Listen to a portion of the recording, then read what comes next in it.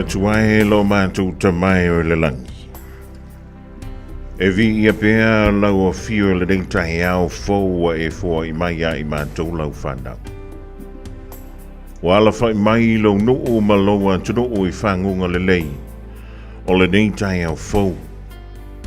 O se aso fōu e whaopopo I o mātou wola o soifua o loa tunoo o Samoa. Whaafetai tele mo lau puipuinga ma lau tausinga ia te mātou. A o tō whawha ma whai malo lo nuu I le pō ana pō.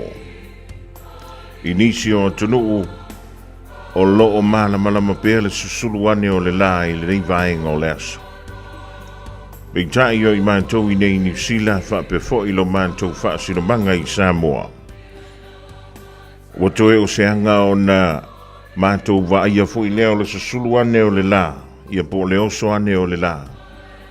O I mātou te ilo ai e te leo tū la fua ina I mātou lau whanau lo mātou tamai. O lea mātou te siia tuai, ia le vi inga ma le whaane tanga I la wa fio. A wā ua talawhia ngai lea ma la wa fio. O na o ena e fua I mai a te I mātou leola. Fua I mai le malosi, o mea ai o vainu o lava o tupe o fale o taavale, o mea umalava o lo mātou ai nei. O lea mātou te fia whaafo I antu ai le navi inga ma le nā whaane tanga I la wa fio lo mātou tamai. Ua tūlanta I le whaai unga o le nei fo I masina lo mātou tamai. E leo toi umi fo I se taimi ona toi fo I antu lea o a mātou whanau I a onga. Wha wau o le ni tau sanga mai le nā tau sanga wa tuana I atu. O nisi o mātou a inga, o lea whapea leo na tu ua le nei a tunu uanga I atu, mō Samoa. Ma nisi o a tunu o le larolangi a la tau fuafuanga, ua loa o na sauni uni ma tāpena pena I lo mātou tamai. E nā o na mātou tuantu iau au tawhai lau pule whasoa lo mātou tamai. Iau mātou mana onga I lea taimi ma lea taimi. E le nganta I lea o I mātou o se whanau e tumu I le sase ma le angasala iau luma lo mātou tamai. E angasala I mātou le savali o mātou vae o le whetangofi o mātou lima ma le popula o mātou mata lo mātou tamai.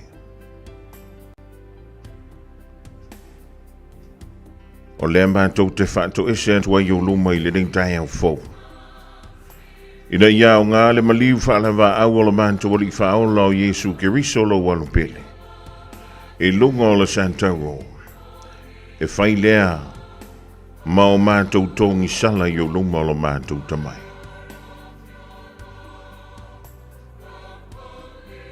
Na nei aso ma fuafuanga o le asa auni atu iai lo mātou o turu ulo o mātou tamai, ma loa o na e Fiafia, mātou fuafuanga I pei o na mātou whaatatatia, ma mātou fuafua ma mau iai. Pei tai a le tusai malo whirangalo lo mātou tamai. E ma I mau lava lo mātou taimi, mātou te fuafuai, pe a leo ngatasi malo whirangalo. O lea mātou te tuantu ai o mātou mana onga I o luma lo mātou tamai. O nisi wa mawhai o na wha leo antu. O nisi wa na o la wa fio e anti lau si la whanga I tutonu o mātou loto mo mātou nganga. Pa ifo pa I ane pa I atu. Loa au wha mawhanawhana I a inga wha vau. Ono o le malanga le maliu ma le oti. Nisi fo I o loo wha tautoli e maunta ngase tutonu o a inga. Whape fo I no fuanga o lo tau si ai lo lantou soifua lo mātou tamai. Vailu o tutusa so mātou manuia mo mātou ainga uma o lo sala lo solo I le neila no langi. Mua au muri au lau a fio I mea uma mātou te whai le rei aso. A ia sili ai le vi inga o lau a fio. O la mātou te talo le nā I le nei Taeao sing I le nei Taeao fōu.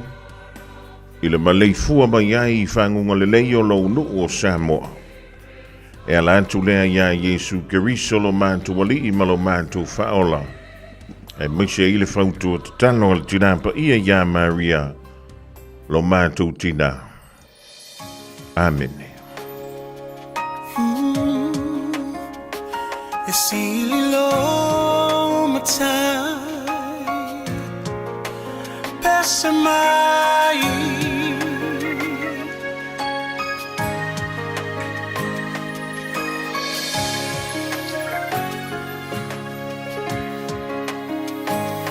Matango fie o ele ali La ei o ile mama Vi ia o ele tupu Vi ia o ele tupu Fusia ile mama lama Le poni sa ua sola Nga te tele siu fofonga Nga te tele siu fofonga E ofo ngia oe Pese mai e ofo ngia oe E ilo mai e ofo ngia oe Lo matai Ele mavai oia E tu maufa avava Mai le amatanga E oile ngata anga Le atua toluta sipa ia Tama le alo le ngaga Leona mata utia Le mamwe na fasia E ofo ngia oe Elo ali ese mai e ofo ngia oe Elo mai e ofo ngia oe Lok matai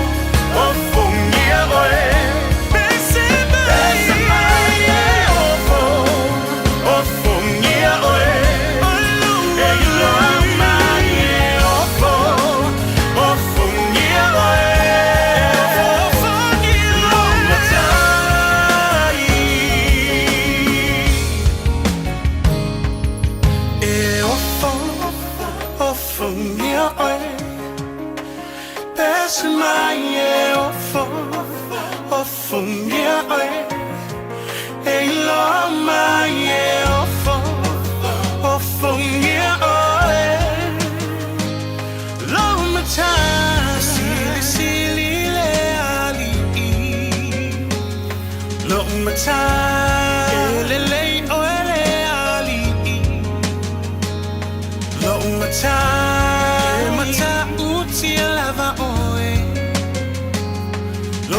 mata Fofongia oele ali Lo umata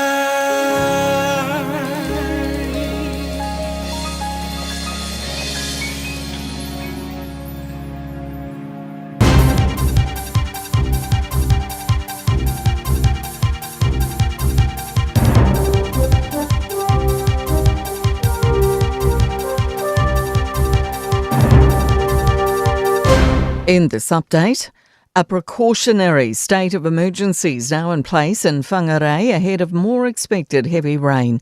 Orange warnings in effect across Northland and Coromandel could be upgraded to red warnings. Warnings have also been issued for Bay of Plenty, Rotorua and Northern Gisborne District and are likely to be issued for Auckland and Great Barrier Island. NEMA Deputy Chief Executive John Price says there's already been a number of landslides and there could be more disruptions to flood-prone areas. On top of that, you'll see road closures and potentially loss of some of our lifelines like power and telecommunications. The inquiry into the disappearance of Maricopa man Tom Phillips and his children is set to begin hearing evidence today. They disappeared in 2021 with police and Defence Force staff searching for the group for nearly 4 years. The inquiry, led by former High Court Judge Simon Moore, will look at whether agencies should have done more to protect the children and acted faster when they disappeared. A final push to stamp out invasive yellow-legged hornets in Auckland to stop them wreaking havoc across the rest of the country. Biosecurity New Zealand teams have been tracking worker hornets back to nests using tiny transmitters over the last week to find queens. It says 43 queen hornets have been tracked down on Auckland's North Shore and more than 600 workers have been destroyed. Victoria University ecology professor Phil Lester says a lot's at stake if they spread to other regions. They're a very nasty species in terms of our honeybees. They'll hunt our honeybees, they'll kill off hives potentially.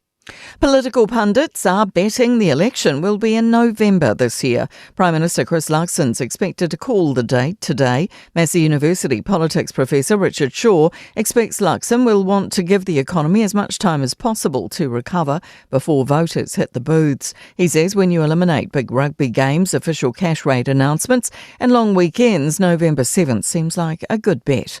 That's news. In sport, Australian Tennis Open hat-trick hunter Jannik Sinner is into the second round. Craig Gabriel reports. At none of the majors has Jannik Sinner ever lost to a player ranked as low as 93, and that was maintained when he beat an injured Hugo Gaston 6-2, 6-1, the Frenchman retiring at that stage. The French are out in force, but any wins were few and far between. There was Gaston, then Hugo Humbert lost to Ben Shelton, and Gael Monfils played his last match at the Australian Open. He lost to Aussie qualifier Dane Sweeney. Two-time winner Naomi Osaka has advanced in the women's draw after coming out dressed like a jellyfish, inspired by one of her daughter's storybooks. Cyclist Lauren Pithy has finished third in the time trial to open the men's Tour Down Under race in Adelaide. That's sport. I'm Jodie Gill. Radio Samoa. Taslima Ivatomi.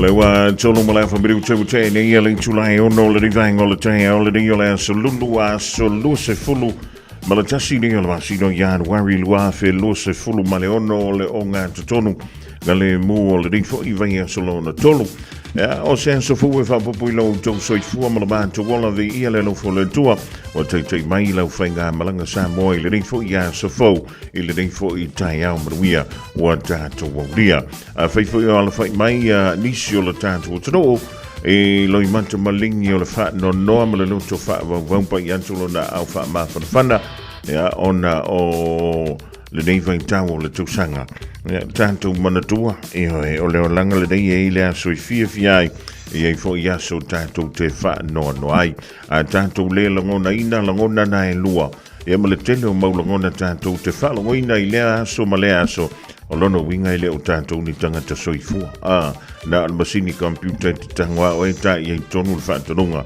ia o le mea nana e whaantu e whai o le mea nai ai e toa lo atu foi listing ia o le tūlanga nai ai si I whanga na foi wo I ni vai rasi tonu tanwai lo walu foi isi me le kaunka ko wo iai ia ai Taeao maruia good morning ia kia ora o a mai o le divainga o le Taeao e le ngata tono New Zealand e whapefoi lo tātou whaasirabanga I Samoa ia māturu umola langi Samoa e mwhiora e whaafongane e le tātou wala leo I le tasi ono tasi ma le tasi whaamo e lunga o le tio lau ta vale ia po lau le tio whanongolongo foi e to tonu o le whane o le whamai le tala o nei leo tele le tātou le tio lau ranga le whama jo I Savalano ia whaatalo whaantu ai e le pulenga ma lau whainga wenga ia mawhalo lo umbalawa e le ngatu I lea o tātou taxi o pasi ia po ai lava o le maua mai le tātou tautua I le rivahenga o le aso e whaatalo whaantu ia te oi ma whangawhanga pe maruru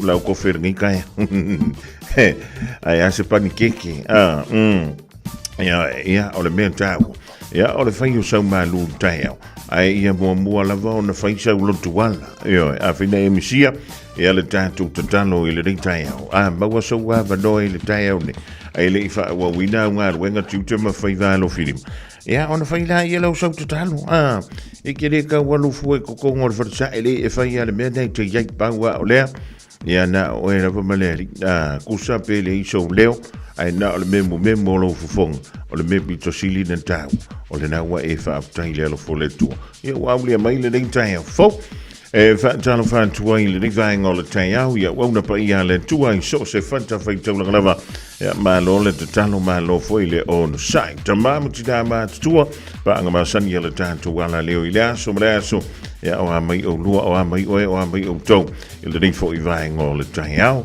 e le ngata I leo le malo si o le nu ia na fo amata na whaatau awhia onga tōninga onga o se e vai a onga atua onga io e male ako pinkala e vai la tala so le amu ia o tamaiti nei atunu ko kiki ale mi sire kwaka male pe se vai io vai ese pe se vai o le tamba fana le tanto te ia ese se vai ia o le tamba lulu e o le kele foila e le kai kinga ko se ma singa ai male pe se vai so le kai sola so le a kalua koe le isa ko se vai ia lono winga whape mai le ai ia alu I whape ngā e le ai ma se mea la lenga e popole fua la ai lalo koe le masangi o ka vai ri rungo o le ahu o le mole au wala kahari marungo le o maari e whamai e la ai lalo ia e hale ri vaitang ia vi ia le alo fole tua o lewa tātou maua ia whamurianga ia e pe ona tātou wanga I mai ai nei anturu o mamau a wale tātou sa ilinga manuia ia ma le sa ilinga foi ia o le poto ma le malo si ma le tamai wala vai e selu mana le lei mo nei o tātou ainga ia whaatala whātua I loa le rivaenga o le Taeao to te leo tau le mahuta mai le rivaenga o le Taeao whaamtenga mosa mara engale mahuta mai nai mara pone au se talia puao tupuola whapefo I Rachel 6 whamara ainga e Point England I nai au kilani sa sae miwa mosa maruia le rei aso le au Pepe Howard Schwager maruia fo I whaiva alo Filima o le soli tumanga e whapefo I e dei o vaenga o le mafuta mai ngā ruenga ina I stamaki ia lau kamale au weng ia po le uso ia mo le pola weng lau sa marau whenga luenga na le Fisher and Paiko ia talo sio na maruia ia msolonga le renga luenga o le nifo I vaenga o le Taeao ma ia va Simone Talia ia malo le soifu maruia ma le langi e mama ia mauto malava o le wa ma o mai le tātou tautua le nifo I vaenga o le Taeao whaatala whaatula wala leo o le radio Samoa ma le polokalami o le Malu o le Taeao.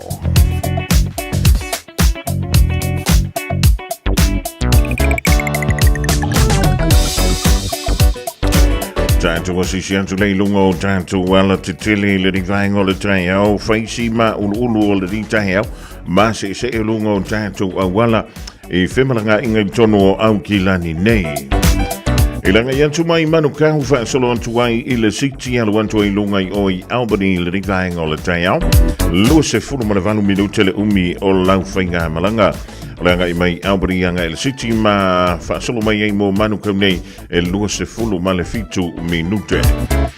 O le alu antu mai manu kawanga i te ara tui au kilani sifo i lunga o le State Highway 20 e ma le State Highway 16 e lua se fulu ma le lua minute te ara tu mo manu kau nei e le awala na valea i tasi lua se fulu ma le fa minute. O langa i antu mai Bombay fa solo tu le City lunga o le State Highway 1 tolu se fulu tolu minute. O le sau mai le City mo Bombay e tolu se fulu ma le lima minute. O langa iantu la malaiwa lele i manu kau le rifo i vaenga o le Taeao o le daolo so longa le leima ia tātou whemalanga inga i lunga o tātou ala te tele maratua in te oti le sao saonga le mui lau whautauta a whi o nei malanga ma le whanau i se teimi o le Taeao nei po le rifo i a solulu a waringa lo ia te oe i o lātou fusi pa u wha amurumole.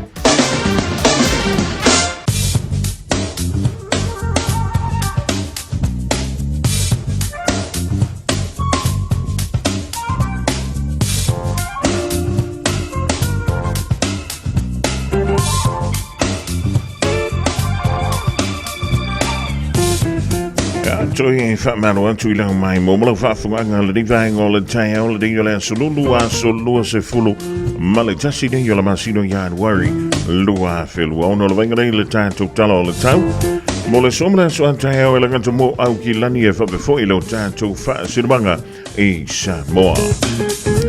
O le taimi e o soane heile la le Taeao nei o le lusfulu tono minute te ailei tu la e ono. Ai whamaile official wa ai tau o winga o le tau I le so. E iai ti munga e ono mamawhai ni siro whanga. Ai misala wai taimi o le hao auli nei. So vili angi mai le tu I sasae. Ea ma o le a tau whatu tau I no whanga tatlai lai o antu le sawa I le se lau kilomita I le tu la. O le mako a sawa au na savilia. E pe o le sawa le whatu ngai nei lungo an tātou motorways. Ole mafarfaro le e le so luce fulu ma le fanti keri o lona manu I le poana nei e luce fulu ti keri e ngoto le la I le jois fulu ma le iwa minute le tula iwa I le poana nei. Ole venga mo le so Taeao ole a whapele ono so ane le la I le luce fulu fa minute te aile ono I le Taeao e yeinti munga mai ma mawhai ni siu taimi ba solo antu ina kilia I se taimi o le Taeao a Taeao Savilia ma lusi langi mai a Taeao mai li tu I ma tu I sai ba solo I nangi mai li tu I se sifo I se taimi o le Taeao. A talo whantu I lona I leni vaenga o le Taeao le marifu mai whangunga leo le tātou turu a inga wome masani I Samoa. O winga o le taumo Samoa I le so se vaenga whatupla I au peau ba mao le ea o lo to onto nei lunga o Samoa mai au mai timu whapea wila ma whai tili ea a fia I le anturu o inisi o taimi. Whautuanga mo timunga ma mawhaholo o whaamalo si e pea mo laufurua uma o Samoa o whautuanga mo lo longa lo whaamalo si e pea mo vai tafe ma no whanga mo o lalo ea a fia ngō fie. O le vainga mo la soe ta episode ai timu ma e ma mawhai nisi o taimi whapea wila ma whai titili. O le vainga mo la soa Taeao mo Samoa le a te ulu va solo ai ia timu. Tulanga nai pe o le wing o le tau I le so a toi foi. Maranga iantu le soa Taeao mo tātou nei au kilani e whape foi. Lo tātou wha sirmanga I Samoa. A talo whantu ai Tommy Leighton Tuala. Va ai tino papa whape foi a sia tololi. Maruia tele I ngā luenga ma tute o lo whenga iai. 24 hours a day, 7 days a week. Radio Samoa streaming live on www.radiosamoa.co.nz.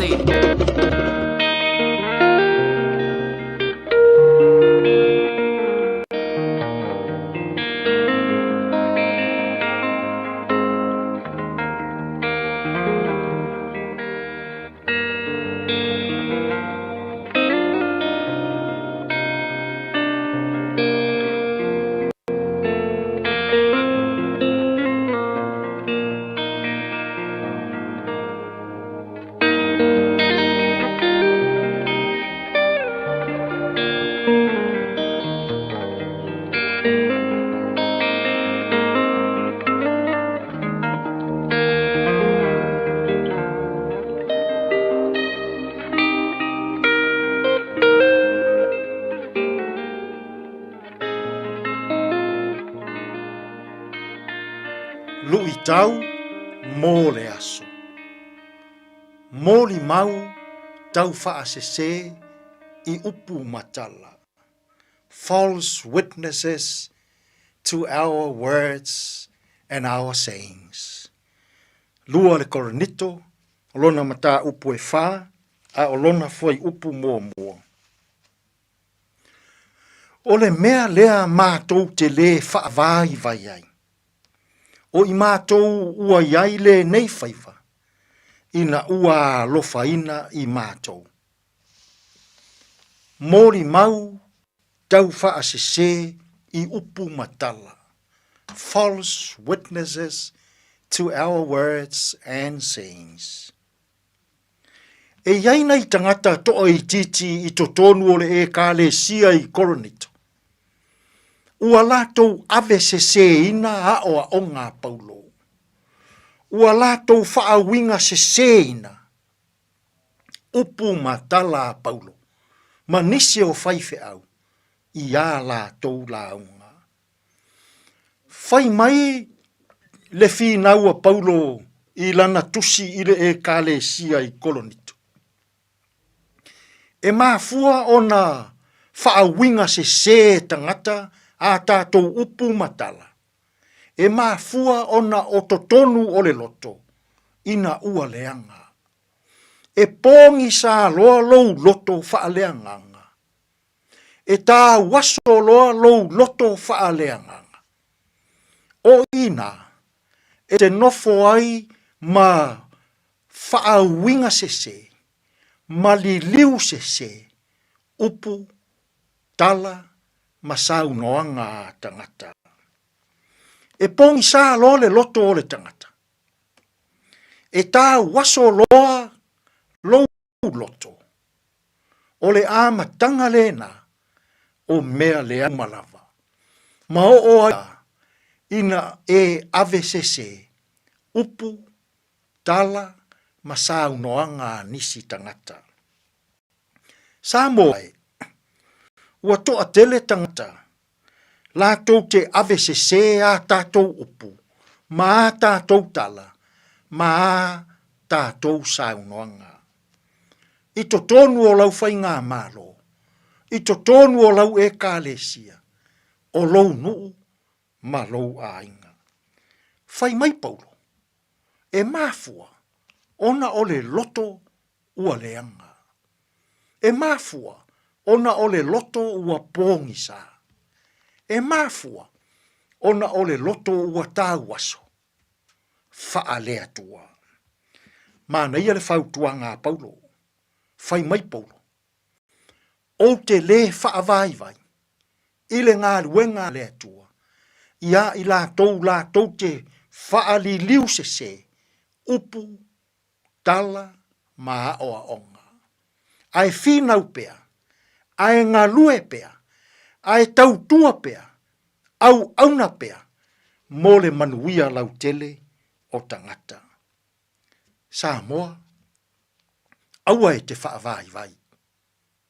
Tautua pea, ngā lue pea, e ui na whaali liu sese, ma whaawinga sese, e tangata ua pōngi sā o lātou loto, a tātou upu, a tātou tala, ma a tātou wa o onga. Tātou te tālo. Whawhetai le atua. Olo mātou le whaavai vai. Pe a o ina whaali liu se tangata.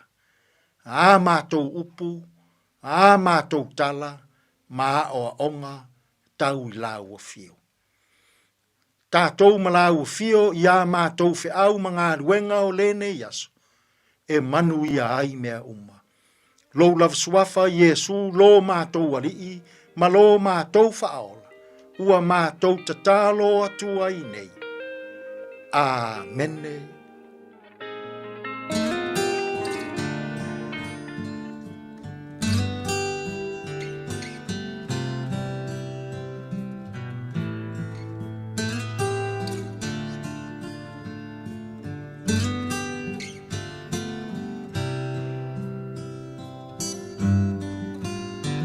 Pe solo mai mau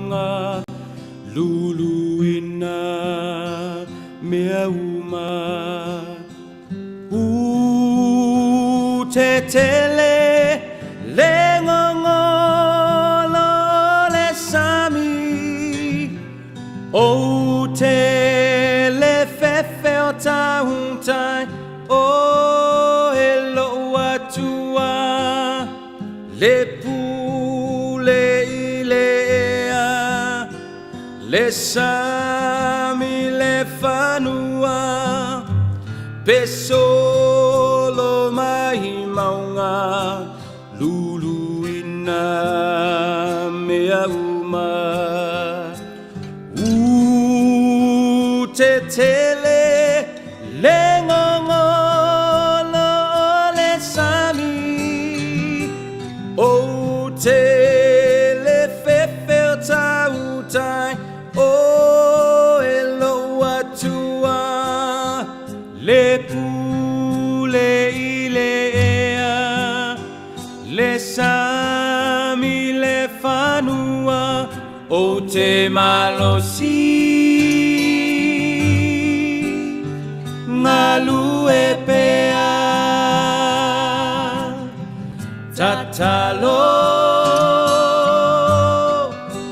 fina upea ua maulo ulo toia o elo atua o lo umana o te mawhai ai mea uma pele funga mai le vine le mati le olive fa umatia le la fuma moe i le fanua tu maulo Fiafia ia o ele mawhai ona sui alo una ia oe o te malosi Malu e pea tatalo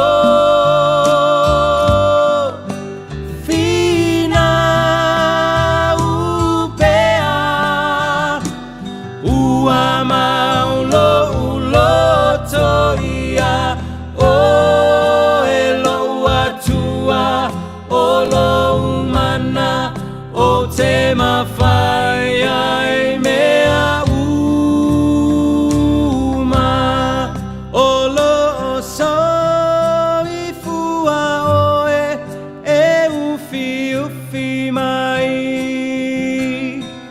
o lo o soi fua oe e ufi mai o lo o soi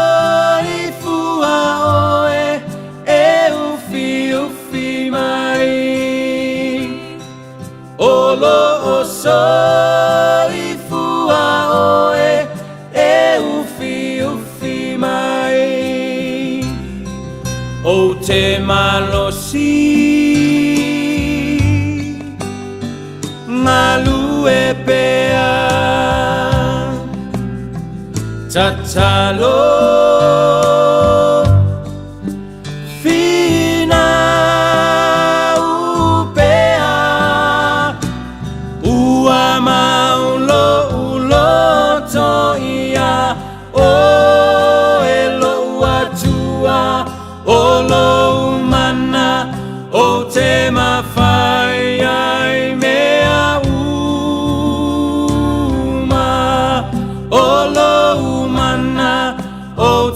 mawhai ai mea uma o lo mana o te mawhai ai mea uma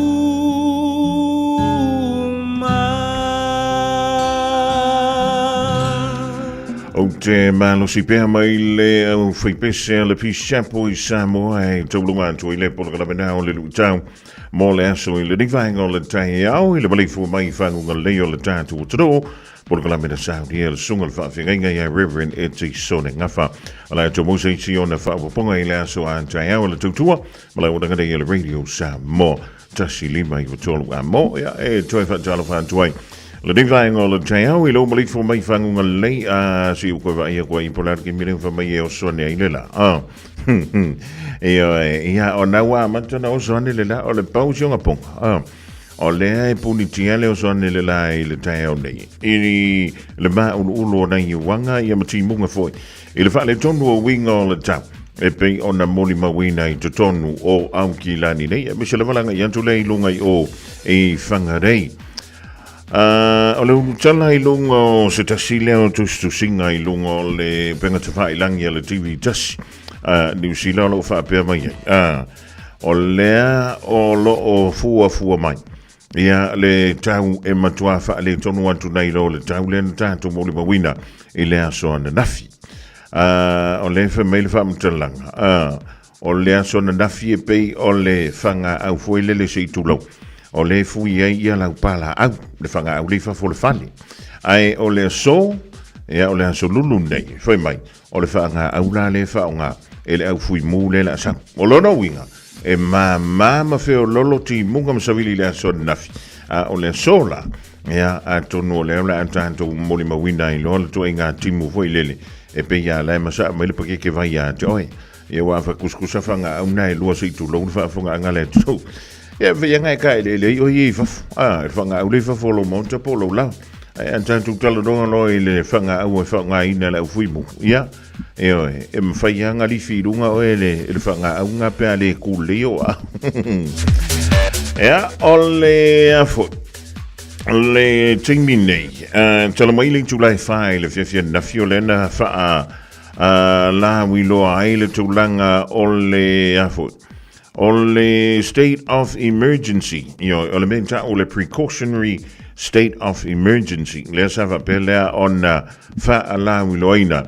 E le pulinu uleo whangarei I lea so na nafi. Pe tu sa leo le July wha. Mo le fitu aso. E na ia tani atu wailea I suya ingo wingo o le tau.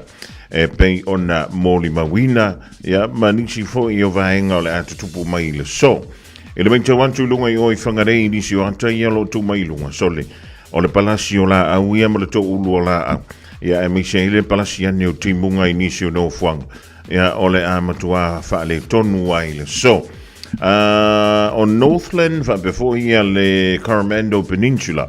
O lo iai ia la pata inga o timunga mamafa.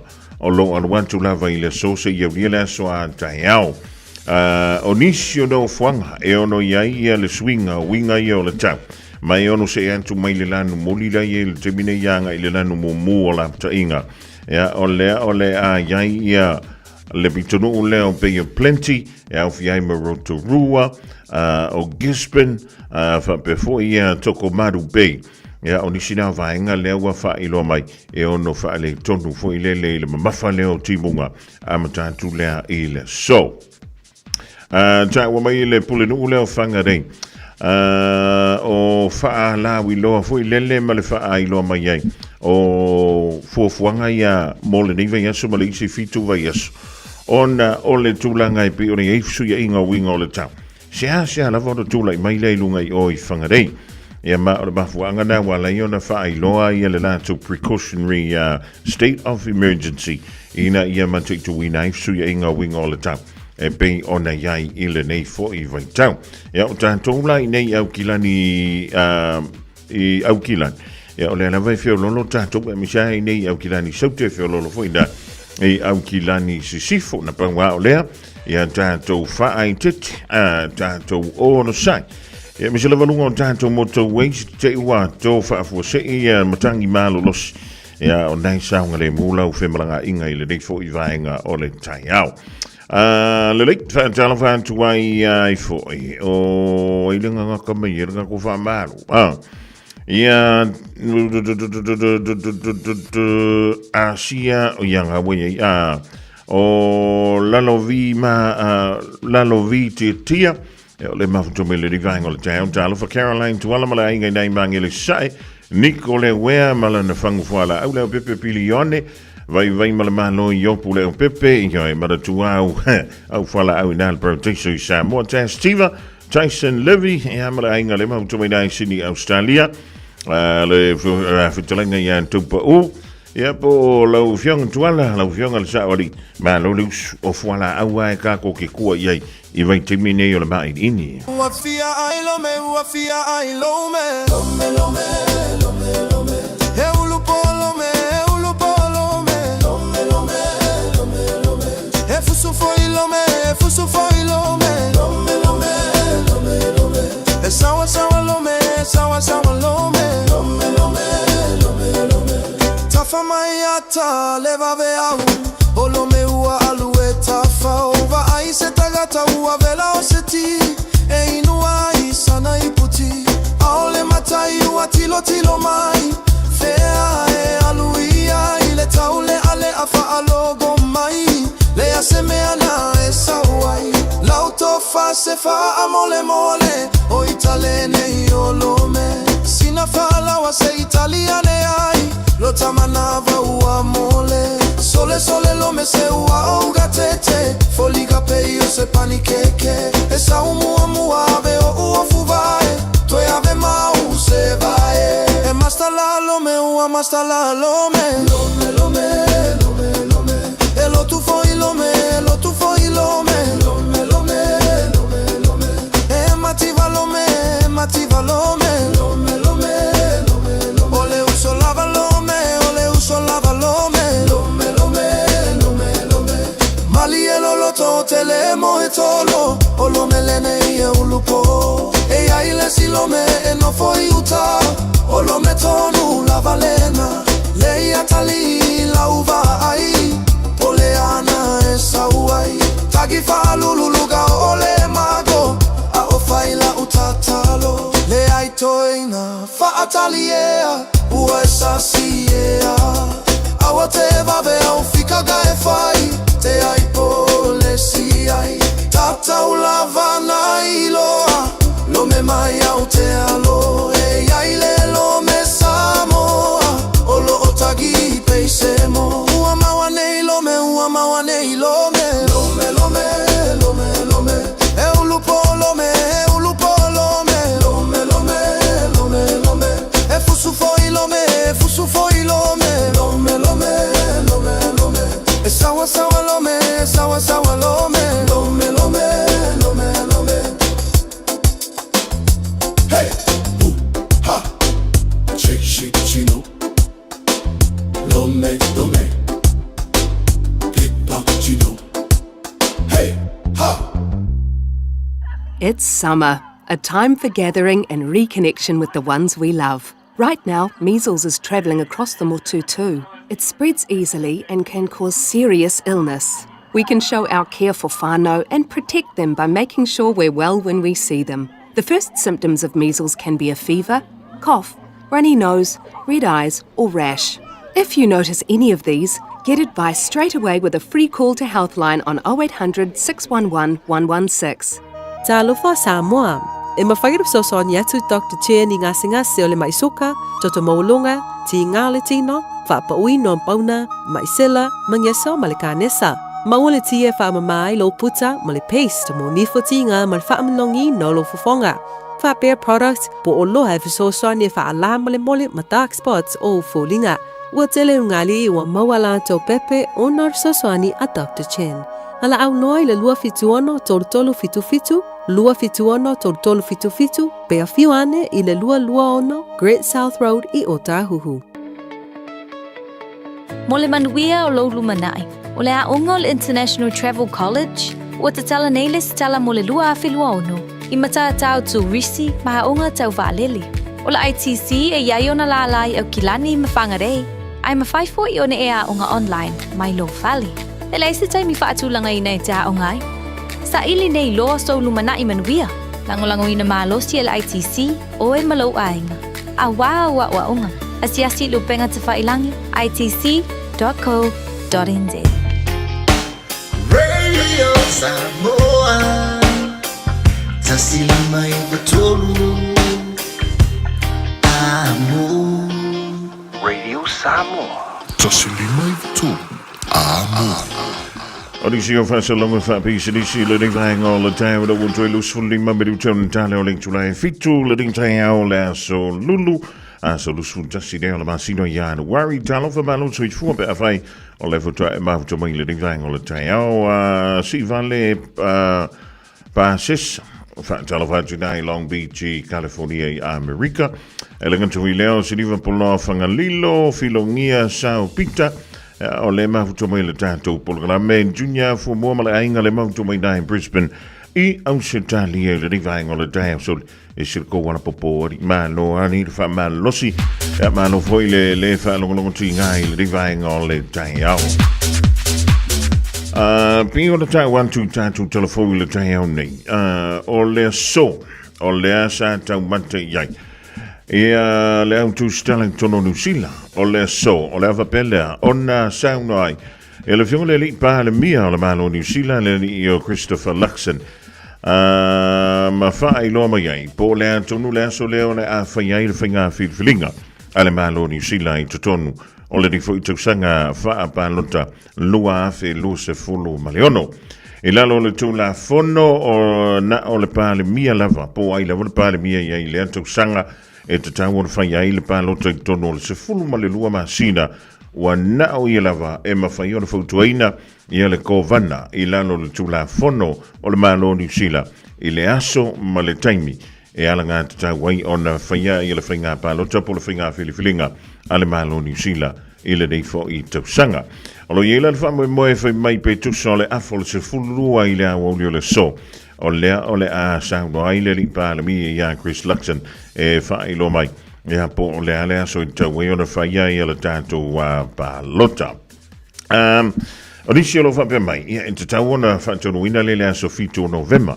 Ele mai a tu le le pisi mai le tele oni so nga wenga tu ma favor a lo fili mai pe ona fa ta tia. Ja, og der med jeg dommer til lidt. Leffe manino le telefono, for mig le telefono.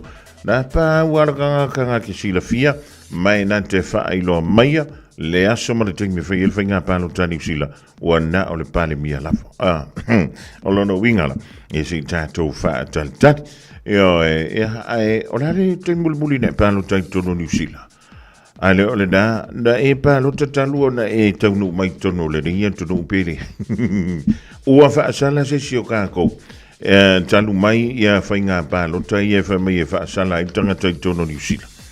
Yo, ia wa o le tula fono fa mai ya mama alu si telena. Ua fa sala e se si pele ai. Le si tala ia ma le pa lo tai tono le ringa tono. Fai ma wala lo foi numero tanga tana de stala ma tanga tana palota ele finga palota talwe nei ale tru o New Zealand e bolo tanto o tru nei ya e sei tanto fa tali la e po avo ini folang ola va pele ona sound no ye te io vang fa fai tono New Zealand ele tapena twele mo finga palota ele nei fo I tau sanga lele o lewa to eluse fulu tasi minuta on the tale o link to la e fitu le vang o le Taeao talofa yo fa I so Malu o Taeao I no yo fala out le yang yantu yang nga wenga fai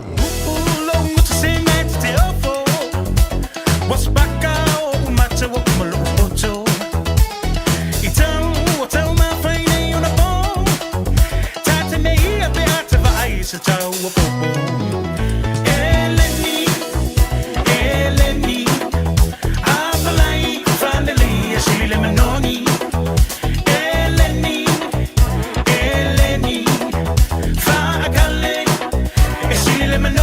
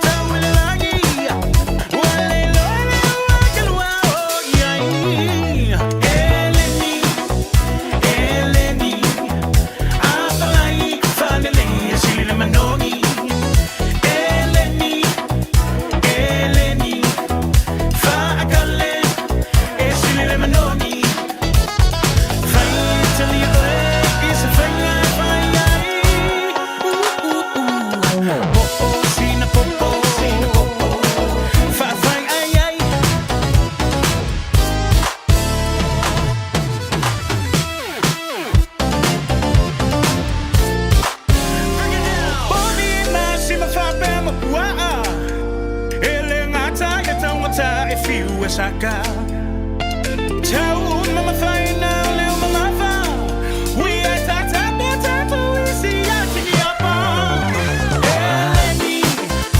Eleni Apalai finally Shila Manoni Eleni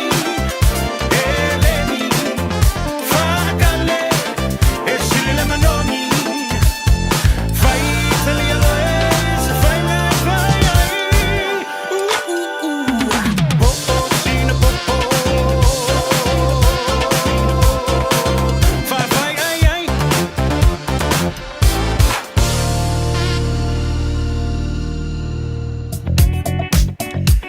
Sufumalina, pisse tampuni, le vango, le Taeao, I know what doing se full valumale for Vidute. Or the talo like July fitu, le Taeao, fo la Sululu, peor tatu, will be a little from Leo le Tua. To a telephone to way, le Malu avatar, Lelo, Tatu, or a Tilly, leaving or Taeao, Tono, Aukilani day. Ever before Samoa, if I think Mali, Losa. For me, the official family nga ina ni sila. So le makwa Mary Good kana le sila maku. Sa wa misi male very good and Mary Good. Olang yan tu may manukaw na ipasalon tuway city lunga all state highway 1 nga yan tuway na Albany no sure tolus full mal tolu midu tele umyolo finga mlanga. Olang ay may Albany mo manukaw na tolus full malavalu minute. May manukaw fa salon tuwayla inay jada 2 ilunga State Highway 20 yamal State Highway 16 Luas full malafami dute may jada 2 mo manukaw na motorways ye luai luas full malavanu minute afeo na fufu malanga may Bombay ya po luma may po tuantu nga yantu ile city ile tayo na fast full maltolo minute ile rivang all the tayo le umyolo finga malanga may city I Bombay ya ito pupula tolu fitu minute le umi lunga yo le motorway ile may tawantu lang yantu le malava lele ile rivang all the tayo ya ole la vai le ofisi tele mai ya tanto femalanga inga ile rivang all the tayo lunga wala tele we ona masi se lunga le wala rivang all the tayo ya nga Mary Good kako ya malo si sila malo fa to ya to ave tava le rivang all the tayo mo to Teo til so le muilo fa to tava yane fu spa Olau pa se pa fa to te malanga malfano se tenyo le tayo neverity ave fa tili ya malo le so fu mo wi le tayo wa ifala au ingalo Bread of life sent down from glory Many things you were on earth a holy king a carpenter but you are the living word now come on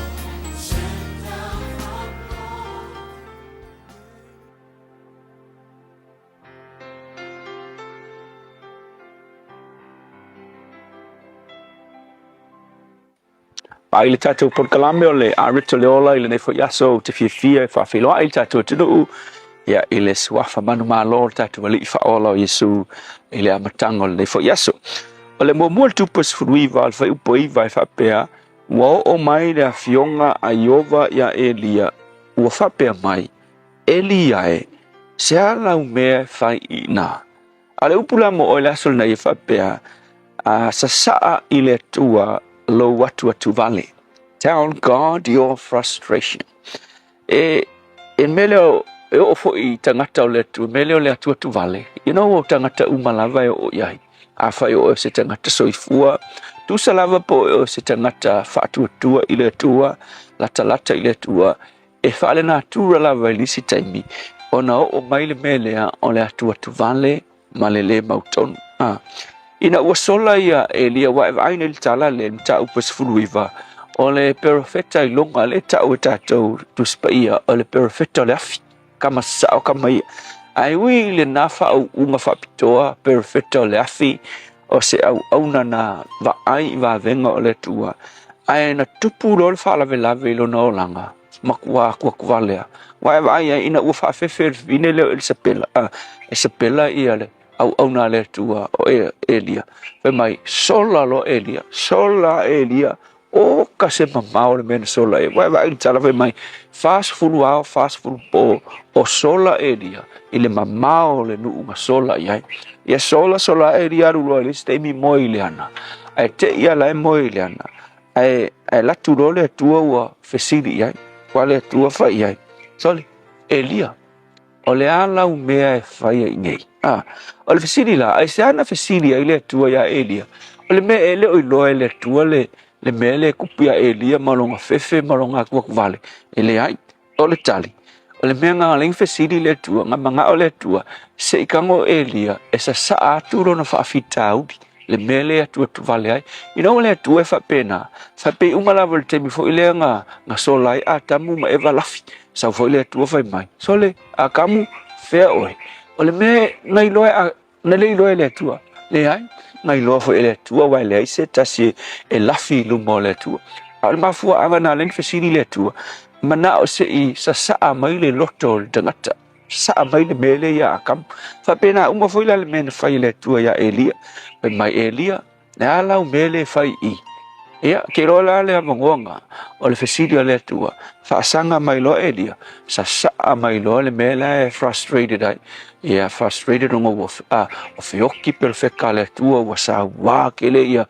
le tupo Israelu le o apo molongo le Isabela ia wale ainga kanga kami tonu wale aingi se whaasanga sanga ile atua le la e makua wa sa saa ngala o le taua po le songa o le fesili le atua nga mga o ina ia sa saa aku ia le mautonu ma le atua tu vale o Elia ia te ia so o le upu foi lama le sona mo oe le whaasae le tua o nga sa saa lau atua tu vale ia te ia lau fefe lau le mautonu mea ngai ke popole ma atua tu vale iai kanga sa saa i le tua me vai le au na foi le tavita e tumu tusi salamo tavita i meu salamo tavita o lona loto le mautonu e sa saa i le tua ele kele nga sa saa le loko tavita i tangata ai atua tu vale ma fefe ma le mautonu e alu sa saa i le tua so le upu foi la mo oi le nei yesu sa saa lo atua tu vale i le tua ai le o tangata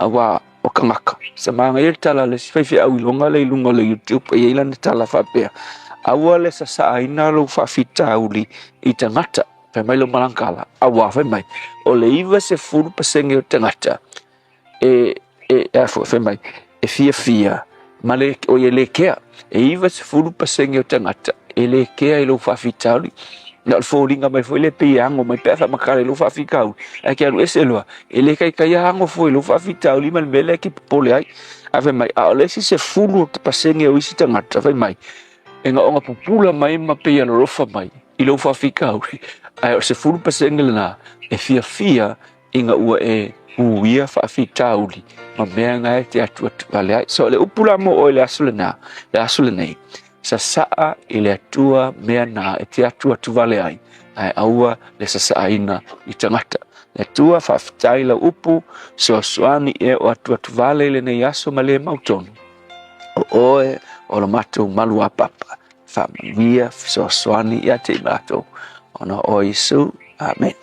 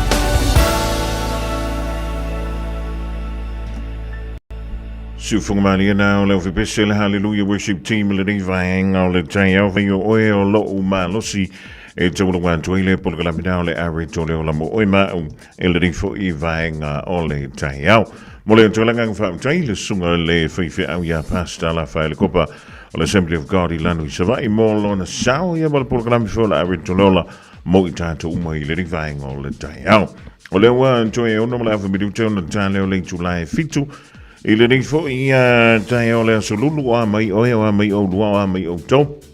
I le nei vaenga o le aso. Ea, ue vai antu le sulu meo le lapo, nai fia ngai oe ma le tolu va solo I wanga. Ia po ti munga fo le topi tonu o le nei vaenga o le Taeao. Ia vai sa wi puti a matai a lo wa solulu. Ia, a whaia o nei le mana malama le tau tonu. Ia, e di se peo na e whia rua I fua.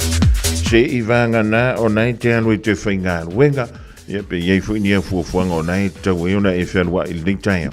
Ia o le meka o le saunga le mu. Ia a wente so ona nau telefo iai. E o maka ko ila no re waki. Ai le manga ia nga me o le ois. Ia a la e fiu fa karis. Ia e se ana me ana wapi o yeis. Pa u tai mino van talavanti o lo ma paki piva le vaenga o le Taeao. E mana tua leleia o lua fuala o meio fuala se le tāua o ale fameleka ia pe afo pe faia o fofo faia o vai fa le natura e mana tua foi tanto o la foi nga o si vaenga le nga o si fuala e o foi o ia ma ali imanta mai tai foma ia ora funga ona ko ia onga wan vai nga tanto ia mawe nga se o le tino Ia e whantano whantua I lei mautanga se ngase uma I te tonu o New Zealand fa pe foi an tātou mautanga se ngase I Samoa pe a whio nei te maua mai le tātou tautua e le nei vaenga o le Taeao o le ale meua linga e arua ko le whare mai o I tinga I na tele o le ase tala le fo mai wa e usika I e le fo mai ia pe o le nai whaia lo to finga wha fo mai e wa o isi ngā o isi o kako o se umanga waku I le fautuanga foma a lefa mai ia ka kia la I le menga fa me le foma ai se fa mali mo mua lo loto le anga wa o foi o le foma yo ona tilia ile ona e mai yanga e hal foi le e fai kio a la ile I kai nga uma fuala ia ma fantino ia le merenga fa ia ko le foma ia ki oi o nga e alu le e fai kio le foma ai di fa kurvo mai ka usamire melo lolo e di fa kurvo mai ke lo ka usamire urpua o lo wa fi ngalo ma le fi ngalo lo urpua re ngalo ma fuka e ha ma le tonne va talava tia Solomon tai round mala ingale di va ngolo tai au ai ma na sabe do bedroom will be gal pikin ai ma na sabe do bedroom will be gal pikin jump jalis para bedroom will be gal pikin na bedroom every girl is tell the girl e anto te fai le olanga o Samoa I sola fale la o pola vai tosi sali ai le la le se vale ai mi paipa le ai mi alata feo I le cava e sulu I tintanga e sale ai mi toilet paper ai o mama na ala la sulu I o la fa ma la o fuwa moli fango moli apa moli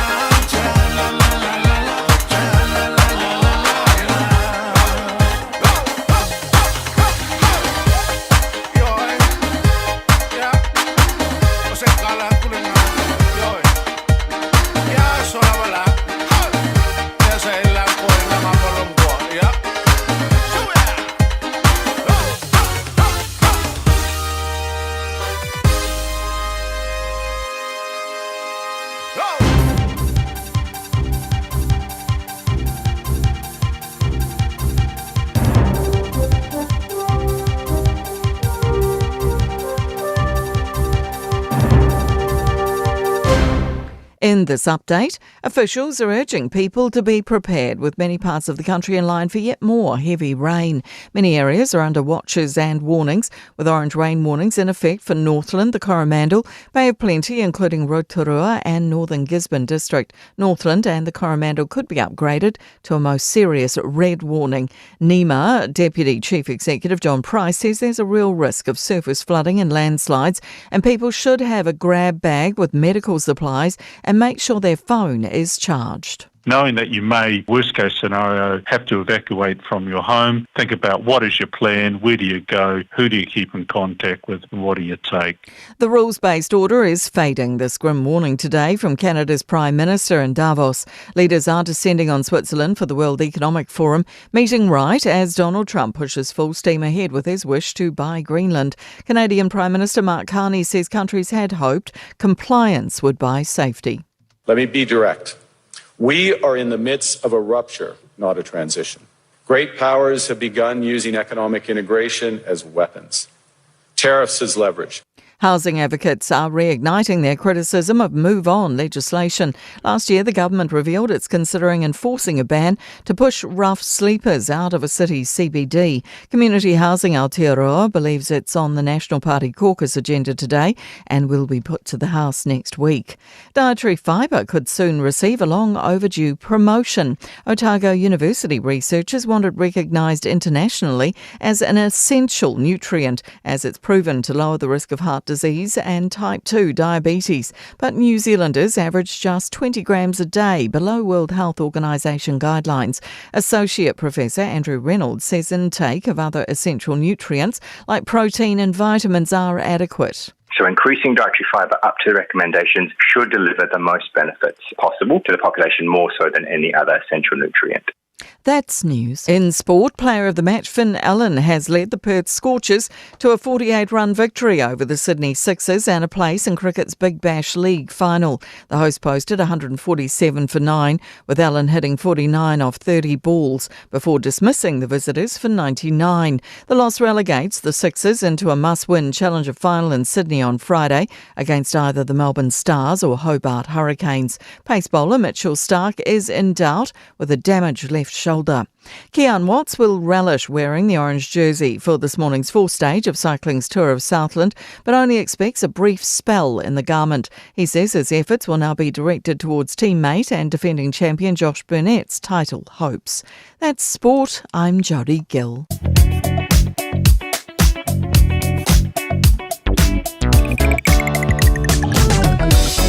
Tiktileli Jody Montanto Talai Lady Vango Le Taeao Lady Ola Sululu. What Tolumala from YouTube channeling to live fit to Lady Vango Le Taeao, but Eudalofa Mika to Lua.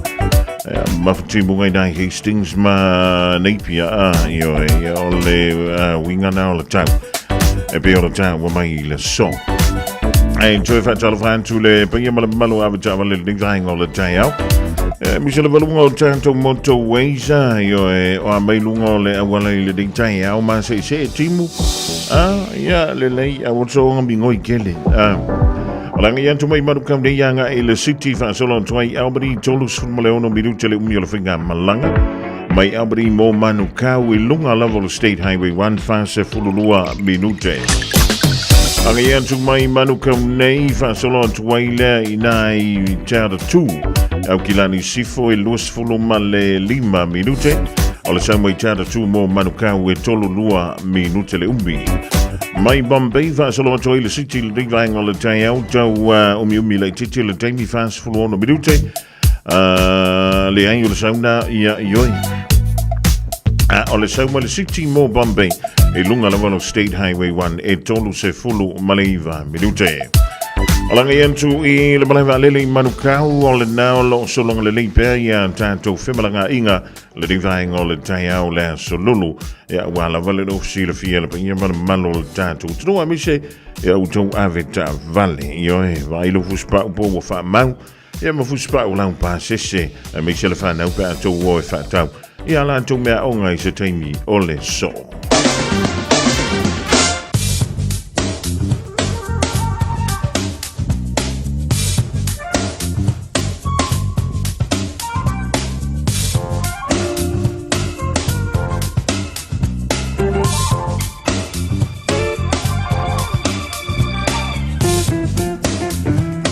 Trevor Talfa Joyle Fafunganga le turu le rivainga le Taeao.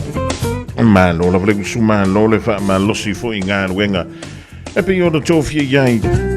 Ya no to ya malo to malu le ngata mo I tanto la vai tono di sila. E pe fo isa mo ma di sio anturu o la la. All na mantona va yele sulu well. Ele o mana tele fa folo no winga le ufitia le lang. E hawa ia mama ulu ele ding Taeao timunga ni sio no fanga. Ai famelo official va in tau le venga mo le so ye timunga e mama fai ni sio taimi. A mi se le vale a woli o le so. O so vili angi mai tu I se sai. E ma ole an tofa to tau I no fanga ta le o antu le sawa. Ia se lau kilomita I le itu la. Makua sawa ga sa via. Ole ma farfana ole e le somo o kilani lus fulu fati ke rio le malu I le po anani e lus e fulu ti ke ri. E ngonto le la I le toi fulu iva me du telling tu la iva I le po anani. Ole vengo mo la so Taeao e so ane le la I le lus fulu fa me du te ai le ono I le Taeao. Ole a yai ti munga mai ma mawhai ni su taimi. Kilia mai se taimi o le Taeao a Taeao. Malo silangi mai usavili I le tu I matu I sa Taeao. Ma solo I dangi mai le tu I sifo ini siu taimi. E mai toi fatalo fantu e le whaafunganga. E mo sila mai moa le tātu turu I Samoa. Malo le usu malo le ngā ruel le Taeao. O winga o le tau. O se vaenga whaatupra ia o peang ma mao le ea. O lo tau tane I lunga o Samoa. Mai au I timu whapea wila ma whaintili a fiaile turu o ini siu taimi. O fautuanga o timunga ma mawhao wha mahalo sia pea mo laufurua uma o Samoa.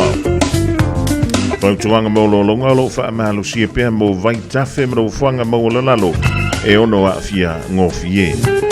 O venga la mo la sofa me tapu solo ai timu ma e ma mawhai ni siu taimi. Wha pea wila ma whaintili ni siu vaenga. O venga mo la aso a Taeao mo Samoa. O le ato olu solo ai ia timu. Tulanga rai pio ni e winga o le tau I le so. Toa fo I lea ma se vainga I le aso a Taeao mo I tātou nei au kilani. Ewa pe fo I lo tātou whaasirumanga I Samoa. Simerna su enda, e waru iela wa singa o le awhenga iai I le reia solulu. Ewa mai pea I le reilo kasi lima I wakolu a mo.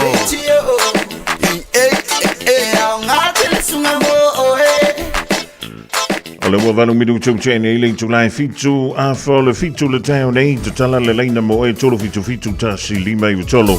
Ea ua whamrianga wa suifu maso whanau o lo whamara tuina I le so.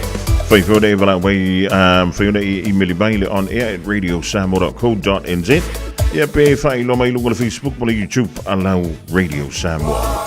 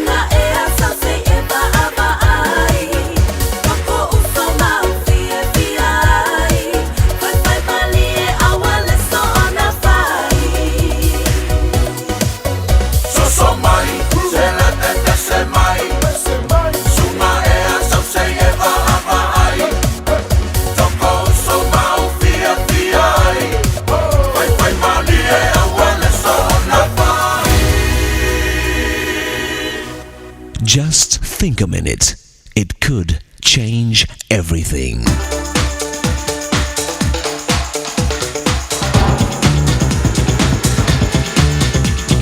Think a minute. Do you remember as a child being afraid of the boogeyman or monsters at night? But now that you're an adult, you know better than to be afraid of things that don't exist, right? It's amazing how we adults still have fears and worries about things that aren't real. Like the man who said, "Don't tell me worrying doesn't help. Almost all the things I worry about never happen to me." The crazy thing is, worry and fear make you run from something that isn't even chasing you. Besides, worry only gives you wrinkles, which is just something else to worry about. England's Prime Minister Winston Churchill said that whenever he started to worry, he'd remember the man on his deathbed who said, "I've had a lot of trouble in my life, and most of it never happened." You see, it's not work that kills people, it's worry. When you fear the future, you're wasting the present. Besides, today has enough trouble of its own. So at night, give your worries to God. He's up all night anyway. Fear and worry is kind of like a rocking chair. It keeps you going, but you don't get anywhere. And if you can't help worrying, remember, worrying can't help you either. Fear will often find proof for itself. If you're fearful, you'll find something to be fearful about. That's why the American president Franklin Roosevelt said, "The only thing we have to fear is fear itself." Many of us are afraid of what others think. But if we knew how seldom they actually think about us, we'd know not to worry. So whatever you're afraid of or worrying about, ask yourself, is it real? And if it is real, how will worrying about it help you? How long will it last? Is it something you can change? If not, how can you best accept it? Then finally ask yourself, how important will this be a year from now? Will it be important to me at the end of my life? Today, why not give your life and all its worries to Jesus Christ? Ask Him to take charge, and know that after you've done your best, He'll always take care of the rest. Just think a minute.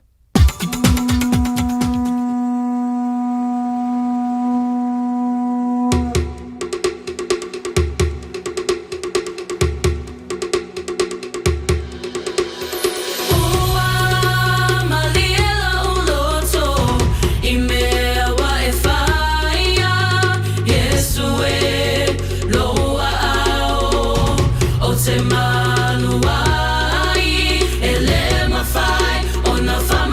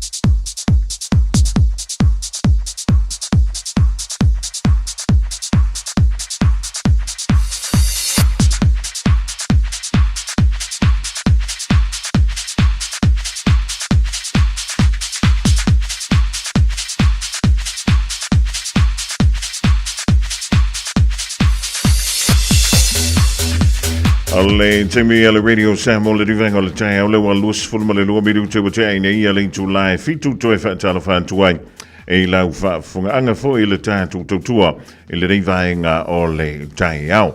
E pe ona masia i temi fa pe nei Taeao a sunga fua so lulu ba so fureile e kolosi tuai le tatu tutua i Samoa i le tutua mana undanga le fionga yanga le mana utanga vai tipia utanga vai le fa lau telina o nisi mata upolo o la walunga i Samoa le nei fo i vai tau o le tausanga fa tala fa tuinga le mana ding Taeao ma lo le usu ma lo le galue se fo mo ia la tulena fonga mua po la to fa te Malu ma lo le usu ma lo ko ile so i fua mo le ia so ko ya wa tanto o lia i le lo fo le tuala ngan tonu le mu o le neia vai aso lon tonu o le masina o yan wario le fo i tausanga o a mai le usu o le tanto o todo ya mi se fo i tapanga mantua ma fana o le dawa toi fo i le ofenga wenga le malo ya te lo na uta pena fo i matua a wale toi fo ya to fana ya o ngal nave es fo pe ya sa le pa ngal malo to ya pela so lu fe pot le te lo e mai o ngal malo o ngal kalesia minisio o ngal too much ya mutana e va so fo va so mo le masina le o tatu tulu i le so mal ni Taeao o le e to ulu ia ti munga vo le ki mo vo ni e le ke kele ka mo vo ma ngai lo ka lo po o no apa e le u mi ya lo ka ko vo le ko lo ku lunga ai o tala no le ye nai ti munga ia to ulu a ke lo pia ngai sa ki munga ia ngo ngai a pia ko si ba na to winga fa le to no ta ai o tala na i tau o lewa i winga o tau timu i to uru ni Taeao ia mata pena ngafo i matua ia walto ya e o ngal whana ua lewa to ya e ia ngal malo lua ni o vai aso tanu to ya e le fu o wawa i atu nei vai aso o le kala umakanga ke nupi whai singa pasene ele i ka umakanga me alfina ngalo nupi wha ngal manama ele i o la mangai o la mo el nupi fa se fa mo le nei ai o le o baba ya to le wa mai fi ngalo le li pa le mi e fi lo no foi mal au fa sa lo mo tu sta le nei mai ia o pia o la ye se fu ngal malo le ngal nupi fa le kom foi ho le o mai se so sani ile to fo io fa na le au ngal ni tu sanga o le la tani umma le tu ye po le fo isi menti o le asa awa fa pesa un el pasenge no pifa ai que fa pe mai ia bota to ia to mi tu pe i de mejor le vigor le to yo fa blan fa puse ia le con el kala ai lu se mara una ruenga e alu de lor para vanele tu no ele mo wala kala nga e que lo que fa pe mai a mo vai si me fa pop na tu mo se me fa pensar mo mai le si pele ai inga de ai tu puas no o calavo le que ma ko ye fe pe a tu pulo no inga wa tapo ka ko inga io wa ho ta si na va en wala na tu pele el se lo tongi ole tongi lo sala na io lo pisa volio tongi fa bla pa ko se marielo ia bala tu pele alu o lu pifa ia ko ia el taxi wa Alvanga le skuli ma ya ga ilalo afle tsama kunye de ko bote e de ko veces text alvanga lu akulae a veces text no wingala tona wala na tu pera lusia tasina wala na tu pe mai lo kwamia mo togile ya le ACC ya tonu tatu tali ya mai a fe e se tu la no pena ia pe fa pe mai le atala ia le development tange o lo nai ai le kiki se tului po se be fa pena ya tahalo ia o le amawan tu le na fa mama venga masina so son ile a matanga o le fo i tausanga mo le pa ia mara mano le tanto tudo ia a kele longo mai a la kiki foi ia longo mai pe tanto felongo ia ai mfeole so no ngal banda ni vai ngol le taia fa le tele mta pule wa ve le mo le lo yesi li potel so tu si ole forensic audit fo le tanto malo le pe wo lua e pe sili atu tau sanga talu ni tauli maina e le whainga malo talu ai nei pea. Ia tu langa nai le li potina su ngā whasu tusi. le sa nga itonu lava i le sueina po whaamtalanga tau tupe sa whaalu inisio ati na tele le malo i tau sanga umbai. Silvia po i whanga mua na pale atu loa le urua i whainga malo al patu tui le tua sa moutas i le te inga le whionga le sao whapitu. Tasi leo vaengan sila i e patino. Le alana mai a maua le lipoti o ese le whainga malo taluai. I ele i whaiese whai unga le lipoti. Le ala ua ulu whale atu leisi i whainga malo al patu tui le tua sa moutas. Le ala uto e sila la tu i le lipoti. Ia le ho ese la tau wawa ia le lau whai unga. Ave lo i leo ma le official lo i siri. E o wale sauranga le te teo le malo. Le la tau sila e masina ato le na wawa i le lipoti. E ai tu langa la e ari ari mai ai whale tonu mai tau na sila e leo ma le lo i siri. Ale tu langa na le wo i ai ia le lipoti na le forensic audit. Ia, kasi ia se kako mate tu. Ia wa leo ia lo ia siri mo stemi le tu mau leo ave ia nga ranga na. Ia sila ia. O lono winga la a wha pia e wha mao nia o na iaini vaenga fo ilele te tanguna mō li aini tangata o lono winga e ono iaini wha msironga le lumana ile mta upule. Ia, wa tu langa na fa leo ave lo ia sili ma leo. Lono winga la ave sila la tu iaini ava ia kilo e challenge vaenga li poti tau sa ili a mauaini mau e wha mauni aini whainga whale toli tula fono. Ia, ona whaile la tau whaini morianga po e lava e awhiai. Lele malo wha tai. E mo ia lio na e iaini whale ta vale la upasese i na o nei masalo mia voi lele i le kufa inga le mre whatau ina antole whala au a sai no la i sai tono le antunu. Ia, o le tala na mai te tai o le malo lava yaso. Le avene la pita inga i kore ta vale nei la upasese o te doile o whare taxi uma le a fia a tonu o po nai ta vale la iti la upasese po pela e whare stella e tautuai a wa whamtalanga i le whamtalanga mai leo anga i le minsta leo o le palimia. Ia le au mai i le whairo i mohere masani ma lau whakalak. Au te loa le sa iai nai ni poti fo i le na au mai e whini ngalo nisi o le au whai taxi ma e o whangai o ia pisi nisi ia. E lato te ema fo e lato i le a fia o lato au nanga i tūlanga whapea. Ia pea no whai atu a tonu e le o nanga uma whapea o a fia ai. Ai a tonu o iei nisi o a fia ai. Wa iei lesi ngā runga le te mantua leo le lato o spainu fo i sa se tasio pitonu o le tauranga i le o le lua tau sanga tarwai. Le kua sa wha ilo mai iei e komisina le nā teimi.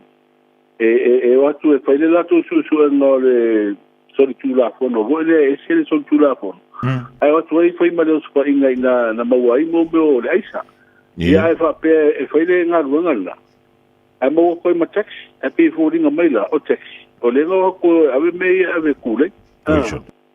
Ia, mai ngā teimi o mai ngei teimi. O le whato ari mai la e whapea pese tūlanga o ia ine si la leo la tunga luenga le masalomia ini au nanga whapea. I le whatauina atu ma le tūlei o le whatauina o le wala upasai. Ia dalo sia o la vaveo na mo i lantu o le whaia lea ngai o inga wha solitu la fono ma le wha lea lo whai tono le tāntu uturu. Ia e tau fia i le tūlanga lea o le sau wha a fia i o le fia antu le isa. Ia ma le whatauina atu i tangata o le tāntu uturu. Le tūlanga e pe o le iei le whinagano e whape a suile pūlenga o le laka pi Samoa.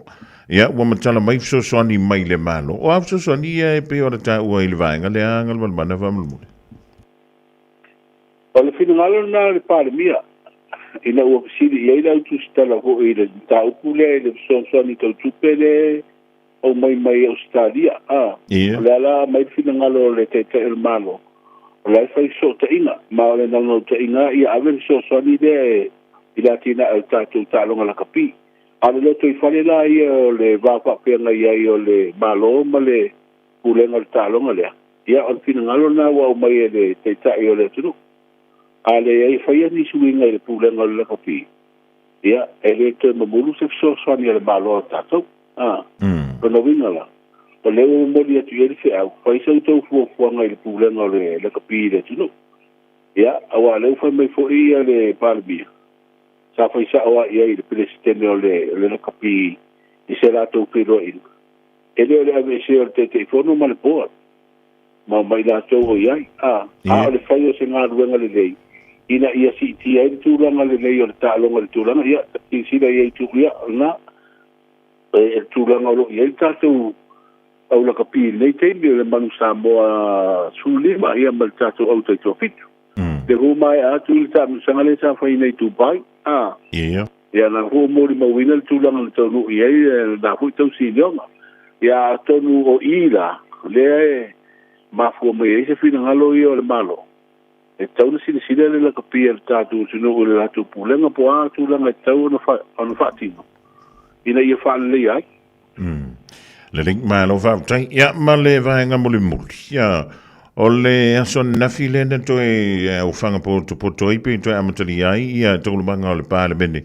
a le tatou tunuu i le ring fo'i tausanga ia ai pe ona moli mawina o le fo'i na iai ia le auidantu leo le sui faipule o le tu malo fa pano tale o voisinga no lua mo moli alo e atu i le vaing fa fa il fa tu ele tu samo tas la tu lang o tia mai ele mata upule tono le pale mene la son da fia ngal man ia mi se le mai ona moli le vaing fa fa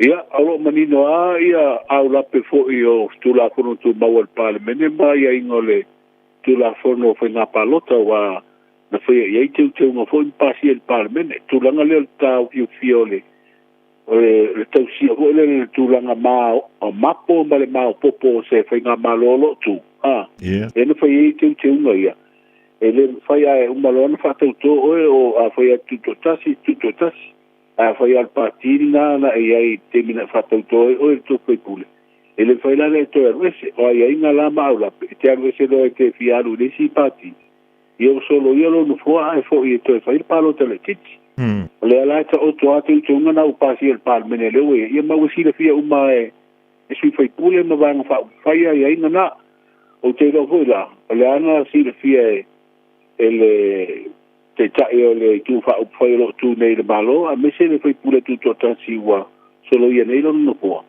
ai ina na ma au lapena ona vinga le se to fai ho le e fatino ia ona whaero la ia na whai whai unga solo ia le no kua o le tu malo ai toi fo ia whai palo tale titi ia ona tau wā mai role i lalo le fu al pati wha upu whai ia a manu malo mai ai ia nga uru whare sa o ale tono o le vanga wha upu whai pa tasi la lea vala na tula i mai na ua umal palo tele o le lua onu rima lea o nisi o whai pure tuto tasi au fia ima le sui supono o waisingano lua le sa tau fai e tau fale atu i le whātua tua i le tua sa mō watasi i le wa umal palota peitai ele i tau wā i le fu al wang whai a wai tau lua sui o le atina sa tau wā mai ei ma le fionga ia motu pua ia ona le sao mai leo sui nai tau lua le pati ia e sao mai ia motu pua o le sui tuto tasi ia ona tau koiro le uru fale a o le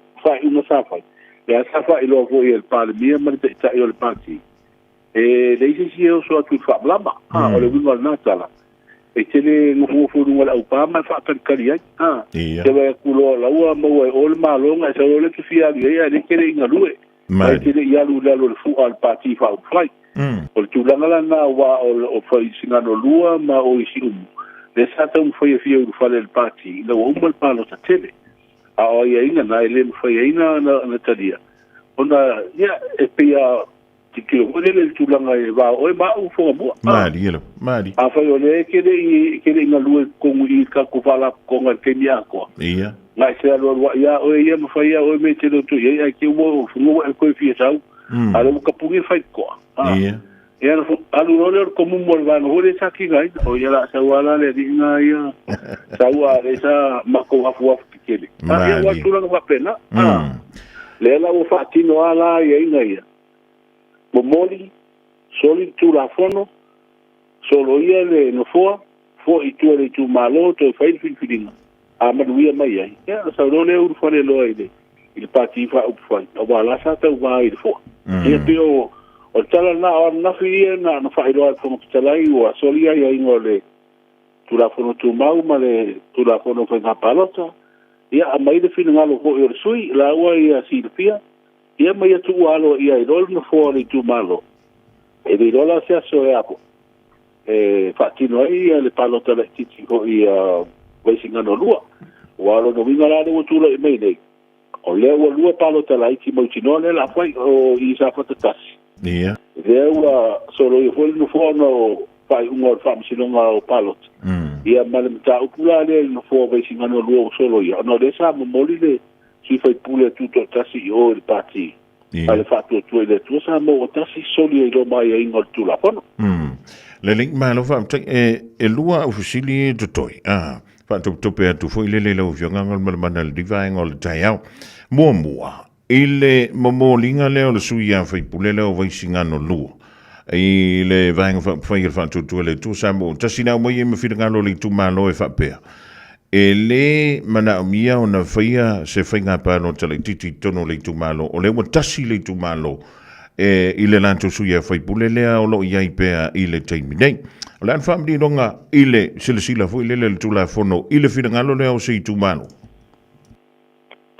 pastai fo mo FC tono mai le vala le wa taua e sila fia foi tau sanga vai mai si palo te tele sa fere tu e foi fasala longa anu mai tu malo o ba ko kasi a sionge mali e le te filinga le tu malo mal nu nei o ma ko suia le ai o ia ingo tu la fono ele foi na noti ai la ia tau o isi suito o isi tala palota o mia sua fo matai ia e fia tau vai le tofi mali ele la e por filinga do gana ia le tu malo ia po le nu fo i le se sui e fialu palot awa ia ingo tu la fo ele faina la tu tau fia i tanga te fialu palot o no winga la po i lava e fia tau vai le palota le titi dea ia e faina tau va wa le ia tau sa loto na le ia la lo tu la fo no fa mai fa pena fo faina fi filinga sa fatas e fai mai lava o tasi ia simi ia ele se palota e fai au no tanga ia tu la fo no fa mai i le tau fia ia le ia tau tanga te tau vai mali e tau pu ala i lau pisini i le ai le tau fia i le ia tau tanga te fia tau vai se vanga na lava o te puni i fo le stala ho nei o sui fa di tu ia i se te mio le atu tala ai ma ai nga le to tasi a sua fana o simi le i ton ia no fato a mauti lo le ai la sa ala le mau al fil ngalo le tu malo e le se la tu palo te fia le ma ni fo le stala o sui fa tu o la voi ai masinga ia mali di e anu singa e fai palo le malo e le ha nga ma ta wa va ngai e mo si le fia le tanto tu ai foi di se va ver como mo fa pe mai o le finga no le kumalo ai longo winga la e pi tau e tu e tato foi le ia au la pepe o le ta o le tu la fono le finga palot e tanta wana te tala pele avano ona ole ia te tau o tangata o lo fie tau vale finga palota e le mafu ngala le na la inda toi tolo polo finga palota le titili tu malo fa palota le sa fata tasia ngalmalma ia e le mau atu se tali a tau por mafu anga leo no le i le vala le tu le mai le sto nai a le no fato alo i le so na fita o manga le parmene ia o le ale mo wala se tali la usili tu langa na ala ua vai o le foi i tu langa i le pa inga le no bo fai ele official commissioner palota e tolo no le finangalo o cabinet ia tatia se uma fam sinonga palota le fale alilitasi on fai fatasi le mari ya wa sa upeside komsina ile pero ngere sufua pe se agua fa bo esa fatas o isi il palo da tele luogo tasi ia foto uma ia pinga fa musino fo o moriango fato sina non foi fatasi umane o palo tala itinga fitu pe o ala la mer komsina o le sena o le ummo le palo da tele luogo tasi Desa foi fatasi umai palo tala itinga no uma fa musino ngol palo e tasi ele kei mina avatu ato ai ele fonga tala inga kei mina warrant ia po le pepa huere ano ia whaelo atu ele komsino palota ia no fua ia uawanoa ia molana ia ta penanga i palota laiti Kasi te mira nei. Ia. Ala ta auto le si whamasino ngai e le mai o le palot. Ia. A le wa watu le longo mai le official kongo whetalai. O le wa wanoa le no fua o sa whatatasi. Wa wanoa loa le no fua o sa whatatasi. O loa le whaaninga o i le komisina o palot. Whaatino loa le komisina o palot le na ngā ruanga la ia lalo tula pono. Ia. Ia ai te uta pena atu. Ai au mai fina ngalo le pula ngā whaatonu i pale mia mal kapenet. Toi ta atia. Se i umai whaamisino ngā whale ali di tasi. Mari. Ia whai whaatasi eire. Ai te uoso mai le vala le la stonai. I ruma mō ringo le suyo wai singano lua. Awa loa i malu no fua. Ia le lau mau kinoa e whai le palo tala i titira nā fui tu malo. O vaenga la ia. Ia e whai ia whaaringa fina ngalo hui mamanatu le sunu o mai malamalama le tula fono. Mari. Ai ga ua ai. O le foi visini ngia I le fai unga le arkapenete le na fai. Ia. E ta hau fin palo tala i titira sa fatasi. Ono le ia ingo le tula fono le fina umainis. E whaasana lau loa le whaaringa o le whaasana lau ngō le rit. O le painga palota. Ia. E le whainga tau fia. Mari. O le wha peira ia inga galo whaawai. Se vanga nā ia se tau finga mai o se tolo mai o le fionga lau malo le malo. Ia. Ia o walala ia le se titiro e po whea wa le hui palongolongo tua o le ta pisa nisio. O whaamtalanga se ngai o ingai ono ave I le whaamsinonga ia le whaunga le utolo ai le palota le asa whatasi. Ono ai ingo le tula fono le ai. E le mwhaiono toloa ia le te me whai e le palota pe a whaasala lau. O maua le rito le mai o le kung whtala I whaatino I lor palota. Ia o walala ia se tātu wawai. Ia po pe tonu e ta oto ai ia tūlanga hoile ia ingo le tula fono I mene o palota lai. E whaasalau a oia I le pule e toi ta ofi ai te whape e se tūlanga hoile ta wina tolo. Mari. A o tūlanga ngā leo ta oto mele nam tau. Lele, embole antulangang whau tai angal malmana le whaam ninonga o nisi o vala ia a wale si la fia le tātu o taro. Ia o teilo fwoi o dawa lava tā pena ia lau whionga fwoi ia tātu talafou le ring Taeao. O le a whala wei tele a tili atua ia nisi o mata upu e peo le tātu la noina. Le ring vaenga o le Taeao pau o lea.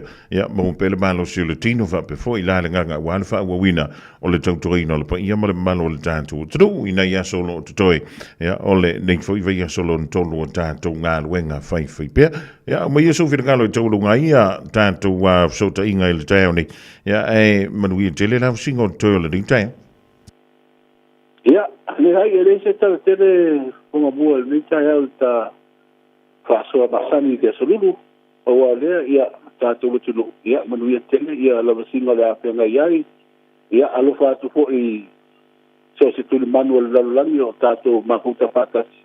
Tātou te whaido ia I pēa ia so le vai aso. Ia, wale au nanga me le tātou watulu. Wai mol mei temi fonga mua. Manuia ia le nei Taeao I toenga o le tiute. Tai. Matei tua nā mana tua wala au nge ke ua malo. Ia le tātou mai e tasi peo nei sau. No le vionga I le loli angal malamana au tanga vaia tipi au tanga vaia. Sui o le tātou wala leo e peo na wina mai a tātou telefou. Ia ma tātou lipoti meolo tupu meolo an tupu. Ia ma disio vahenga e onu tule mai tono Samoa I le aso.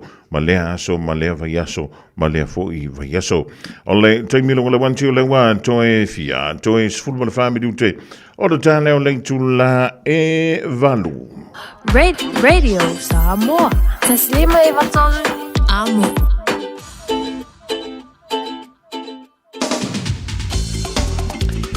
Ia, ua te tala antu wailo ma le tātou leina mo whaamrianga o asui fua so whanau le rivaenga o le Taeao numero le telefoni tolu fitu fitu tasi lima iwa tolu fitu fitu tasi lima iwa tolu na tala antu ia mo au whaamrianga na o asui fua ma so whanau le rifo I vaenga o le Taeao Ioi, ia, walau mailo manuele I tāpuni le tātou o wanoa le rifo I Taeao fau mwhai o reo so zai mai I lunga le YouTube, ma le Facebook, le tātou ala leo, ia po lunga foi, o le tātou emaili na, wale vana ta wantu o le on air at radiosamoa.co.nz. Talofa. Ia, se I leo tele ane anti nā Taeao manuia.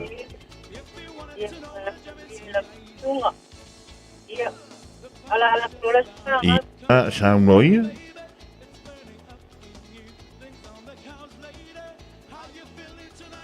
Tina. O langona mai Tina? Ia sang noia?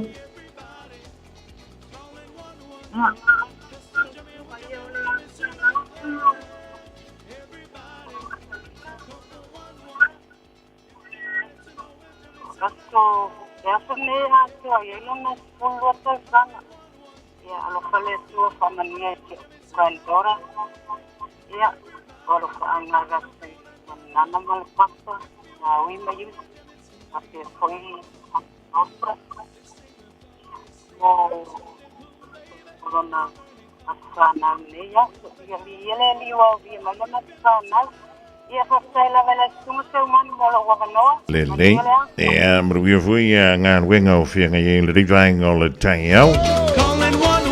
Olo ye from the young le grandson ya Brady Pitone Yese, ole solide. Solusu tashi January o anto ya lo wono to sanga Brady. If I'm really to a God bless you, Papa will pick you up today. Enjoy your day and see you when you wake up. Love you, son. Alofaanga. Yeah, my Papa Topa'u, Manana Juliana, Auntie Karen. Yeah, my Uncle Brewster. Yeah, my Wiley Road. Papa Toy. Alicia Tato from the young Alliance Soifua Masina Crichton, Ma Fitu Fitisone o Manurewa. Whamaruia tua I le nei foi tausanga wa wha a popo I lua aso soifua. Manuia te lele lua aso soifua I le nei aso whamrianga ia mai lua ainga umalava I Samoa male lalolangi a toa. Talofa? Talofa? Malo sui. Talofa? Ia, talofa o mai le Taeao. Manuia lava fastai. Ia. Lelei. Ia. O whakau whole nunga telefoni. Lelei. Ia. Ia whamania suga whanau lea whamonbole. Te tuangane lo I Australia. Ia. Ia. Ia. Le wa whanasi. Ia. Atonu whafonga mai le whamanianga. Ia. Vatu whamanianga maro whaanga mo o tuangane. Whamania tele le atua lo wa soifua. Nei aso wa ato ia ile ono suma lima o tausanga o lo soifua. Ia, aftai le alo fole atua lan tausinga ia ki oe. Nei tausanga tele wa ia fua I mai. Esmei fua nei lano langi. Aftai mo o ngalwenga tato ainga. Aftai foi lo alofam lo anga le tato ainga atoa. Ia lo fale atua. Popo ni sa tele lo soifua. Tato te mafuta I pea. Ia matausi le tato ainga e ulawa na no fo mai Australia ia ai whaftai mo mea o malawa ia o alofa anga na e vatu nei New Zealand I lo tua fine matua ne tau tala ati ia e mai se ia vaporo whaloporo ia mare whanau e mai se fo iuso tua whawhina lo I nei New Zealand e mai se tato ainga a toa I Samoa ia whamanianga na moro aso I fua alofa tele a mo ori tuangane after tele fo I to wha Tai. Manu mo maso wa no. Ja, faina. So ne yaso. Ja, fapina. Foi va, tenho falar amanhã te oele tina. Famriang ola so fan now Michael. Michael ia maruia tele ia lo wa so fan now. O alo fa ngam famriang mai lo ai ngai Messi New Zealand. Ja, manuia lo wala lo langa lo fa ngam mai lo tamama lo tina mo aina umalava. Lo I totono New Zealand pe foi ia tonu e mamau ia a foi o lo famra tuina le so to was soifua ia maruia teleo to was fanau I le so famra le tua a kele kuva mai a le ai longo mai sa mai le tanto fantunga le livang o le Taeao ia e fa la no le suka mara koko mawalunga ia e Michelle famra tuina lo was fanau.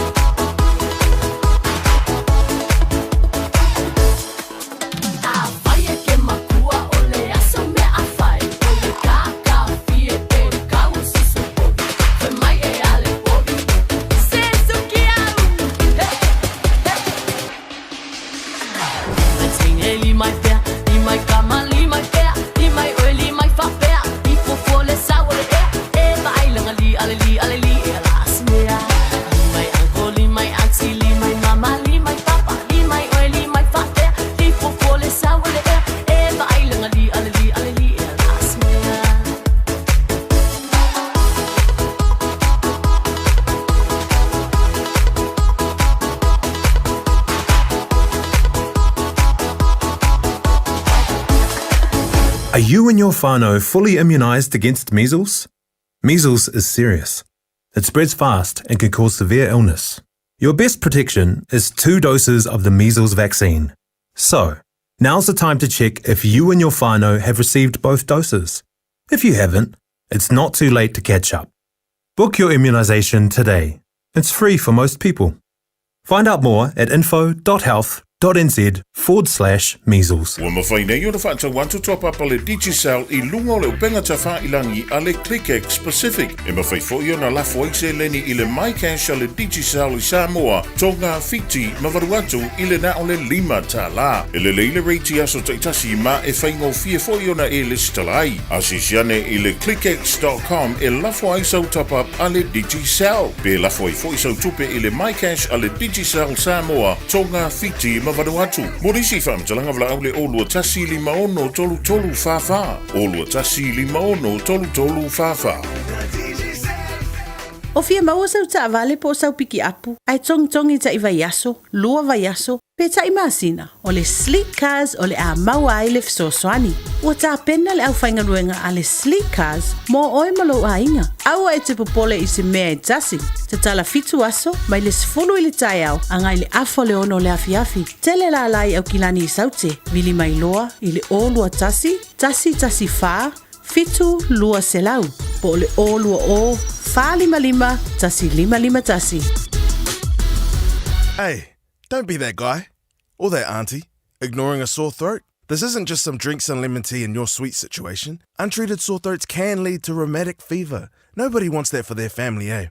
Go get your Pepe's sore throats checked at your GP, school nurse, or pharmacy. It's quick, easy, and most importantly, free. So come on, whānau. This summer, take care of your tamariki. Get it checked and get it treated. For more info, hit us up on socials at Stop Sore Throats or visit stopsorethroats.nz. Tui whātalawha tūluri whango le Taeao i le pia ma le Malu o le wasingo hawe tawa le lungo tātua le te tele. Malo sisi le Malu le whātotoa i le rivaenga o le Taeao. O lo tu mo pelo sa ngale mui lunga o tanto femalanga ingalanga yantu mai au kilani sauta nei anga i le city fa solo toi Albany tolu 1 minute Albany mo manukau fast for 2 minute o le wantu mai manukau anga i jara tu au kilani sifo lua se fulu ma le 5 minute le State Highway 20 ma le sifulu jara tu mo manukau tolu 2 minute Bombay yang el city fa 1 minute city Bombay tolu wiva minute le maleva lele I manuka wole dai so long le mai tanto femalanga inga ma le tue tio til sa le mui lo fa tonta wa yani fusi pa o lang pa se Michel fa nou pe antu malanga fantasi le ding Taeao o denga le tue fai o level tue ma to mai talo fa ma lo so I fu antaling tu live valu ile Taeao nei o da tu tanto telefon ya mai sa moi melo tupu mele an tupu mrisho vaenga tu lai mai ile lumanai. When the sun shines on the mountains and the night is on the run, it's a new day, it's a new way, and I fly up to the sun. I can feel the morning sunlight, I can smell the new moon hay, I can hear God's voices calling on my golden skyline way. Una paloma blanca, I'm just a bird in the sky. Una paloma blanca, over the mountains I fly, no one can take my freedom away.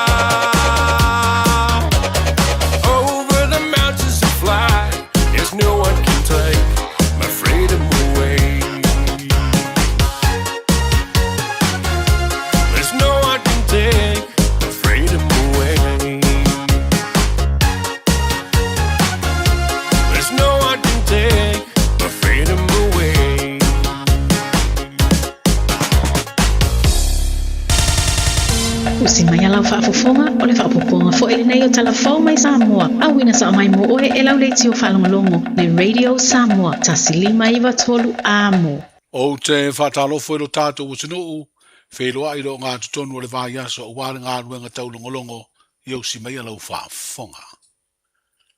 O le au nanga le whaalaptonga o māwaenga tausi a Samoa po le UTOS. O le awhaatino ina le ngā ruenga o le lesitalo tangata Samoa, le ngata ia i lātou lo tātou utinuu, a oe o alala i atunu e mamao. I lātou i e fia whaamawina ni tupe a vea mo lātou share po shares, e whaafai ngā ruenga i le whaangai o ia, o le company waalele o le tātou utinuu le Samoa Airways. Na mua i wha loa le tatala o share i lo tātou utinuu e le teitai o le malo. I le tuana i aiu ni vāiaso talu no urufale le whai ngā malo fau, a le vaenga wha upufai o le wha tua i le atua Samoa o tasi. O le asonga fua o le vāiaso ne ina wha mautu wai lea fua fuanga, i se finangalo le pāle mia i le wheloa inga matu stala. E lua tātou vālele le tapena e amata i tātou whamoe moe. E ono wa te le mamalu le atunu o lo ngā solo mai. O le lau te whasisila lo i atuai, Samoa atoa, Samoa nei matunu mamao, o le ua tatala le avanoa. E fio mai ai, e whaamau whailonga ina lo swafa, nu umana la whanga malau tupe. Pe lava ona whaatala u latu tātou malo, lima se lau tāla e amata, ai pule o ele alulunga. Ia, ona whatulanga i leo le awala o lo tau mawhai e whaile tātou registration online. Ina ia mawhai po whea lava li tu o le lalulangi o lo e iai. Le stala, malafo mai lau tupe le teo ngā tupe, mawha maua e loa, lau i unite ua e teo whawhai ngā luengai, e leila loifo lima se lau tāla o le tātou te amatai. O le whamoe moe le nei Samoa malau tāpo i mai. Ia tātou lima whaatasi uma e tātou company valele. Pe on Fiafia, talu main tātou tūtua tasi. E le o longa lava o na tūla i le tātou company valele i le mea e te tau o na iai. Na e sila le lei le Vasa Pasifika, pe o fiti le numera tasi le lātou tau mwhainga. Aisea, o lo mautu whainga whaavae, le leitu la fono, lima taitaina le awala e te tau, ona whatula iai investment whapenei. E le te tau ona whatino whaporkiki. E tanu whapine e mawhanga ioi whapisinisi. O le lau tapa aile po ia malmamalu o Samoa uma. O ai e fia whaisea le tātou vale le tatala le avanoa. Le fionga le teitai o le malo le pānemia, sunga la auli le mali atoa le uatea polata i wafosi. O whaeloa mai e le sui whaipule o ana alo filua, o le minsta leo le mtanga aluenga o a onga manga nuu, le tu ina atu i leo le na tangi whaasanga i le teitai o le vaenga e pui pui a ia te tau o tangata, o le teitai fo i leo le i tua ngai, le sunga atu i la epa lupe soli aisa i le maria le ngoi. Na fiso ta i atu i le minsta i le Fiafia le solua, e ala i awala o fiso ta inga tele vavave, ma tāpā aiso na finangalo ina uali potia i le solua lava o le nei vāiaso. Se ngā yo inga leo le a whai ai mōrianga o le sunga i atu i la epa, i soli tu la fono o lo na whai lea, o ni la fonga tau whaaleanga i le sui whai pule o a ana lo filua. O ia tala tau whaaleanga i se whaataranoanga le te tai o le itua ngai, i awala o viso ta inga lana pāti i wha upu whai lunga upenga ta wha ilangi, i se teimi o le tau sanga umawai, na ia tua i ai le fionga ai ono aleke e keroma, a o avea ma wha atonu siri au au, ma wha aululunga o le mtanga aluenga o le soifua maloloina, i lona wha o ngā waila au wha fo mai, mai le matanga aluenga e tonga fitia i ngase, i lana pisinisi o se whare mai tū maoti. I le whinangalo ai ono ina ua fiso ta i ai, o lo ia wha i lo ailo na te ena o ia tua inga, ma o le mafu anga leo lo na tu inatu i leo na tangi. E le manuia sa i dinga de komisine o leo, whare pui ma le toe fua ta ina i se wha maoninga o le ngai o inga o le amori ai, le tai o le vanga wha upu whai, e pui ai a te tau o tangata i mōri anga o lo na whaia lea, o tala tau wha leanga i le minstawa a onga banga no. O lo mōria le whaipule o le pāma le tai o le vanga wha upu whai, e pui ai a te tau o tangata, i ai a inga o le tūla fono, sori ngā tūla fono, leo lo ai o se sori tūla fono, le whai o ni tala ma wha asara launga tau wha leanga. O se ai a inga i lea tūla fono na ave sea, i le tau sanga i luafes furu ma le tolu, Ai na toe whaofia le whainga malo atu i la epa, i le masina o te sema le tau sanga i rua fese fulfitu. Ono o le tele o whaasara launga tau wha leanga i le malo i lea vai tau. Mai le feso ta inga i lunga o le api o fōlinga, sa wha ingoa o le pāle mia. E whatoa mo whai o le toe wha o ngai le te tai o le itua ngai i tu tonu, o tau urumanga le pāle mene o le atunu ula na matati o ata pōngi saa. Pe a tau a au e le whonga whitalaise pe pa wha maonia mai se fō mai. E wha mautu o tuaini wha le tonu i whonga o le sunga i atu i la epa, lupe sori aisa i lele maria le ngoi. O se tasi leo wha ai unga le whonga whitalai, le tō wha au apa au muripola alo i te fua muripola ila na whola sanga a mata. Ina ua toe tau wao fia le whono usua Samoa, ile aso lua o le nei vā yaso. O le whola sanga lea na wha ilo ai fo i le whonga o le whono, lona le talia o se ngai o inga le te tai o le i tua ngai. Na ia whai aini tua inga le sao i a te ia mana na ngā luenga whai, i ana wha asara launga i lunga upenga te whai langi.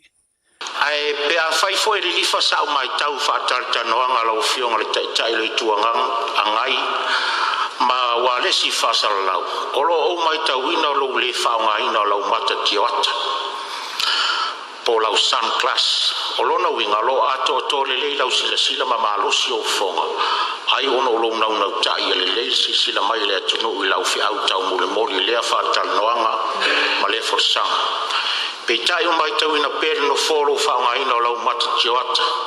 Ao ese e ilo no foa o whaunga soro tau o manga al palemene. E ui e leo se mata tioata whai tau tusi e whaunga ina. I a tātou whamaumaunga. Ono o manatu leo o whonga whitalai. Se i wanga la nawa o tau lima ina se whamauninga mai se fo mai o whafonga po mata. E te tau wai ona e whaunga ina se mata tioata a vea o se mata tioata whai tau tusi. Ono o fato ata lia lea. Ai mori taimi nei malia lo finangalo. O le ale to e fatanga ina le fonga fitalai ona e to no fo ia na fo. O lo tu malo i tono o palemene. Fatasi malau mata tiota. O lo e faunga ina. O se vaenga o le saunoanga a mata. Ale fonga fitalai te urumanga le fono o fai tu la fono i nei va yaso. Leo wala pa te iai te tai o le itua ngai. Ma ua tapo e o le toe wha o ngala na mata tio ata pōngi sā. Se ia vanga nā ua iai se wha maoninga, mai se fō mai e wha iloa atu ai mafua anga e te tau wai o na wha o ngā. O se wha inga leo leo le teimi o aso Fiafia le kirisimasi, na wha malo lo le tu mawai se li leo leo. Ona o le mama i tua po le liki o wha mtalanga i tāpenanga leo leo i no fuanga, na oso wha ia ono o sori tu la fono tau i fuala au wha saina. Pe tai o leo wha iloa le min star mtanga aluenga o leo leo. Whale pui pui ma le toi fua taina. Le wha malo lo le tu mau o isi leo leo si nia e tolua. Ona o lea lava mafua anga. O wha iloa leo leo suafa mata o tangata o lo tau fia i morianga e feso tai. I fuala au wha saina ma a upenga na maua. E nisi o lata uosu wha inga. Ai o le a wha iloa le min star leo leo. Le fionga i le pā le mia suafa o ia leo leo. I le vaya sa fau. E ui o leo ua wha iloa i se li poti se tasi o leo leo si nia, ua wha malo lo le tu mau, o le fionga lea i ana nai vani. Some of the trusted people say maua o te wha lia ingoa, mai so lea. Ana vera wha tanunga le komsina suspend, whai so suenga. Maua, charge wha wharpui pui, a bese malutanga alwenga. Le te tau unta intangata wha pēla tu te wha ala taina. It's dangerous. This is dangerous. Tolo melena o ina itama mo inisio Malu na mali liu. Me fa pea e atu os fa inga lau fa tali mai. E fa tali mai na lima le ai. A tali me mau penga na leilo le au penga atu leo. O ila le pito i sirio na le angal temini. O se leo. O le sa fai te tonu o le mtanga luenga leo. Ai ona fa ala taina so i fuo. Leo atu e whaingalwe. So I will. Oh yes. O te whai loa. Ma le whauwhatu te le toi alo al wha lau longa o lato. Uma nei whai me valea. E lawa no whai atu. Whale o tangata me tautia.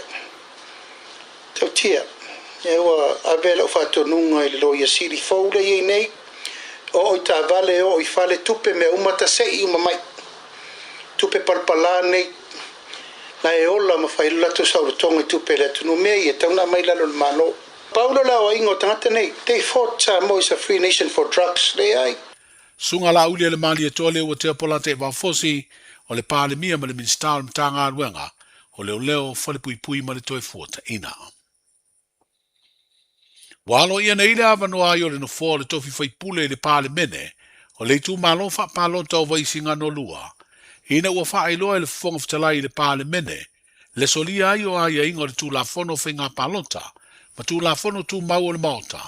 Ina ua momoli atu le fionga motu o pua a seve heni papali na se eile no fōle tu malo i le vaenga wha upu fai o le wha tua i le atua Samoa ua tasi e ala i se whailo inga ma lea pāti wha upu whai lea sto nai ua mawai. Ua mautua i nei e lua palota la iti ua fua e wha tino o vaisinga no lua ma sāwhata tasi a o tālia le wha msinonga ma se taunu unga o le tangi tau palota mai whale alili tasi. Tala i o le nei aso, saifua.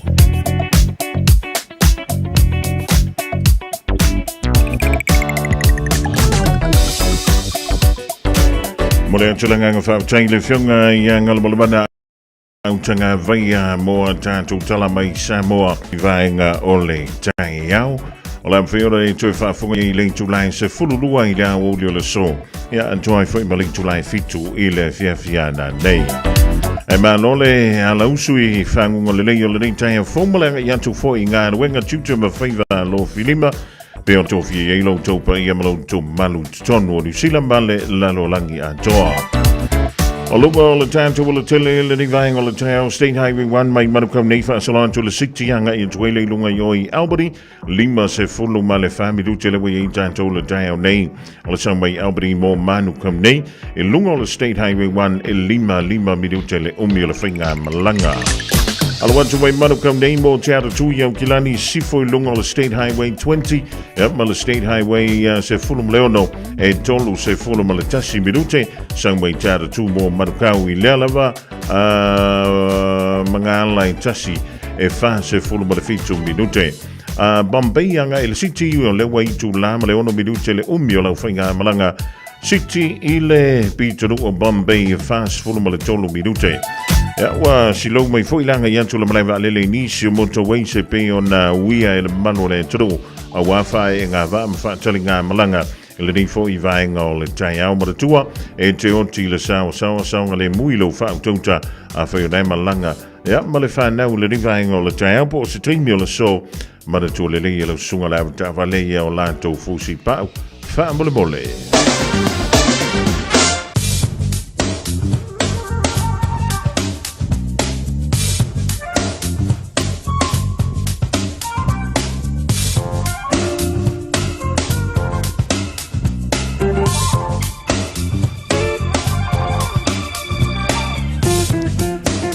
Ua tātou wangai me fo i le vainga i winga o le tau i le soma le soan Taeao mo au kilani ma Samoa au da mai le official vain tau mo lo si la fia. O le sofa mai e iaia ti munga e mamafa i nisi o taimi a misi lava mai taimi o la wauli nei. So viliangi mai sa sae ma o le ava pele o na o antu le tō whātau tau i nau fuanga ta lai i le se lau kilomita i le i tu la. O le mawharwhanamo au kilani le soe lua se fulu ma le wha tikeri o le Malu i le poa ananei e lua se fulu tikeri ma o le angonto le la i le toe se fulu iwa mriu te le tu la e iwa i le poa ananei mo au kilani. O le aso Taeao o sone le la i le lua se fulu ma le wha mriu te ai le ono i le Taeao e yaiti munga mai ma mawhai nisi o taimi. Vitai o la kilia ma whaasolo antu na langi le le tau i se taimi o le Taeao a Taeao. Ma lo silangi mai o savili an Taeao mai le tui ma tui sai whaasolo i dangi mai le tui si sifo i nisi o taimi.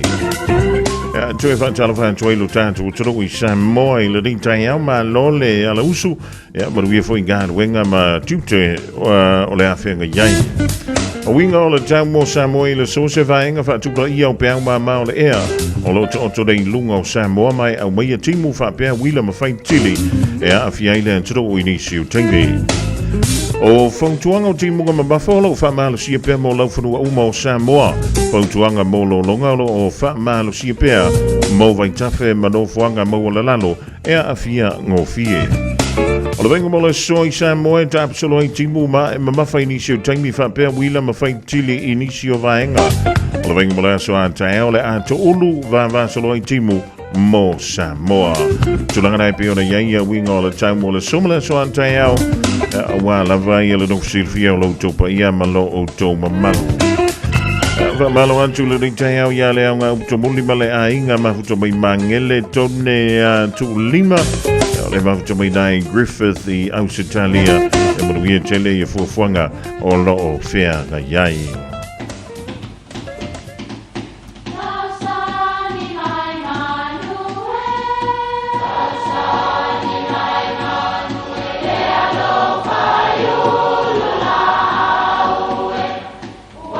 E o fanga manu i ululu o la au, awa e fafanga i funga o la au. A o le tangata, e fafanga i upu matala. O le mafileo o alanga upu mamuanga ngana Samoa maona whaapongai, e a fua ilo na sio mianga. O lona lea sao i le whaatufunganga o le iloa whaale aso, mai le tautua se ia o ina pule. O alanga upu mamuanga ngana, ua lanto mamanuina le tō whamanino a Samoa, mana tua foi, e tāo fitau muli le atunu. Ua fetu ia i whaaia o apoa.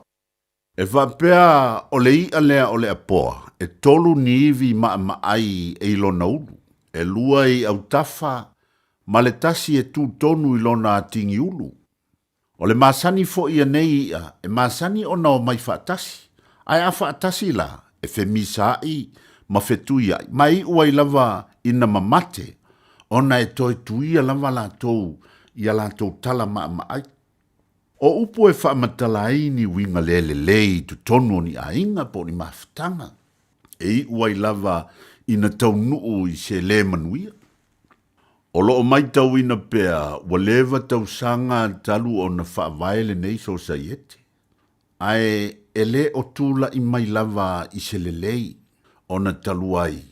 Le fetu ia i whaaia o apoa o le loto i fale o tai. Ia pe whaapea foi.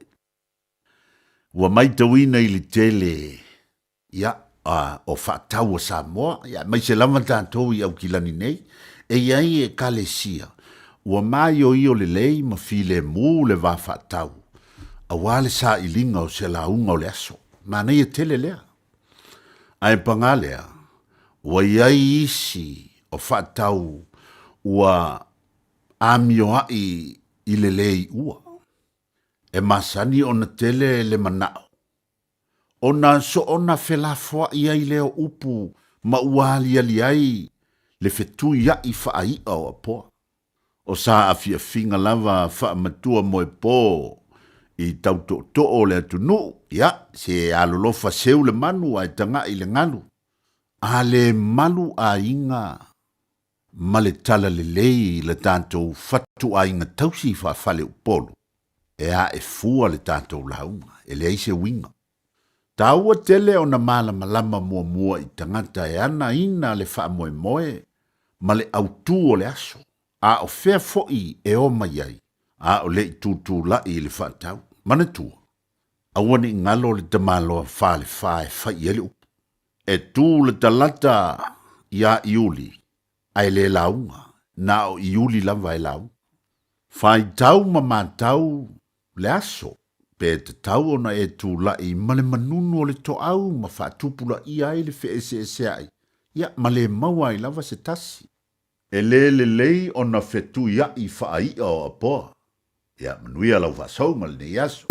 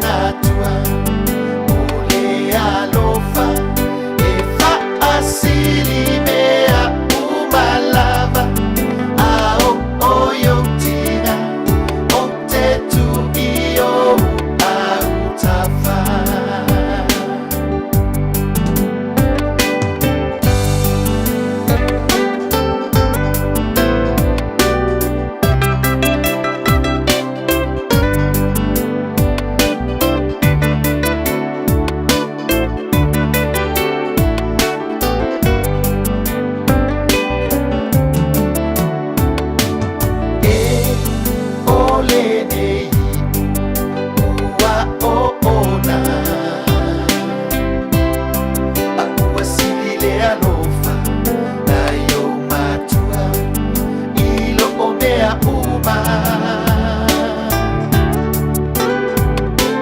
e se amuia se olangona pe afesoa ina I fai ngata matu fotofonga e maunga yo mafala mafuli maya se itanumia pela lolani o mafafaunga e faangalo ai niyo uleana ia natia ifo ne ilia ina ileala tupuai mea tala alela lolangi Ola motu mai itua o ayale matangi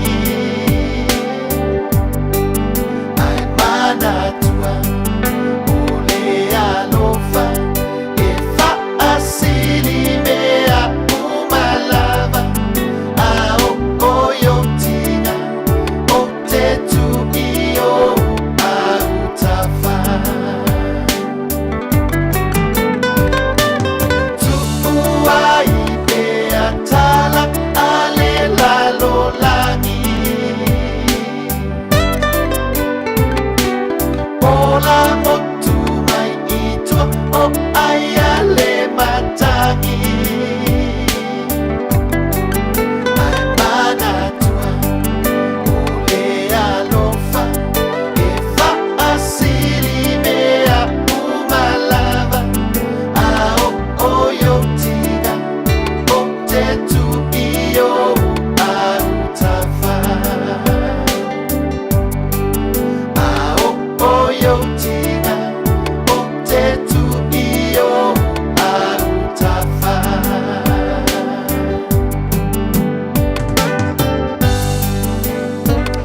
Supermali now Tofi Fa Sofia le rivango le Taeao matulungan tuaile polkalamela na le alanga upu mo oe le rifo I Taeao le solulu le solu tupu le solu sfutasi di almasina o Januari lua fe lo se fulu maleono a fe o levo tai ma fa mai le rivango le Taeao talo fa malo le sui fu manuia ma le langi ma a fai ya o le dafa ta e malei fu mai fangunga o le Taeao fu ya o mai o mai o lua o mai o to o feelinga wo o ia le talafa solo pito le lalang I le Taeao fu ya talo sia o le dai to te fa yeni tala mawai le Fiafia mawai le anta ya mawai le malo si o le tino le Taeao ya wani o tanto fa yeni tala va veno so I lunga le toto mawalunga ya lua kwa I lunga ma le suka ya ma e fa u lava I le nei ya so lulu e pe o le tanto lia Malawantu ya eli mantala vea malai taile mafuto mo le vango le Taeao ai ole tawa e pe ona tawa maila ile soli ole mo kwa fale ko ngwa wingo le ta e ole to fe lo tato ni au kilan a mi sia tato ni au kilani so au kilani sifo ya au kilani nai central ya va solo to ile city solo to no show le to fe lo mai wingo le ta pe tai longa I whangare ya o le wa fa ala wi mai ia le tūlanga fo I lele ta o le precautionary state of emergency e pe ona fa ala ina lea e lo lanto pule no I le tau le fa I le fiafia nafi mo le fitu aso ia lo no winga la lo wantu la vanei se ia o le lava aso asa I le lo fa malanga le le o le tua ia o to inga so fa pene e le nga ale ai se mea nga te fian wa ia pe a fe ona te no fo I le fale malo lo le le fale o le winga la utana e ele teimi e tofa ta mo ye savili e ele teimi e palasi mai ye timunga e ele teimi ma ulu mai ai o lono wi e fa fainga ta foi le na fai a u fuanga e pe ona fa ta te ti ele so le O le tele o polo kalame tauna fai tonu o le fali. E lea o ngangi polo kalame. E fai fafa. Se i vanga na aiko le ninga ia au ta alo. O lewa sauri antu mo ta alonga fui amutali e le dama sino fau. Ia e fa au pea. Mo tangata matua o le whana witi. E makuale au ngā ia fafo e le asolingi. O ngā asonga ia o ngā ili mo le meo le koko aleita. E mo le meo le ko pai. Ia ona vifolole ia i oni ala tau tusi faitau. Ia polo i fui polo kalamena tau a onga i lunga o le YouTube. E mwhai ona mata matai a misi alfa witi. Ia ona umalona ia ave i ele pengi ma le pepa. O le te bulibuli nga kangi mai ia lo wantali polo wa fine e tangotu i se pengi ma se pepa. Ia po se tusi ata foilele ave varivat. A tonu e a fia umai lava tātou. Ele ngase faulea. Nga kangi mai lava ole o le kamakiki. Ai misi a mei o pepe. Nga kau kangi kusa ele i konungi se konge karunga kangi le pepe ai wha apea kuro i marau ke le fo. Ia ona te ilo leo le wha alongo talinga o le pepe le maa ngai o le pesi. Ia e ke kango kuro koe vese merke le fo. A vaila le koe kangi le pepe. A mata lo lea ona pupula ia mata o le pepe. Wailoa ia tangata. Ia so se kaimia kangi. Nga kangi ia avaku iei markerefoni. Avaku iei le tablet. Fia ni tātou pepe whakangi si kongo le wharasa e kango ko iei le kerefoni. Ia, ai longa i se wharasa e sao mai iei le melea. Nga kangi ia le pepe lau kerefoni lea pepe. Ia, avaku lau kerefoni lea ke maka ai. Wale ise me voile lo si kau wha ngā. E a sāwari wali ka koui e afo. E si ia le pepe. Tantou wha unta i le mele watupu. E ila su e ngā olo wha ilo mai e nisi o tangata popoto. Oi, e le tūlanga le ama le wha ngā ina o teknolosia wha ni iona po. Wa manta iona tuwai iona mantala le mawhau wale tamaititi. O le kamikiki fwile le sa Fiafia wha ngā le mo le meo iona lima. E la kue loke a kule mea, loke a kule mea ka ano, kango a kue lea mea, pe a kue lunga o lea ngofoa, pe a i lunga o le moenga, ka ano, ka moe. Pa e le telefongi ma teknolosia, nga o le kau ko amara ngofongofo. Whako a kangi ai nga ua fia ai, whako a kangi arka me kiki nga ua whaele tonu i alo na nepi se i tulou. Ia mamanga ia makako kako fide mua tua ia. Ono le walu ile o nga amata. Oi, ka no fai. E alua. Bo fakai kai raka me kiki le mere maka ilunga. I wa ni se por kala me lunga o YouTube. O le fa mai tatu. Se o mea nga ka mai. Wa e maka ile nga ngana na fa nga ina. Ele nga tau fa na wa ilalo I full tau sa. Ia Michelle au telefon na ila tu te fa ia por kala me. Fa mai la tu e mali. Ai aku mai la ia ka ko ma tatu tu ma tatu wanga. Fa sambo. O le makwale fikawia. We ise te miwe fa into a so grandchild. Ia po sang tamafo. I lano I fulu tausanga. O le te fa into fa le leye. Sa wea mele mea lea fa amale mori. Ai masau o le karifa mai na. E koe fa ia kui e fa mai no. O na solo leo lo le vivia. O solo ilunga malo fari. Le visiki. O la le mafuanga dala iona whapela ni tali mai ale tamatiti. O e maratua le tala fui le tātou le whamai o whana o mea pueata. So se mea laiva a iele tamatiti. O le mea ngai whaka ika iele kamikiki. Mai o le mea mua ngai whai e meni u tamiti. O le wha tai. O mea o lo o lantou wa ai. Ma mea o lo o lantou wha longo atu iai. Iana o antu lo leo maa lo le tau wha. E wala au atu iai. Se sawa e ka penga le menea. Mai no. Kusa ua hakiri ai. Nga whalonga karka me kiki. O nga ole wei tangata isa ia wei tono le whare. Ma ua ilo wharka me kiki. Ele kai papa ia kula ulima ia ngai. O na ole wei tangata. Ale visiri la. O aile mafua aile menea. E mafua le kamakiki. Be mafua le telefongi. Be mafua le tablet. Be mafua le TV. Ia ia mafua mai o le internet. Ia. Ele o mea ngai mafua. Tusa o o vaenga ia. O lea e feso soani lo tātou o lea so mele aso pitai.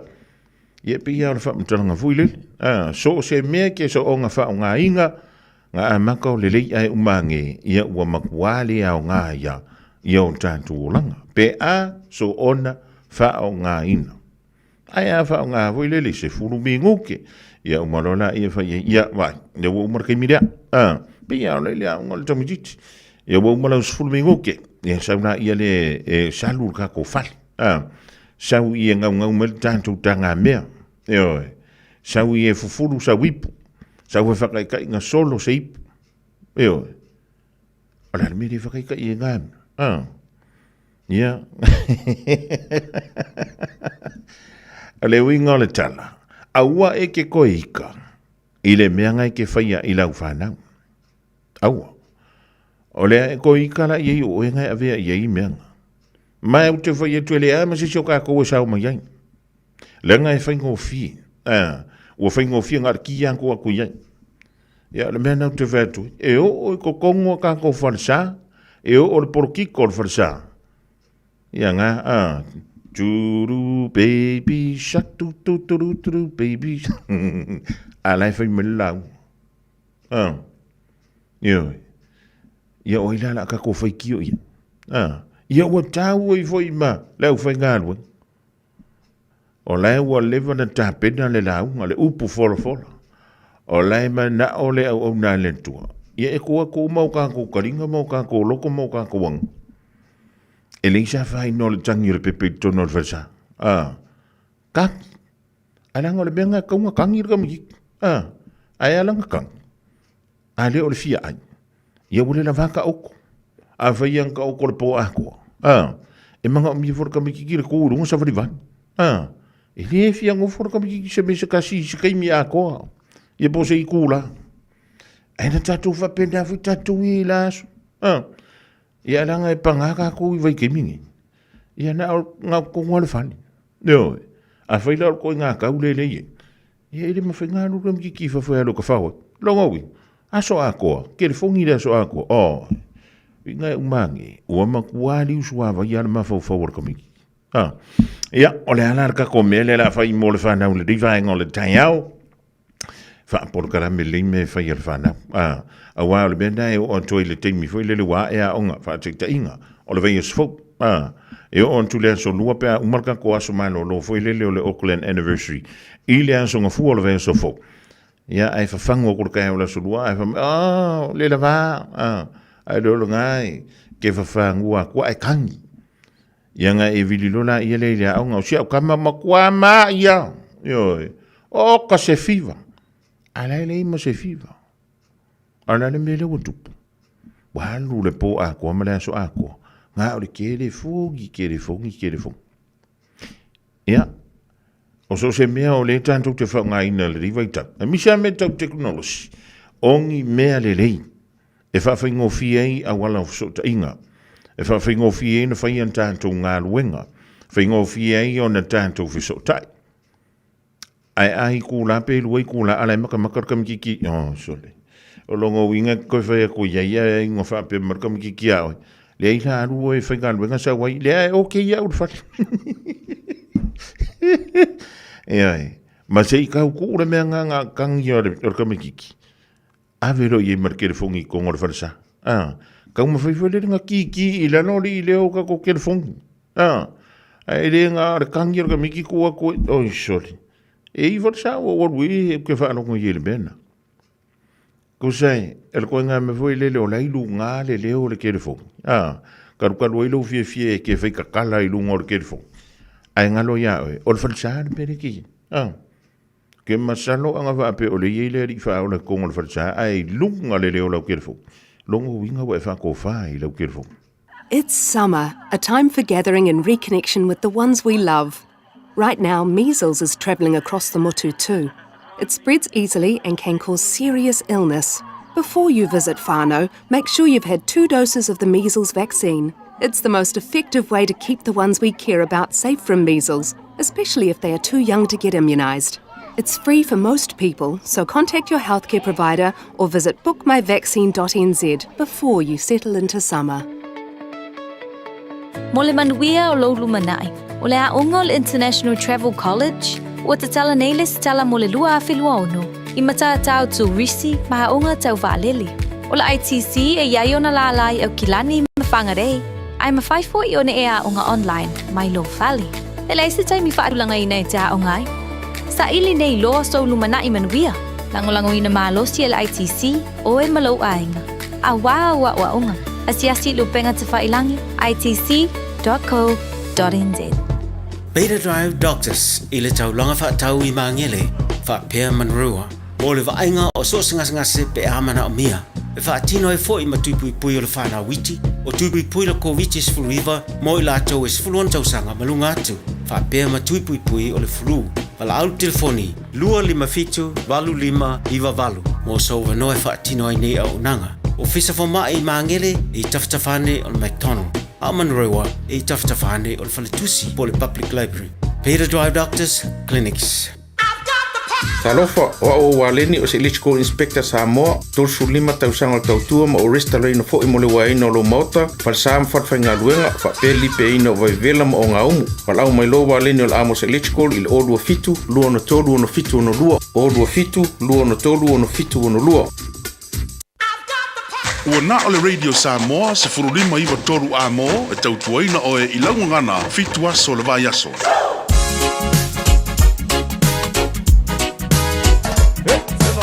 Straight from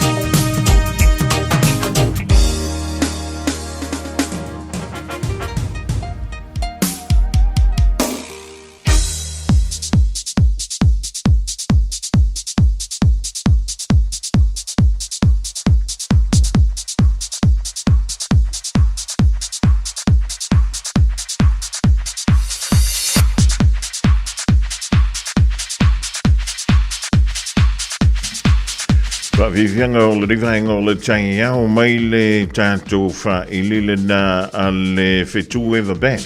I lau tui sfulma le whamiru tolo toi o le tāle o le tū Iwa tala iwa wina tātou tala I vai whanua o le rifo I Taeao o le asalulu. A wheo tau saili se o ranga e whaalele ai le tino ma le afi o lau ta vale o le uwhatasi me le sunga ia Victor o le tautou ma lau ranga le Taeao World and Auto Limited tele ala tautou ma o ranga ia wa foi le wha la wilo e lau tau pa ia ma lau tau man va tala van toi Victor le nita vaenga o le Taeao a muia o e wa umarau Malu o le Taeao. Ia, mon ia rau sunga fonga mua, ia, maron sa I malu pera lau suneta fo fatalu fo Samoa o nei mota fo I mota malawa nei Taeao ia isi fonga usinga venga ia se de moro sa a e se ma se la wala nga kawangi se se le o pa o ta vadi ia malo la vale sa ia te o to o de kaya wa de ko usu mai di se ma pa la ko ma ki po ki ma ma de ma ko ki ia o le fingo fia ki pa ki ia o wa de o de ka o de ma kanga ko nga do nga ka ia koe ai anga ki po. E mauti no fu ia la o lau sunga ka wa shauti sko vaenga ki kai. Ia ai, singa le boka la o ia po sin por kara ke ko ka vale nga. Pa to bakon ke ki. Ia. Ana me nga o ke le ngai o Victor. Pai solo I me nga o kupe con o losa. Ja, maar lo fa malo si o mai le tau, ma ko fa malu sa vili ya le fina tolu mai na yuanga stimule in maut. Ja, o de so penga ko ma ko yo tava. So malu ko ya mo ya do ma do sikin. Ya o le foi sa vi. Pero ko sa le ta ko wa gi ma mai ga ko fai ku. Ya ele si Ma di. Ku sa le ka de I ma ka mai. Ja, le ya pa wale mea so ese maletimu, le je mea la erwe foi te fa timu na malu ia o towina I to tonu le fale o fa inga wenga Victor ya ma lo le usu le rivaenga o le Taeao le kio ma lo si mo le usu fonga fa pia ka I ka nga ai kinga senga seso. Ade ai ko de mo ma lo si le fa de ki ba. E kala foi le famiglia fo e la mea o le usika ia mami e le toe mauai o se mai ani Victor ia fai sau kala ki vi ia ra so le e ko kuri ia o le e como fai o ska ni ska ia ba ma foi ka king o le solo le tamalo ia malo le usu malo le ngaru o le mele le ir ka karango ngari Victor nga on ka uare ka karango le am se o o manga ia mai fuga u no me ore ka kanua fa sam go e le ngi me vo ia e papa ngi fanga ma fa ia ka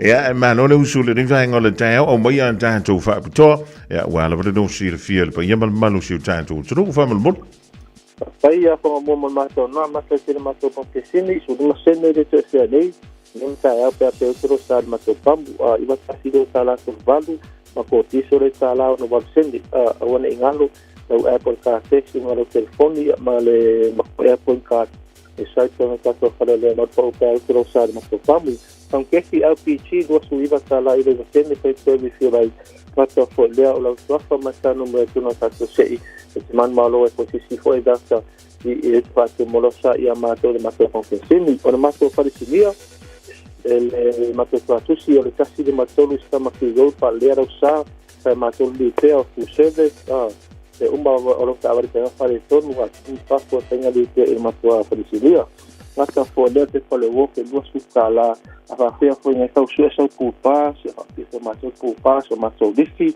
kako body lift, o le snowfall, o le refresh, so ia male lou I ngā mo taka spoka, pia ngai ia lou, ia le tāwali, nata fo lea whakauna matou tāwali, tāwale kou, tāwale tuai, se an whasa ngai matou lotua, mau tako hai te kās, nata fo lea taka spoka, fo wili, o le fo winter Hilux mani sen umana diskia so vale umana vale fatau umana tempa umana modify for 4x4 ole disi mon fi e fa la fa maksas e no ko mat pu pa mat fa pi SMS ke pole so fa tau tu a te ngai se ta nga se mat ta va ta la va no mo e su man mat ko ta va di ya si si so ta va di i de mat ko ka pali ya ha te se fa lai la se sur ma singoro pensa me apareso sa ile mat ko ta va ta di se ma so di se inda se ma se isa ta va tuai va tu so ta va fo mat ko ta va di ya vi man mat no numero ole o iwa lu tu fa to lu o ma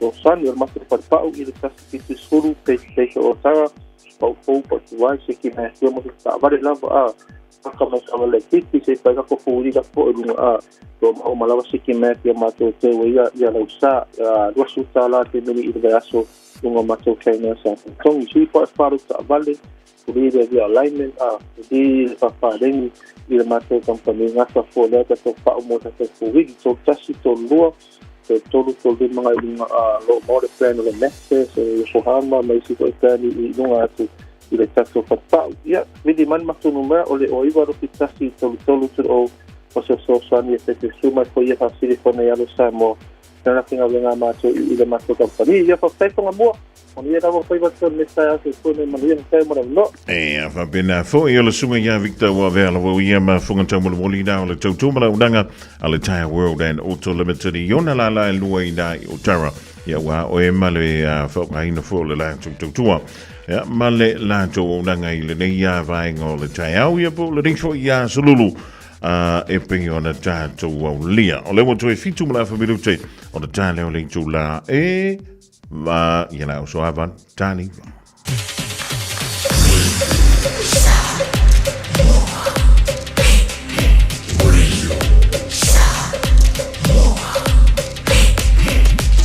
Tasilimo tu amo Jalavantia Ronda Maleu le Team Global Express dai o Taraman o le usuman o le ngalui during Taeao va ingali ya Victanga ke le pangki wasa sa mai nga oia ua pule lava ye yanga ia oi air Saula ia Siva mai se yo ufa a Fiafia Umai Ungaluenga Pa a tau pati Oso pelue lue mari Susau panga Tini tama Oe po ole toi ina Uma ila Ambi pila Wali kama Shawe lava Famole mole Yai fo ise lo matua Ufa sina Fami se misa Wali tini Shawe lava Famole mole Siva la ia ile musika Amole po E famanga ia ila weva Auli fusia la panga Amole po E tupu ai foi o se misa Amole po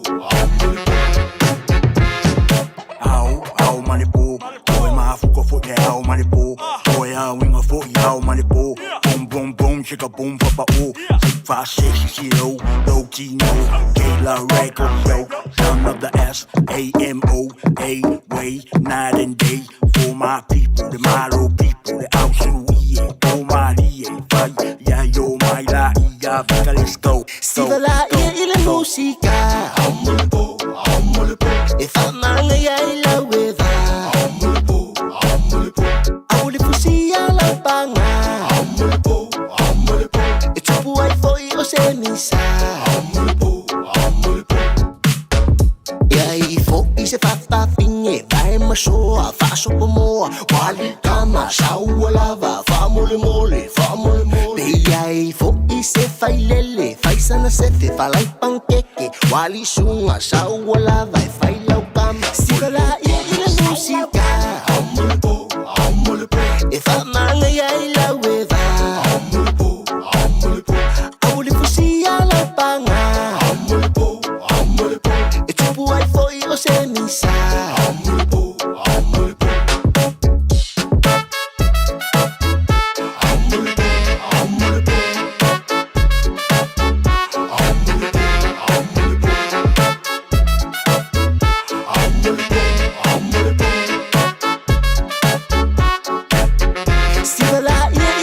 fusika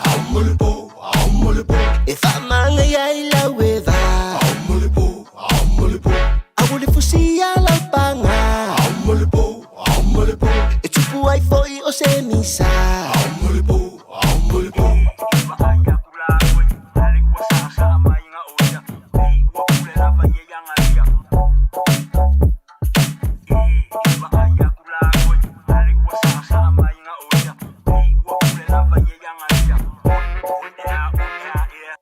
Se sabili angi mai tau mai. Oh no. If you went to follow I etele la mona mai. Oh no. No fight tili me ane yengo ngolo mai. Oh no.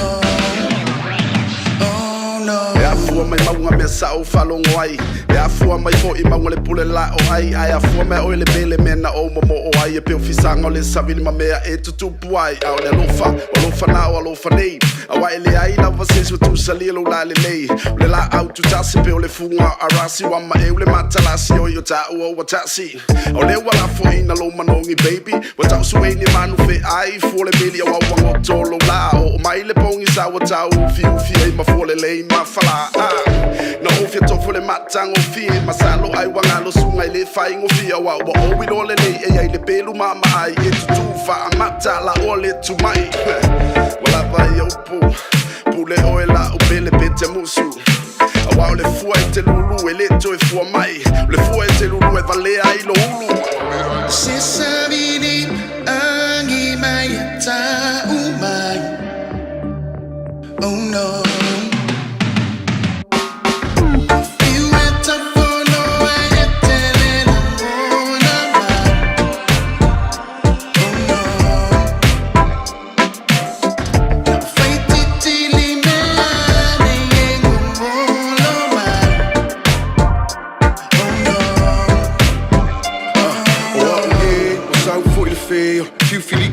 Se he de bosse te nga o le kufi sili o le mafau pi ia makia o e po ke fa kau o mo o mia se fuala au o mai kala manga se valu se ko ai mangaku fai nga kawa e alu ai ku mai o au o umi o le miki le mafai o nga fafang ka ika wa valea fi maua o se fi maua se swing o le alo fa apea o lo au le ua ave ma mika mikanga pei o se moli ua susulu mai le ava se fa fea o mai o ele pele pela pe masele vai kikiri mahava kafi e se ai umaleanga e ku mangile lei kalela vasi sila ile kele o mase lilo ile langi mo se fe sosoangi e maua mai le kali pe ai afuma e kangi le ai se fai ka o nga fa mala ma fai mai ti o lofa ngei o lofa nga aya se sabini angi mai ta umai. Oh no.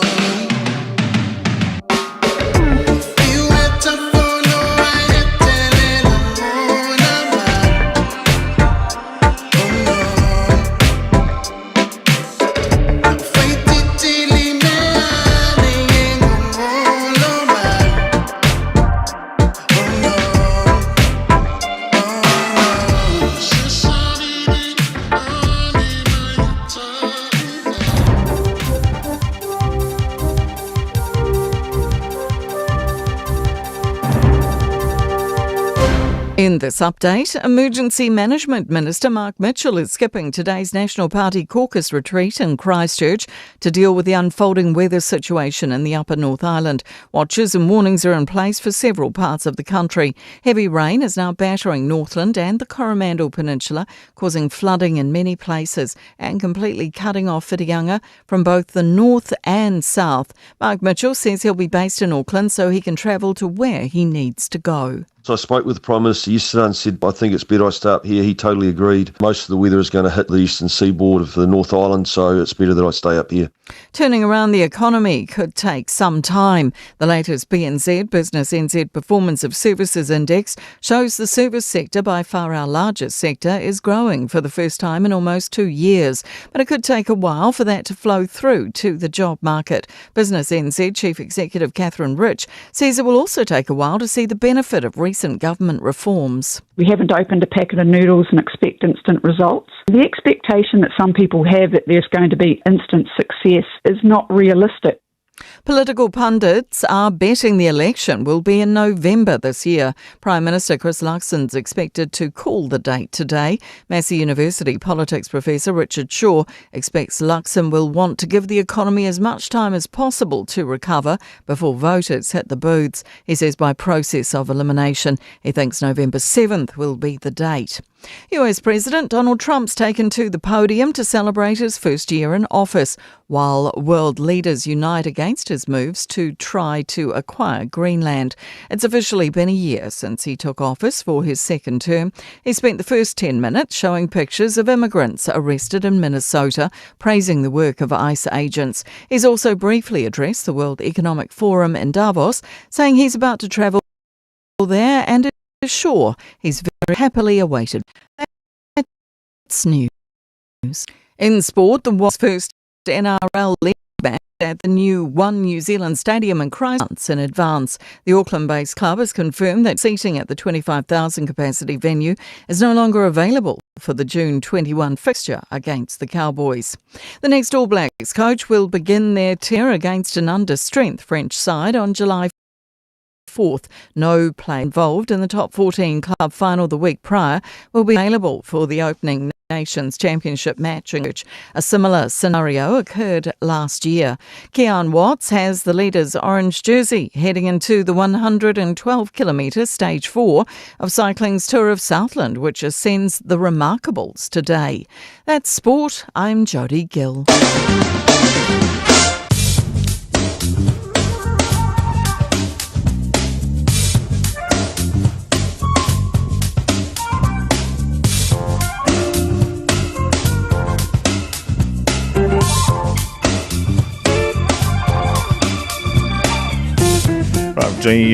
Jody mo ang tanto telephone le vang o le Taeao o le usang siya tolo miru te ni le July vai le Taeao le solulu a solo suta sinel masino yan wari lua filu ono e le tanto ngana tono le telephone fale finga luenga o pisinisi o company o lo fa bele ona ngalwe ai wasa manu yo ainga no ma le tanto tro.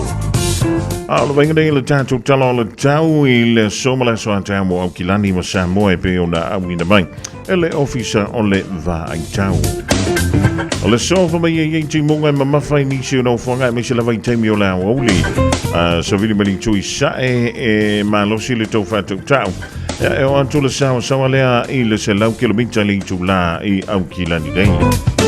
O le mawhanwhana o le ea I le soilus fun ma le wha tikeri o le Malu I le poana ni e lua se fulu tikeri ma o le angoto le la e le toe se fulu iwa minute le intu la e iwa I le poana nei. O le venga mo le soa Taeao e o soane le la I le lus fun wha minute te aile ono I le Taeao.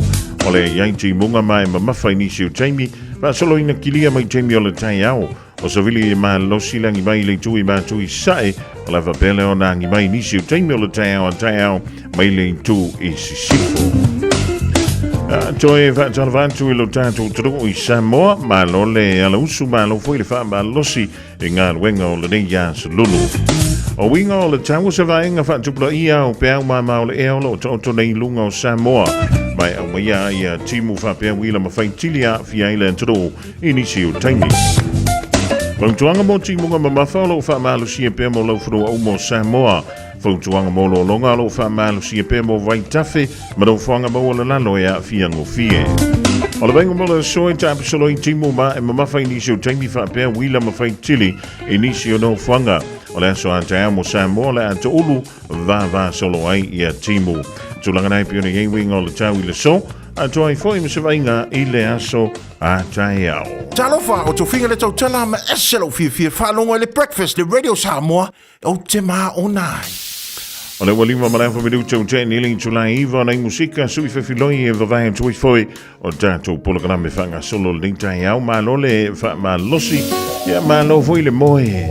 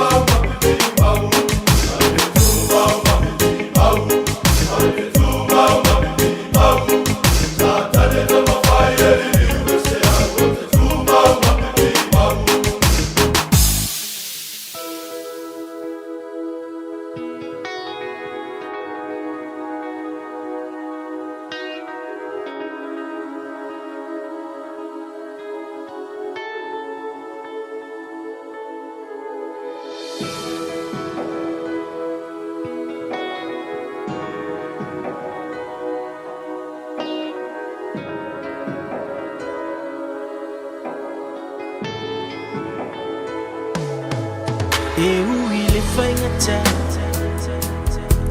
Pei o se sala a se pangota Tu fesili ai pe ai sea Le o ti o se tui ina tinga La urupe ua le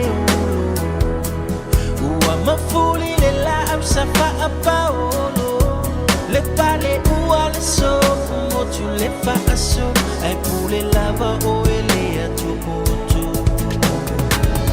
Luali isi elo fa mai o vai vai Fiu e fava senga o nei tinga o ya Ua moa tu le sa taula ya yo le va ai Atua o ona le de ipu o winu ai Mai mau pe ana ma fai na to e liu le tai Lo leo ma lau kitara se yo to fa lo ngota si Ui i leo te loa ua e fai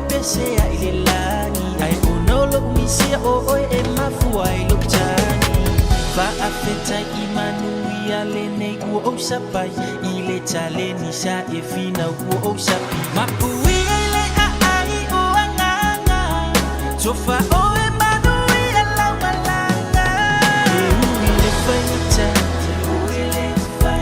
Bei o se sala a se pangota Tō whesiri ai pe aisea Me o ti o se tui na tinga Lauru pe ua leo Ua mafuli le la apsa fa apao Le pale ua le so Mo tu le fa aso Ai pule lava o e le atu botu Io tie o filo tui Tu unga mau Fe elo manu manu Ai se awe ave ai le safai maa uo Lesa mawai le fiafia ilo unei Lesa fatai ya webanga ipo Tinga lava lo leanga ai le manolo Aua ya fafanga ipi mafotuanga Tama ua orisia le taua mafutanga Ai famanga lua iso vai vai si fati wa sala Tafi malala malanga maua sono foa Imana tua pea we italo sama Silonga ua umana umanava E ui lava o se kou whau ke roa sa whaki e ki e kau E au sanga le ku vai Whai la ku yama Whasenga ku lau ngu foi pule whai ko a kasi at sit sit esi Ora wilo ai whare u koru fu e mare ko o si ala kou Kasi whai me no ka la le mali i o lang Wa e mo le ui le sa Wa mangokor mafuali Ma ua whango ele ele ai e kuwasa Rangi ai fi ngao Mea ua e lau whakau kainga Ua pong sa fo i rongo nganu Ua le mumusi au la mepa Ka rofa i le ka mafukanga ua au o mangua o mala Ua sauki ai o paongo ma whare kalakala i o mafakianga Ua mumuku wangu maala o le la ai le makuroi maka o mo onga lingi i o langa Peanga mawhai unga koe a maka Pai maru e peanga o se aka ai se koe kila i le amakanga Ka fia koe kilo kilo a kusi au pau pau au whai ma se o langa kala I kere ai ma o fisiki so ua ave se ai o i koe maka Wha ma ngalo lau lea kala Hele i o peke i ka se kamaka o peke i ma I o fau wanga sa ka wairo nge i o langa O lau ka lengi ma unga ruenga o ke wha asuru ni mala malama I o mo se se roa ake niko ko Ka ua kuiala mea whai maro Ai sau pea ya si au masi au whanga Pea ma o koe le po E ui le whaingata Bei o se sala a se pangota Tō whesiri ai pe aisea Le o ti o se tui na tinga Lauru pe ua leo Ua mafuri le la apsa wha apao Le pale ua le so Mo tu le wha aso Ai pule lava o e le atu botu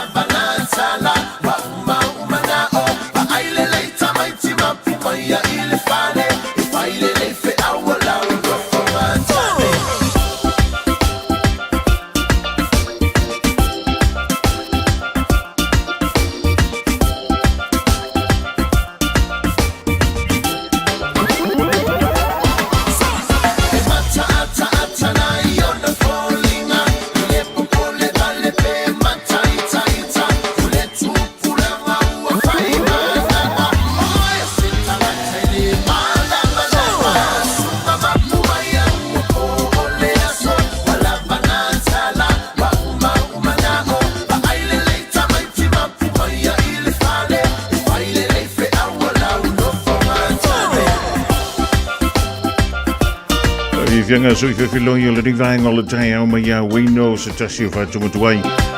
Tamalo ua mea asa le sunga ia ni seto whare moe leo tue langi le mai le sunga ia wino. Le rivaenga o le Taeao lus ful tasi minuto o te aini le tula Eva.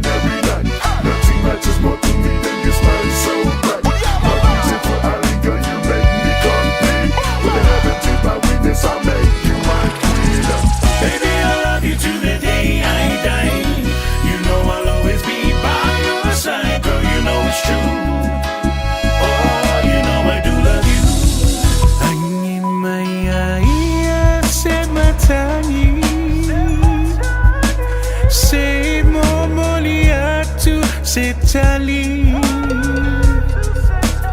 ya te ia o io Fiafia si pe mai ilo unia nga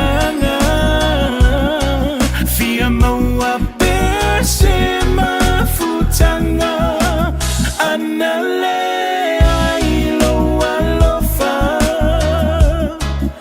semanu o tele ola ilo unia nga Fia maua pese mafutanga anale ilo alofa semanu o tele ola Baby, I love you to the day I die. You know I'll always be by your side, girl. You know it's true. Oh, you know I do love you. Baby, I love you to the day I die. You know I'll always be by your side, girl. You know it's true. Oh, you know I do love you.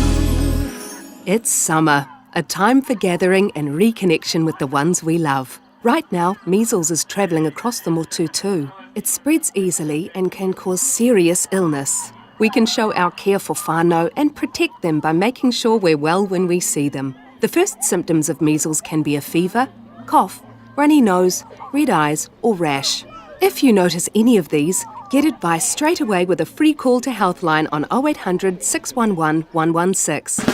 Sunga o whenga whakao e lo kawa le whau maunga Max Ila. Senga o ka amilo e o kilangi. Mo koe foi mai lava i o tara i le Taeao World and Auto Limited. Lea ma o aiso skoi ngā meg ma pa o kawa. A o le me Pico City. E ngā le lua lima ka alalwa ia so le kokongi. Le Taeao World and Auto Limited e te maua i ta avale ma pa o tau ngofia ia New Zealand antoa. Mo fo i se ti mag wheels mo so se tu ai ngā ta avale ma le telo isi au unanga. Warren Up Fitness i le na o le se fulu tala pia i wha i lo i eina e wha afafonga le Radio Samoa i nei wha abitoa. Talia wins quotes, cue cards, maisi. Walau lo le Taeao World and Auto Limited i le lua fitu tasi tolu o mo pa uta avale. Po le lua fitu wha tolu lua o mo le whale inisinia. O e sauni malanga i Samoa. Manatua lola mona rentals o lo whanga solola na whabitoa e luas fulpasene. Pe a wha so pe siliatu e te whaonga i nai. So se ta avale mai le aso luas e fulu Januari i le aso luas fulu valu o Februari o le tausanga fau. E mawhaiona piki le ta avale mai le maleva le lei whale olo. Po o whangalii. Wha pealo tātou o fisa au tu i ala fua. Pe momoli atu fo i le whale tali malo o lo e wha mautu ai. Ai ngā wha abitoa. O le ia tātou insurance cover e te fili bai ai. Ina rei tupu se wha lawe ai o lo iai le wha mama a venga. Manatua o lo iai le tātou account i New Zealand. Pe lafo sa fo i le Moana Rentals e wha o ngā ai. Le Pacific Easy pe wha o ngā fo i lau credit card e wha atino ai le tongi ino lo sa. Mori si wha mtalanga wala au le Pacific Easy i le oval se lau. O tasi ono po le numera masani au kilani o le lua fitu ono fitu iwa fitu wha. Po le lua fitu ono fitu iwa valu wha. Matala sanga e transfer o i le Moana. Pe asiasiane i le Facebook o le Moana Rentals. Po le tātou upenga tawha ilangi o le moanarentals.com. Moana Rentals o laupa anga e taitoloina o i au malanga asiasi i Samoa. Eva mai pea i the radio kasi lima i wakolu amo.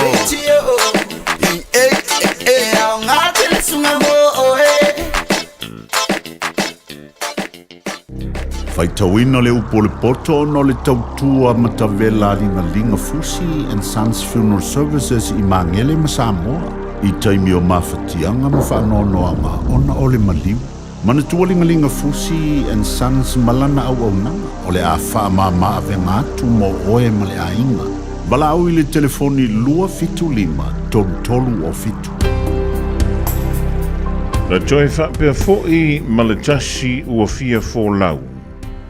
O sauni se fōlaunga i le vasa so. O na talo sanga atu lea, i se la au sili o na vai. I lo le la au ua ia ti ai. A wao le la au lea na mafau iai le tangata, o lona fiafai o loa ma ua ngaosia e le tofunga poto. Ai o lau lava tausinga le tamai. Ua taita ina ai. Aua foi, awa foi, na e tu mai lava se ala i le sami. O se awala tonu, i to tonu o peau.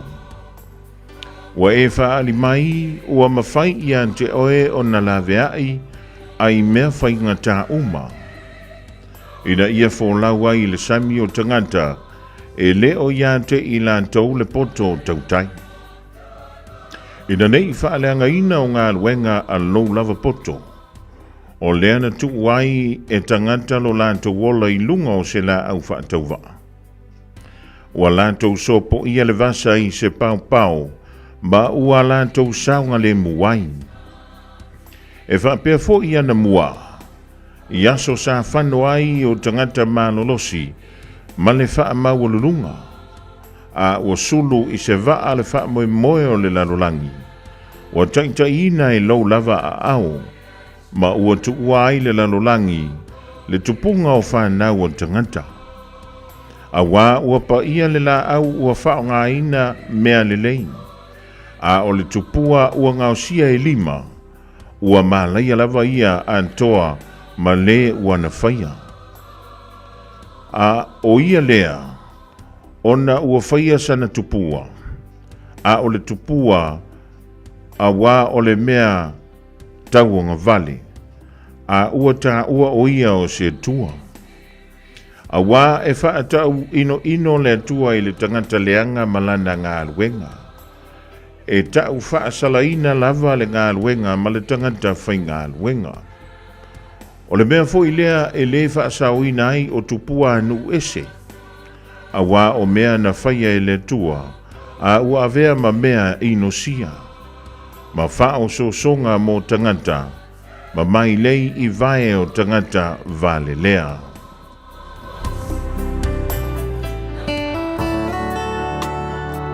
Ua awina atu le upu o le poto i le nei aso o no le langolango mai a linga Fusi and Sons Funeral Services. Ua mawhai o na tu whātasia o au nanga tāla whea ngai i ni tautau ngō fia tele. E fsosoni atu ai, a o whea ngai oe ma le popole ma le whememea.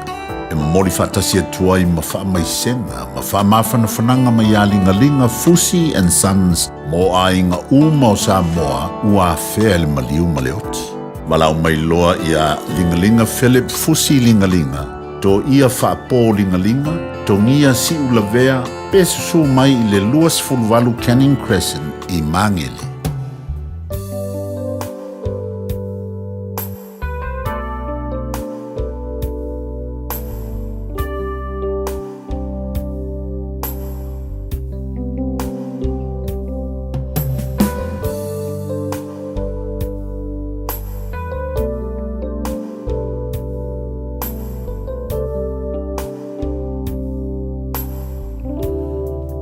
Let's a fu e ole satao e filo aia ma Yesu ina sawalo fatani o ia moe fa alongo ilona si fonga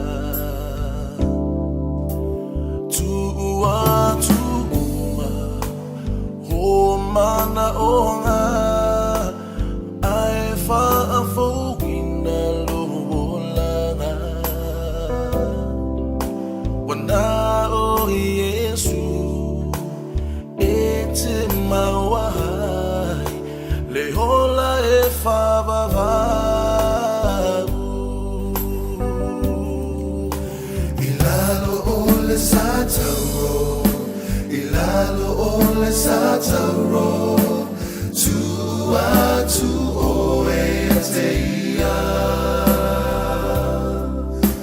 ilalo ole sataro ilalo ole sataro e feilo a ia maia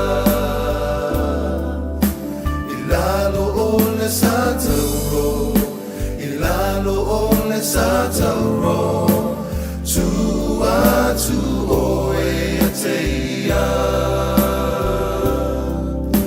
Ilalo o le satauro Ilalo o le satauro E filo a ia i maia Le tafu e o le satauro E filo a ia i mai Yesu ina Sau se i e bai I loa lia lo tau tai Talo faua ta fe mai le tutu mai le vai Ta fia fa alono hatu Se leo lo alanga mai A se a e te fa tu ai ai Wana o Yesu E te mawai Le ola e fa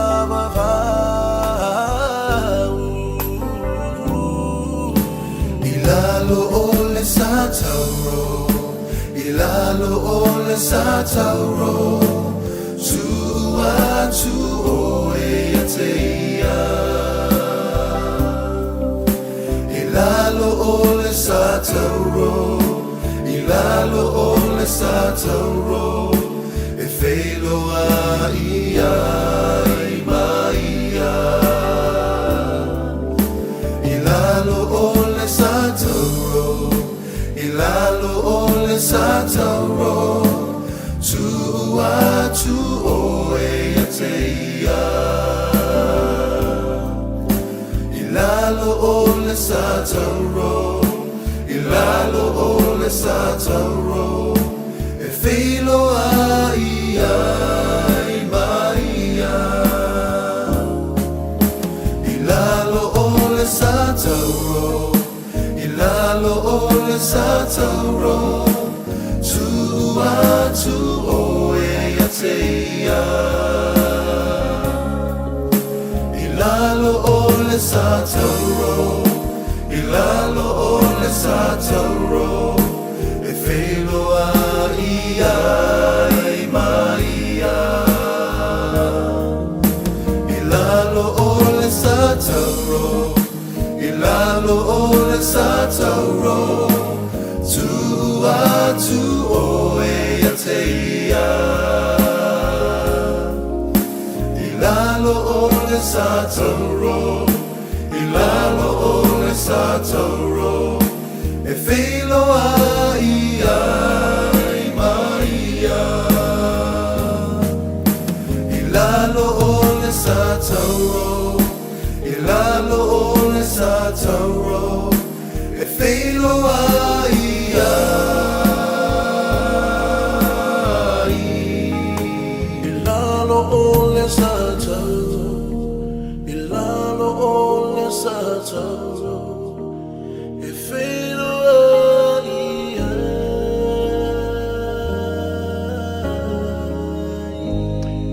Te fu e o le satauro e langina e peleti le rivainga o le Taeao te ulugan tuai. Ja, le tātou polo kalamena o le upolo poto mo e mai tātou mai le rivainga o le Taeao.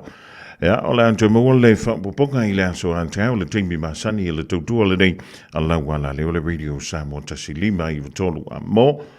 O le wan toi sfulu fitu me du tona tale o le tulai se fulu ona au nātou lau whapoponga o tātou tala i vai whanua ma tala i talonga le ngana Beretani. Ia va talavanti ia 7 e ke Roma o le mafuta mai Orlando, Florida le nei ia vaenga leso.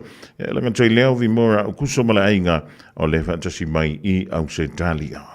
Mo tupe fa mo moli Samoa mana tua no le Pacific Easy. O lo fa wau pe le tatu fa bitoa e na le $5 le tongi pe ai fa ngaina le Pacific Easy app. E fa tino yo tupe fa mo moli mai lau telefoni febe ai. O lo ava no fo le tatu direct transfer ti posi mai ai yo tupe le tatu account. Ma fa moli ina fasili lumo telefoni. Ma fa tino la fo ina lau tupe ai nga fa bitoa. Mo le tongi no video le vai mo li te nga tupe so se fa le tupe Samoa pe te tongi ni no nga tupe le no pi fa Samoa House Corporation po le Samoa Land. Ma so se au nanga Samoa o lo mawhai na whaatino oma ili tātou au nanga le Easy Pay. Manatua ua whaasoponia so se vahe ngā New Zealand yo tātou lala. O lo hapa fo yo tātou visa yo tara mamangele. Pe whaunga le Pacific Easy app mo le direct transfer. E whaasao inu teimi, ai sidi ona whaasao ina yo tupe o taunga tāle benesini. Mo nise whamtalanga, wala au le telefoni o valselau o tasi odono. Po onu bera masani au kilani o le lua fitu ono fitu iwa fitu wha. Ma le lua fitu ono fitu iwa walu wha. Pacific Easy, o lau pa anga mo tupe wha mo moli Samoa. Hey, don't be that guy. Or that auntie, ignoring a sore throat. This isn't just some drinks and lemon tea in your sweet situation. Untreated sore throats can lead to rheumatic fever. Nobody wants that for their family, eh? Go get your Pepe's sore throats checked at your GP, school nurse, or pharmacy. It's quick, easy, and most importantly, free. So come on, whānau. This summer, take care of your tamariki. Get it checked and get it treated. For more info, hit us up on socials at Stop Sore Throats or visit stopsorethroats.nz. E te manae maua se luma na e manuia o la wata li I polo wa whawhine. Ua se fulu nei tau sanga o whaatino le Pacific Advanced Secondary School lea au o nanga. Na whaawaile nei a onga e Sir Michael Jones. E whaonga I nae ngana le Pasifika I le NCEA. Maua fua o fua o ngā toe lea ni pilia onga. I le tau sanga lua o loa whana maua lunga I le whainumera o alonga whana wale pass na au sia tongi e ulufale ai I le universite, po le university entrance, I le tele o kolisi I au kilani.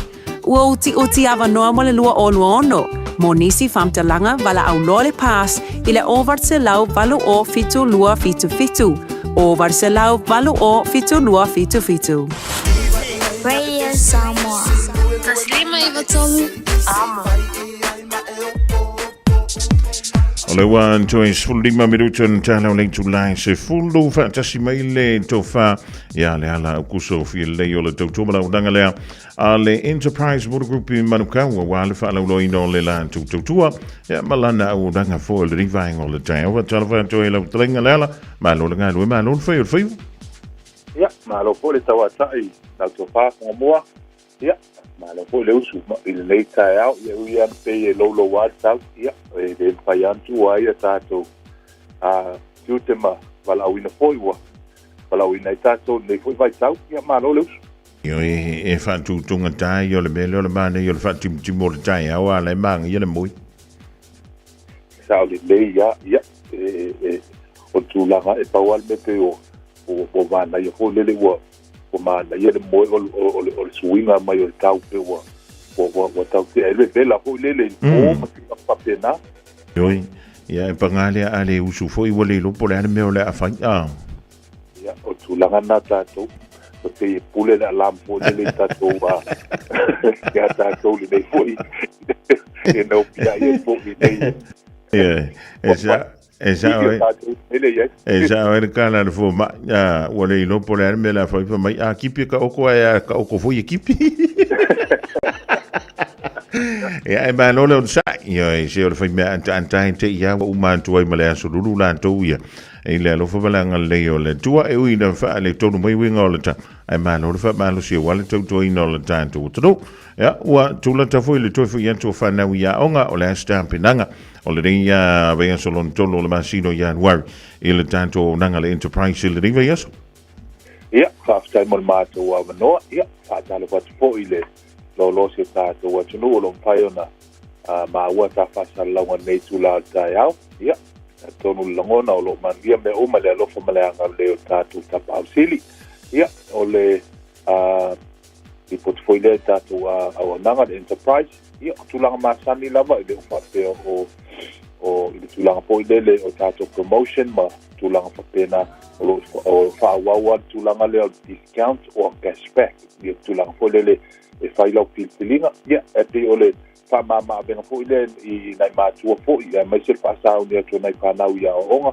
ya wa po se le ni so swani package ya nai ainga ya lo ya tato wa tulanga na tato promotion na ya o anafi na toi fai fo tulang fo le telo tato ta vale wa papa u mole sila pia fo sho tato wa tu no ya o maua tato SUV fo le mai le no afi ke se lau I badim o lo mafai o na maua manua tato website enterprisecars.co.nz rono winga ya o toi ngā aso nei e fo ngata ia le te le suat fo I matalato au di tato ia e te o lunga tato website o lo mawhai o na mau o mai tato tāwale le tūlanga fo lele pai o na whaanga ioi mai ai ia lau finance tūlanga whapena te whapewa maua le sa o lo e tau I lei mafuafuanga fo ia a inga I le tūlanga le tau sa I lia sa ia o tūlanga o trade in a whapewa o se tāwale tuai ia o se tāwale fo I umana tongi au e mana o mia le toi upgrade o lo sa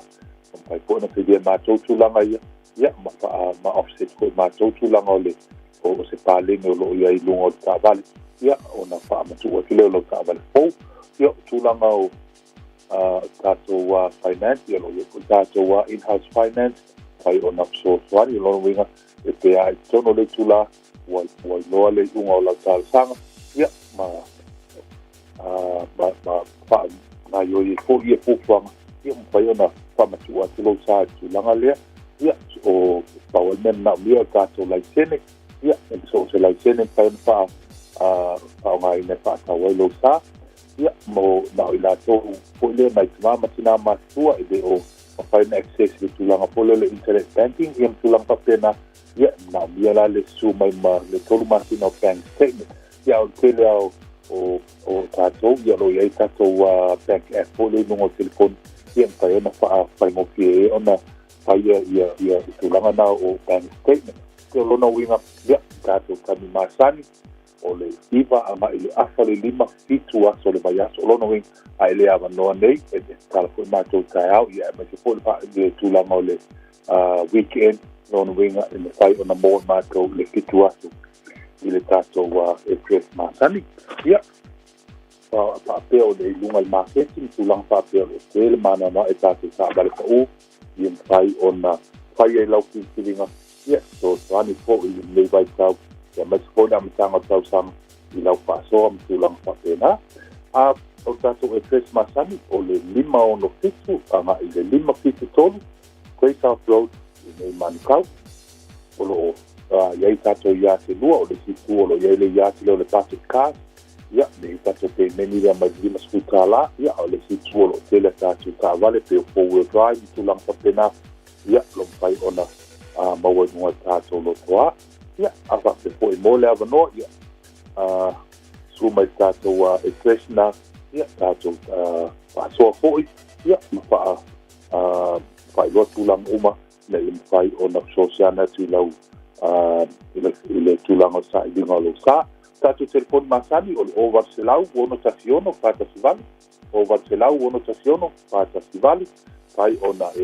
ili mai po ia ma tātou pasoa ia lo mātou ngā lua ma le sunga le pule ia Terry Kuhn ma po ia tau o papo tātou auna neo le ala ukuto piele lei pai na soani inisio vae na o lo ofia mna o mia le whapulapula po awa ia tūlanga le sa I linga so sa ia konga bua manuia tele ia kai valo primo te ngai malau talenga nei Taeao tai konga mau po so tātou watu no lo famia le tua ia lo famia le tua ina ia mo fo ile ola ma le soifua tai atu ina I fai ko tātou I loa I te Taeao momoa ia lo famalanga le tua ia manuia au ko inga nei atu I lau kiute pombo tātou whapedai o le whai pe ona e tole talai le rivainga o le Taeao le tō wha ia le ala ukuso whileina o le tautomala uranga le Enterprise Motor Group I Manukau wala vai le sailinga le stavale mo oi malawa inga I le rivai tau o le tausanga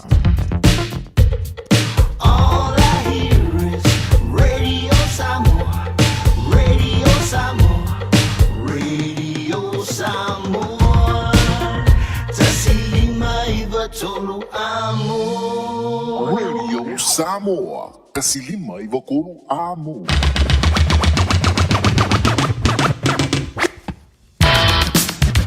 O lewa tui fitu minuto na tale o le tulai sfulu le vainga o le Taeao le aso lulu mo le antulanga whau te tele Samoa I le tātou mautanga mai lawa le Taeao na le lasi o le mai fo le vainga o le Taeao a whaiwa I se tulanga wha le tonu le tautoma udanga le tau una wha tawa matuanti e te oe malo titi whaitama tei te atu le tualo tau soifua ma le man tong nei ola le asfo wan Taeao tatou toi whailoa iai I lunga o pēa mga lunga lole. Tu pena mai le sa, o le vitalenga ia te tia ma le polokalame o le Fiafia mai, tau te mafuta pēa mai, a telefou ma tala I tālonga le ngana Peritania o le nei a sololo. Io vai lo tātou vā, io e, whai mani ilo sa I lunga o le ala tele, le ningvainga o le Taeao. Ia, e whiloa ia I le so a Taeao, pēa tu sai ma le whingalo o le tātou tāpa au sili I lunga. Maruia lau singa o le rei aso, vave le masini tala tupe, ma mana tua pe au fuala au.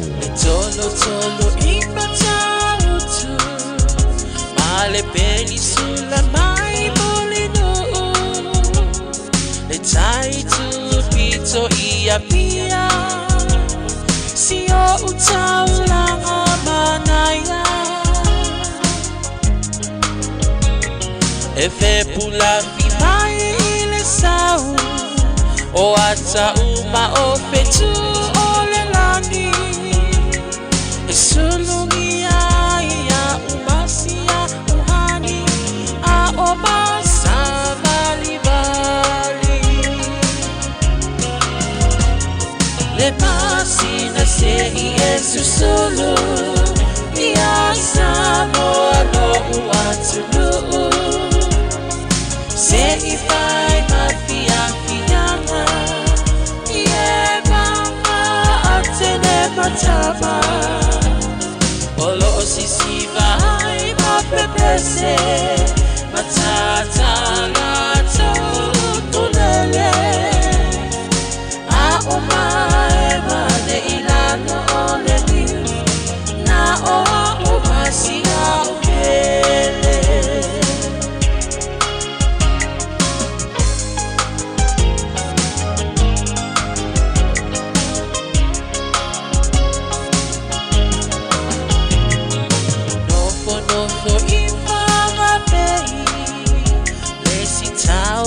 Samoa nei, ai mana tua pea o polu, o le ingole a osu o motu, ele mawhai nama o nangalo, le tape mali o mai singano, o lo o nofo ai tine matama Alona awala lau papa, le masina se I susulu, ia Samoa no uatulu, se I vai ma Fiafia, ie banga atene matama, olo sisi vai ma pepese. Matata lato tulele, a omae mane ilano ole ni, na o umasia ukele.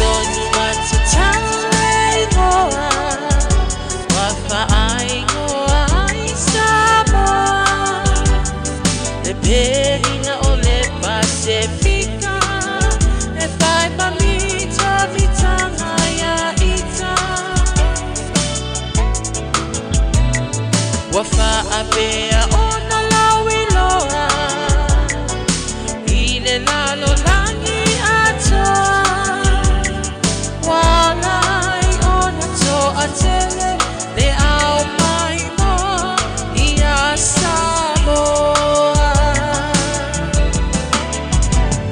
Le masina se I susulu,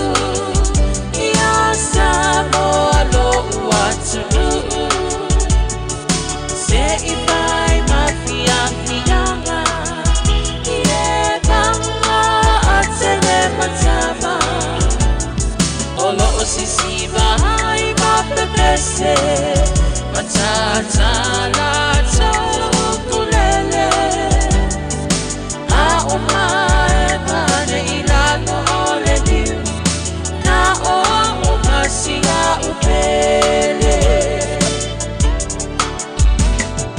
A umae mane ilano ole niu Na o umasia upele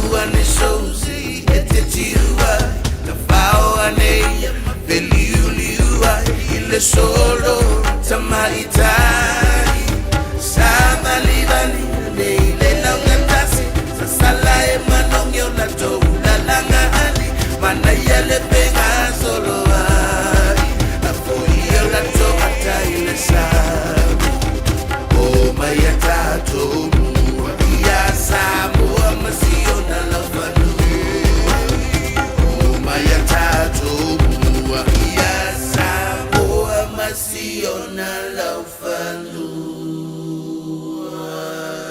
Muao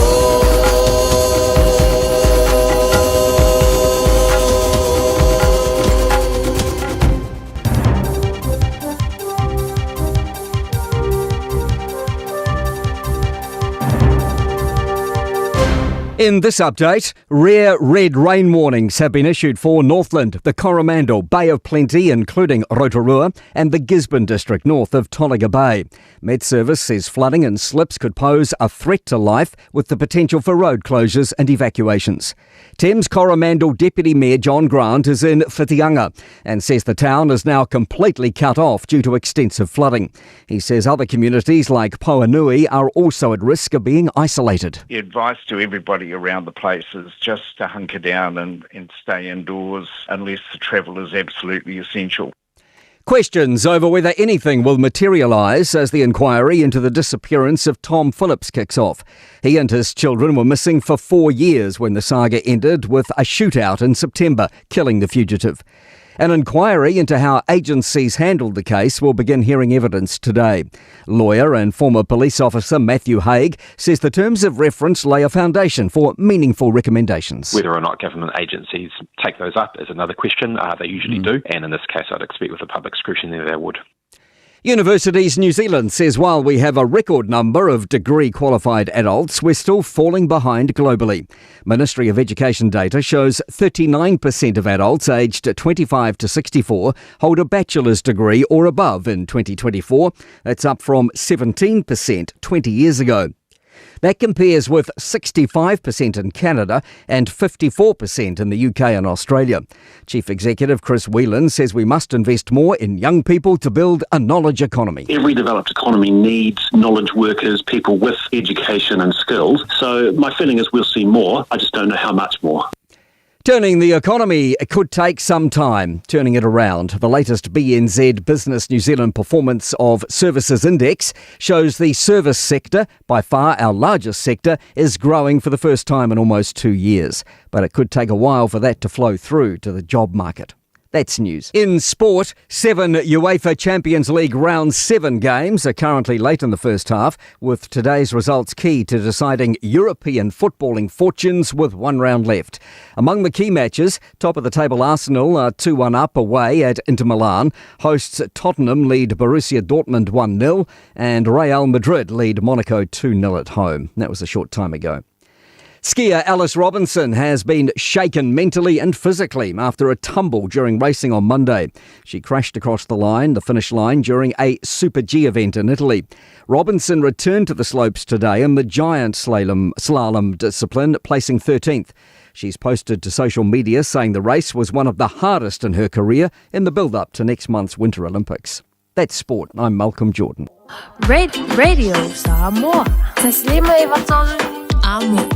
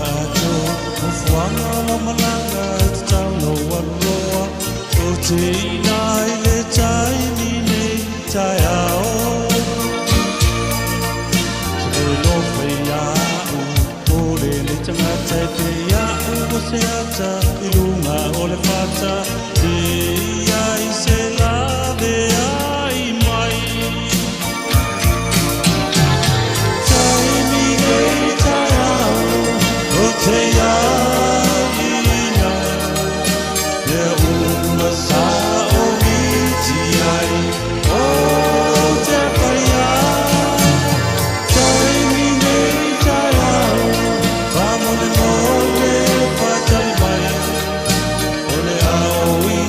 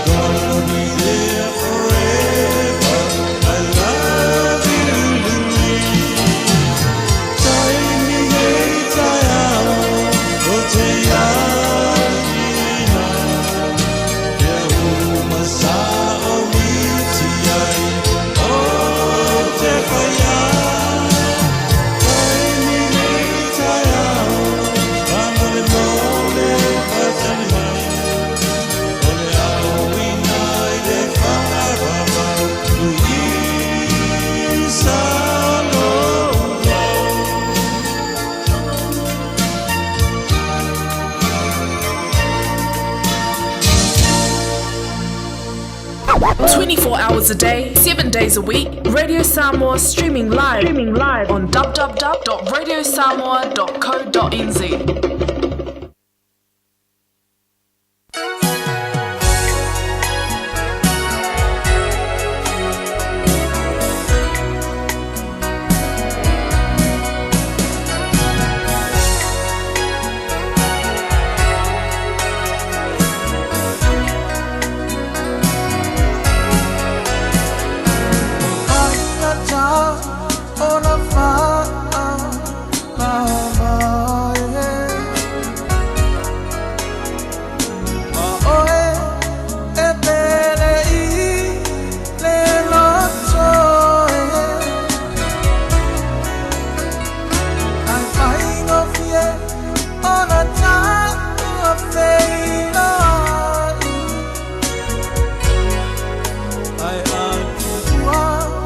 Wana olo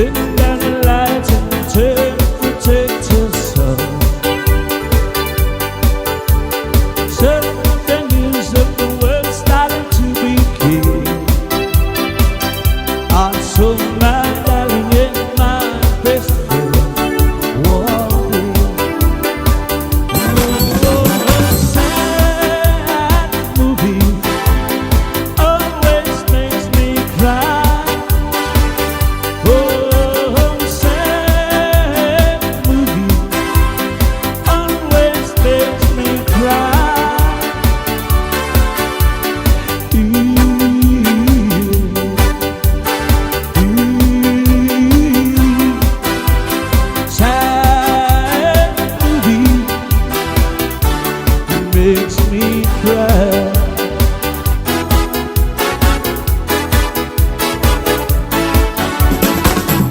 You can give me out of Monday, very, very good. You can give me out of Tuesday, feeling sorry wood. I can take me out of Wednesday, Thursday, Friday, Saturday, back. Don't you leave me out of Sunday,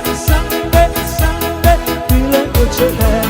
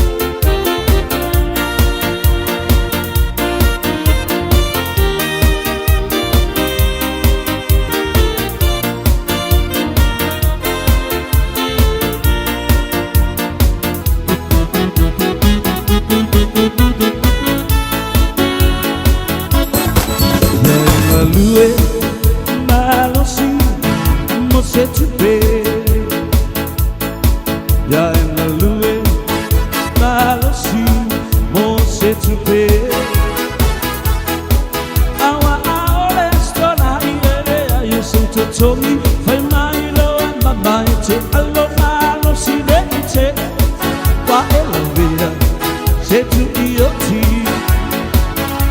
you got to run and hard so but your family you got to do sooner than I do cause you got your family yeah in the way I don't see more set to pay hallelujah yeah hallelujah I don't see more set to pay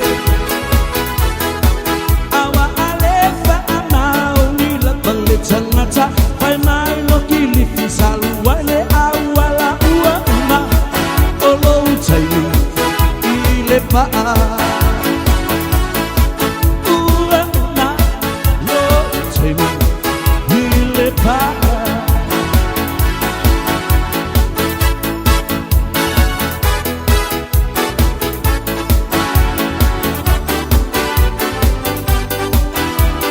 January, February, March, April, May, June, July. January, February, March, April, May, June, July. August, September, October, November, December. August, September, October, November, December. January, February, March, April, May, June, July. January, February, March, April, May, June, July. August, September, October, November, December. August, September, October, November, December. January, February, March, April, May, June, July. January, February, March, April, May, June, July.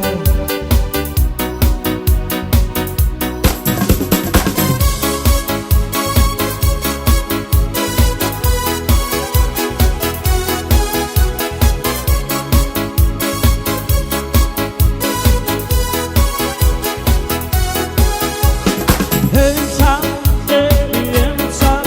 Give me your heart, give me your heart, give me. Hands up, baby, hands up. Give me your heart, give me your heart, give me all your life, all your life.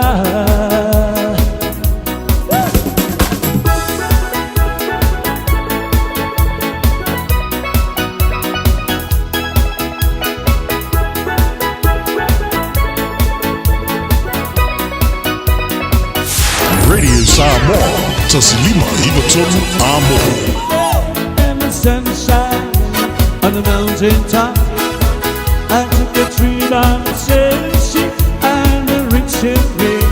I made them stop, but I tried to see I'm on my way. Home, get back, home many days. My heart is down, my journey around. I took the money to kill in the distant town. Karaplava o David Tuale nei, olo e whaafonga mai pēi le Radio Samoa, tasi lima i watolu a mō. Samoa i amanuia lau whaafonga, ma lau whaasausaunga.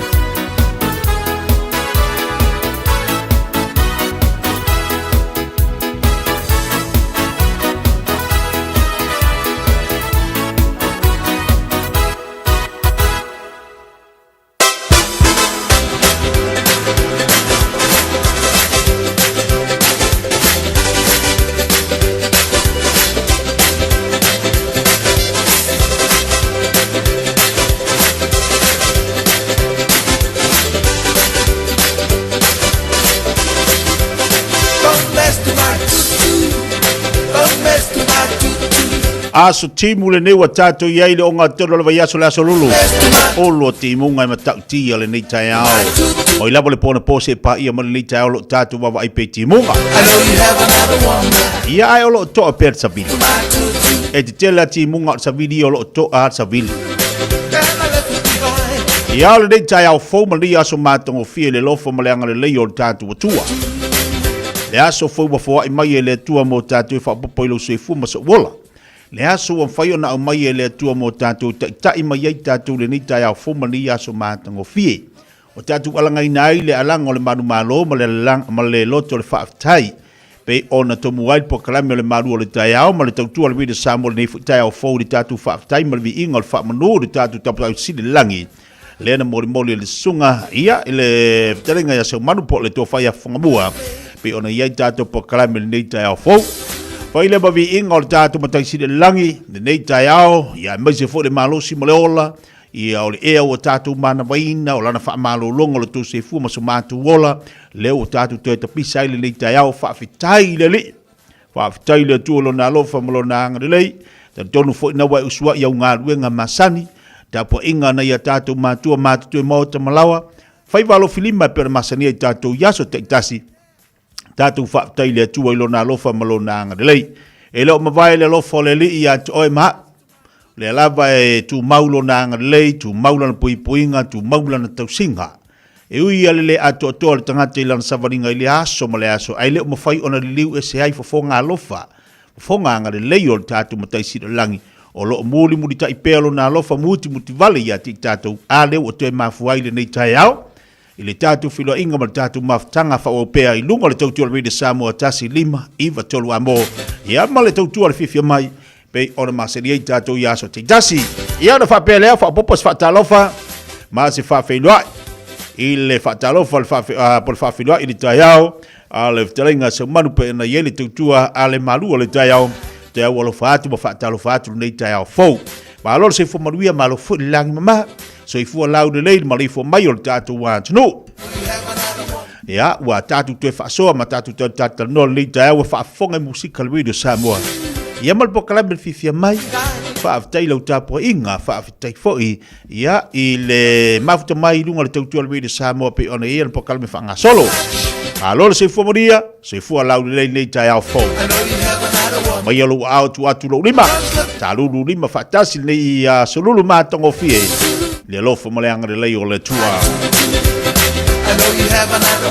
Panga solo di so tatu pokala me pe nei tatu o tatu aso timu fa pe nei o le musika tatu te vai fa no fo file mu wai e wa ese fo ia winga le kau pe wa maka funga kau malulu mai le taula tou ia a tatu fu ia na timu mai ana na Fiafi fa solo mana po al me mana ia e to atsabili ele pio isi timunga te tele mai timunga a le sawi le savili e ese ia male fa popoli tangata ia tatu mau foi ia winga le taupi ona iai le vai aso fa mai e to timunga tapena pena ia e sau niuli tatu e pule aleli pule ale atua ia na ia poklame mana ia fuafanga mo tatu pa wale me tatu o tatu matala mo la sau niuli Tātou ola sauni uni maola tāpena pena tātou ia i le aso ma le aso. A le me mana ia, a whapea o le afui ngā ruru e bale ofisa vai tau lātou.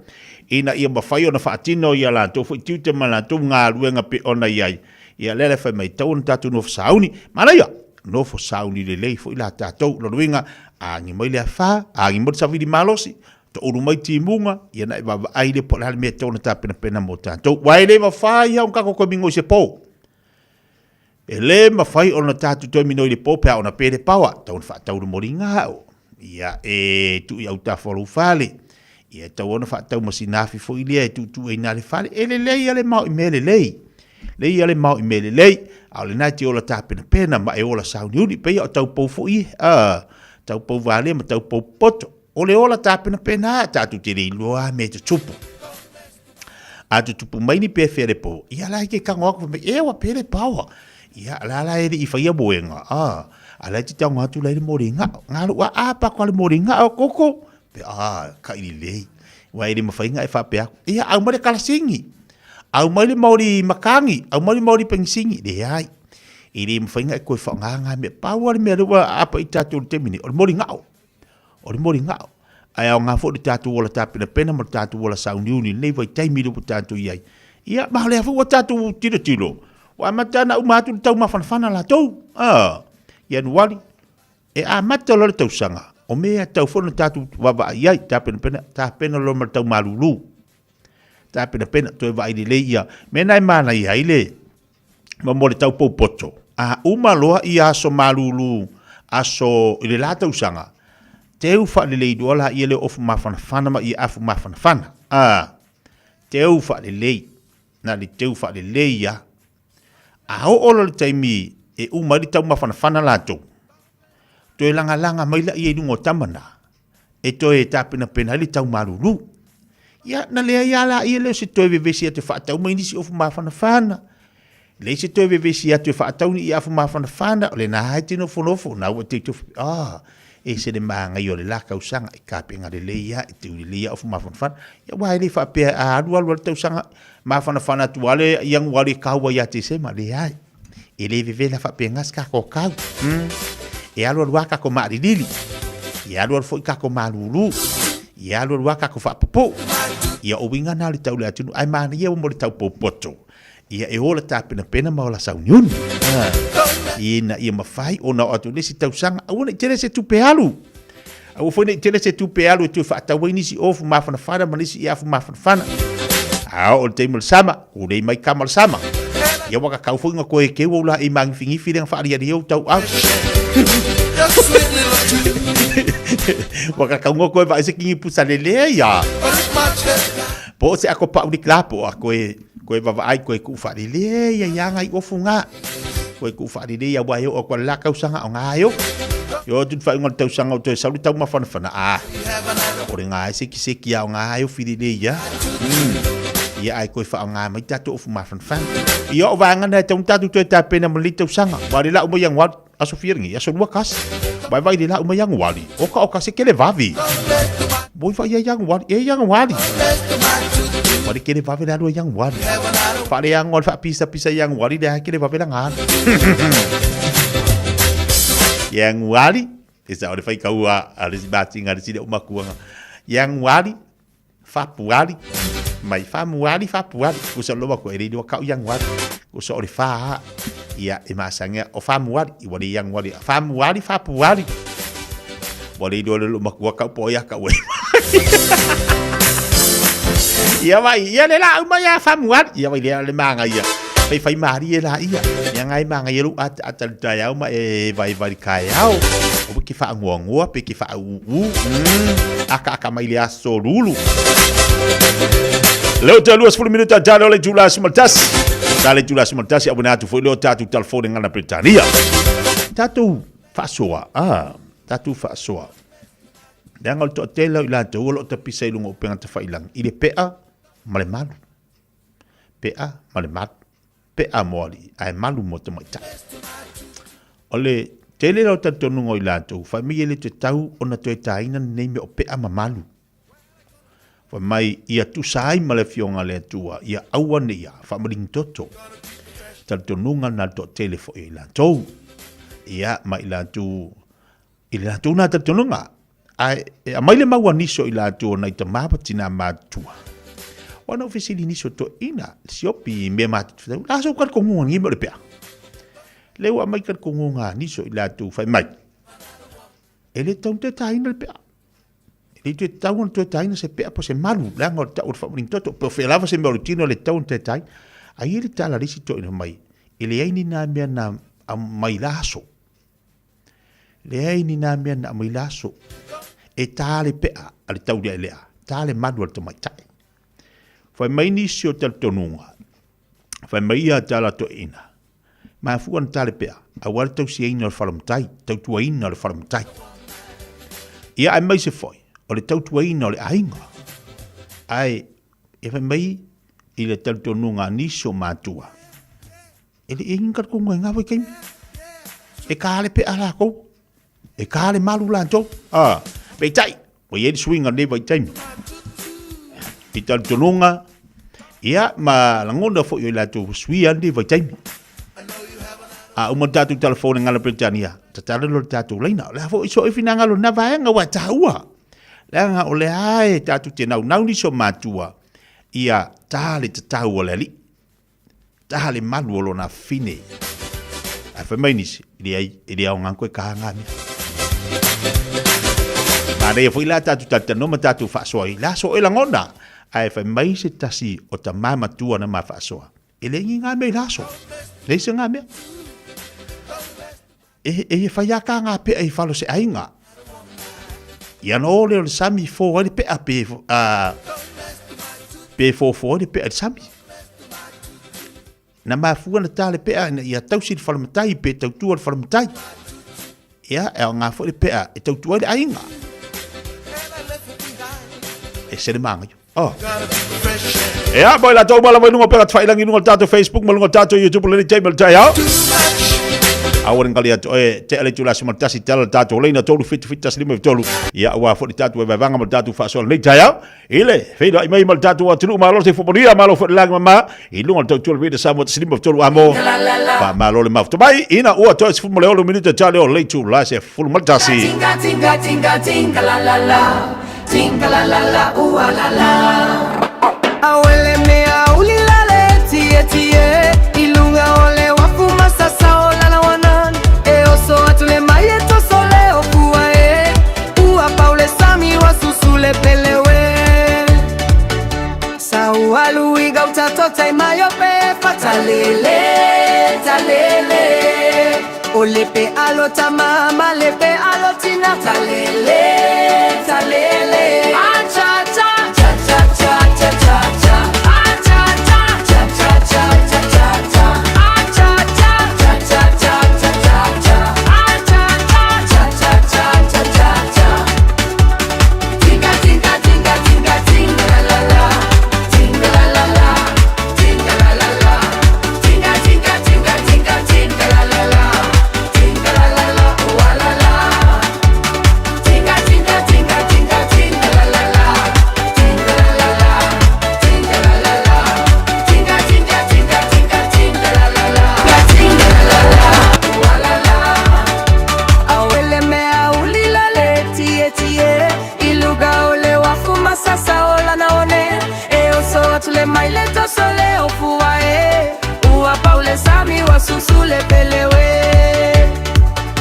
sao alui gauta tauta mayo be fatalele talele olepe aluta mama lepe alutina talele talele acha cha cha cha cha cha cha cha acha cha cha cha cha cha cha cha acha cha cha cha cha cha cha cha acha cha cha cha cha cha cha cha tinga tinga tinga tinga tinga la la la tinga la la la tinga la la la tinga tinga tinga tinga tinga la la la tinga la la la wa la la acha cha cha cha cha cha cha cha acha cha cha cha cha cha cha cha acha cha cha cha cha cha cha cha acha cha cha cha cha cha cha cha tinga tinga tinga tinga tinga la la la tinga la la la tinga la la la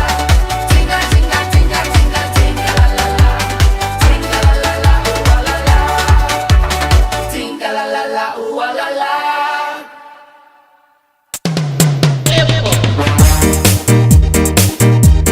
Tough stains? No problem for Vanish.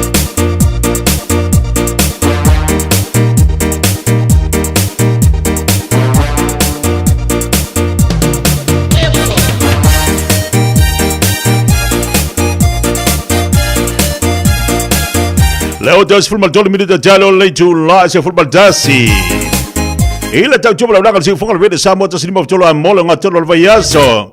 Pa baloa ti sosi ali mana ya kaisar para lo fatu mo oe. Pa mai le tala to for mai local doctor si o jawa. Ia I fela no fanga lus mal fa pa fitu, lus mal fa pa fitu le wa ia le unanga mal tua.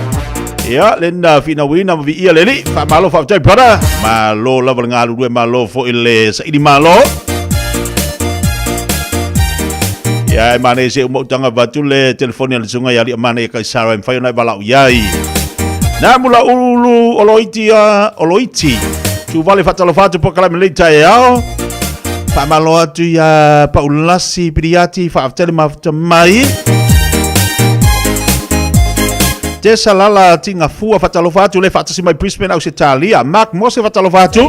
Malo se fua lau le John tu lima fatalofatu le mafta mai.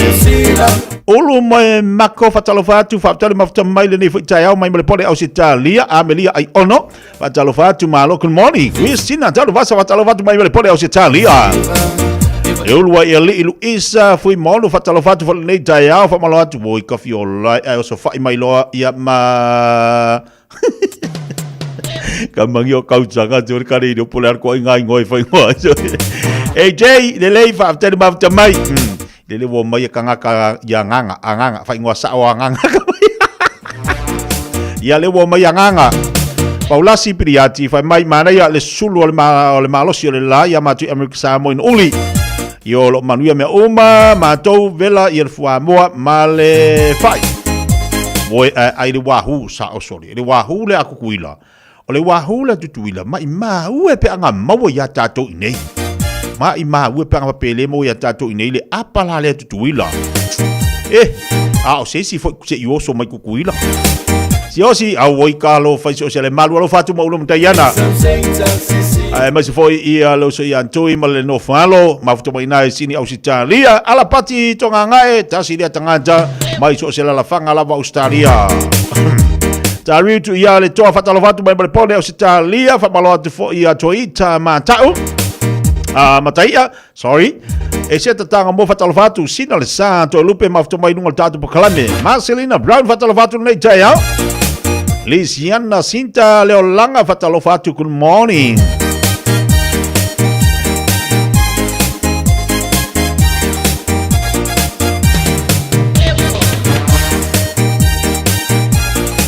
Famalotu ya Voka and Loto to malatai malo se formanuia le fatasi mai nai Alaska.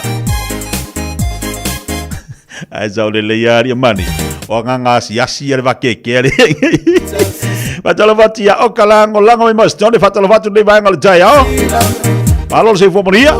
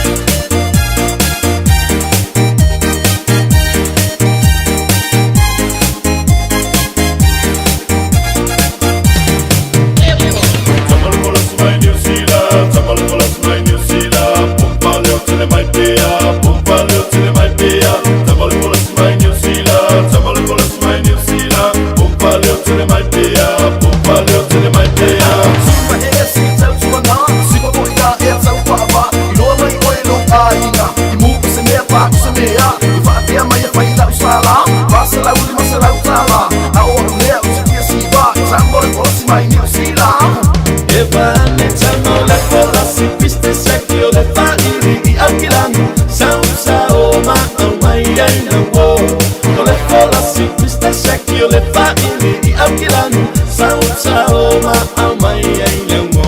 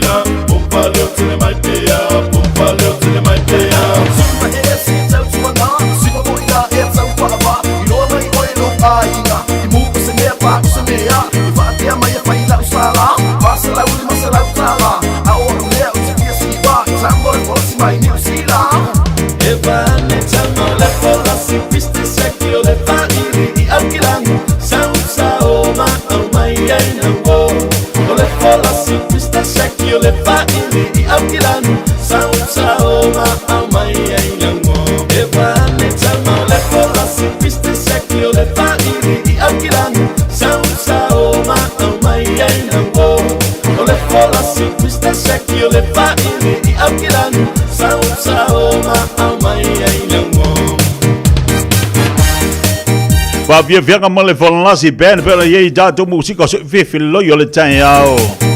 Taeao no mi te jalo le jula smaltasi fa balati di so tato ba anga lungo dato YouTube le Taeao ne. Patalo fati Michael fati brother. Manuia foi le nei Taeao ya te mala ingo fati si mai nai ma Wellington. Sabi fa tele ma mai sabi. Balol se fo Manuia. Lau tamo le Malu piola lo fai mai la mo le pankeke o Australia. Au ala gol kamalo ka le pankeke Australia. I vi au fainga. A vida esa uma ku pe Australia. Nika si ole fatalo fatu nei Taeao malo si fomoria manu foi tito manga luenga. Fatalo fatu le si a limit le fo. Alo fatu brother wa mai. O mai manu tau sanga fo. Jo fide ya lasi alo fatu lasi. Manu foi nga luenga lo fenga le table le Taeao. Alo fatu so ya misa. Sungal fa fenga anu lunga wale fatalo fatu lo sungal fa fenga manu foi nei Taeao tito manga luenga. Jole fo tu fui opa fatalo fatu nei Taeao malo se fo laudele. E se te pati fat si mai me pone Australia si vale pasesa mate batatu nei California o le ua ma o vela sa pasui ma le fa lifu fai oka kai mangai. Dali tua amosa fatalo fatu nei Taeao malo se fo manuia. Ia fai mai ua leanga kere le kimu. Wanga ka le vale ia le fale le ngungu ka lo fai. Mai wa ko lu aso ele ia. Ka lo fai yo ngosa. Ya wa fu dinga ku so nga ka ngofi me ia ko.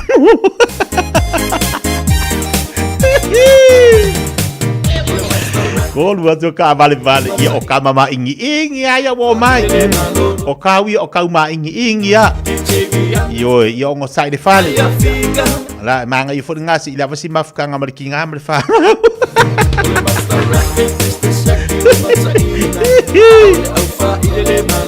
La manga i fo ngasi tau ma si ka vasi mafka nga mar ko odwala ko ali. Yo ya ba anga le nyiri nga fa nga mai.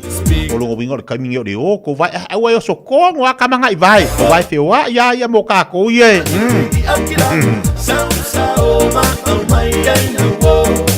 Ia fatalo fatu foi sa le leia so se ale mito la fo io se so ve ale malu o le malu ia so se ale malu se mo ia wala fu ba ka le vale le fani ia wale ku kusa fu longa malu si ama ka le kausanga le ku kusa le malu si so se ia se mo ia le malu ia ke lo fu ia ama ka le kausanga ia le ku ko ia ko so aku le wheelchair ia o le kausi si e kula fongo langa o kama ia boy kula fongo fa mita ia la ia wa fai mea ai ko ki kingi ka wa aku wa paru mea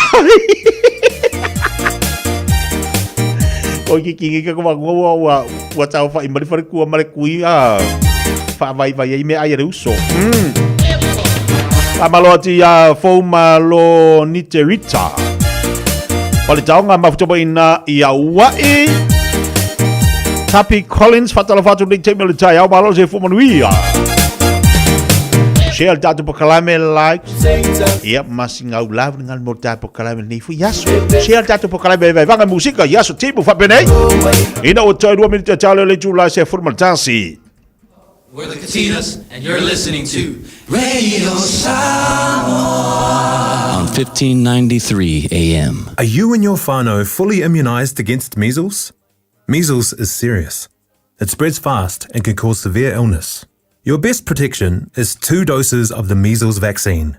So, now's the time to check if you and your whānau have received both doses.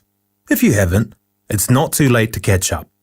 Book your immunisation today. It's free for most people. Find out more at info.health.nz/measles. Beta Drive Doctors i le taulanga whaatau I maangele whaapea manrua. Mo le vaenga o so ngase pe amana o mia. E whaatino e fo I matupui pui o le whanau witi. O tupui pui le COVID is full river. Mo I lātou is full on tausanga malunga atu. Whaapea matupui pui o le flu. Wala au telefoni. 255-25 Mo so wano e whaatino ai nei au nanga. O fisa fo mai I maangele I taftafane o le McDonald. Amanrewa I taftafane o le Faletusi po le Public Library. Beta Drive Doctors Clinics. Talofa o waleni o se electrical inspector Samoa tolsu 5 tausanga tautua ma o resta leino fo I mole waino lo mota falsam fatfanga luenga fa peli pe ino vai vela mo nga umu falau mai lo waleni o amos electrical il o lua fitu lua no tolu no fitu no lua o lua fitu lua no tolu no fitu no lua. E te manae maua se luma nae manuia o la wata li I polo wa Fiafia. Ua se fulu nei tausanga o whaatino le Pacific Advanced Secondary School lea au onanga. Na whaawaile nei a onga e Sir Michael Jones. E whaonga I nae ngana le Pasifika I le NCEA. Ma ua fua o fua o ngā toe lea ni pilia onga.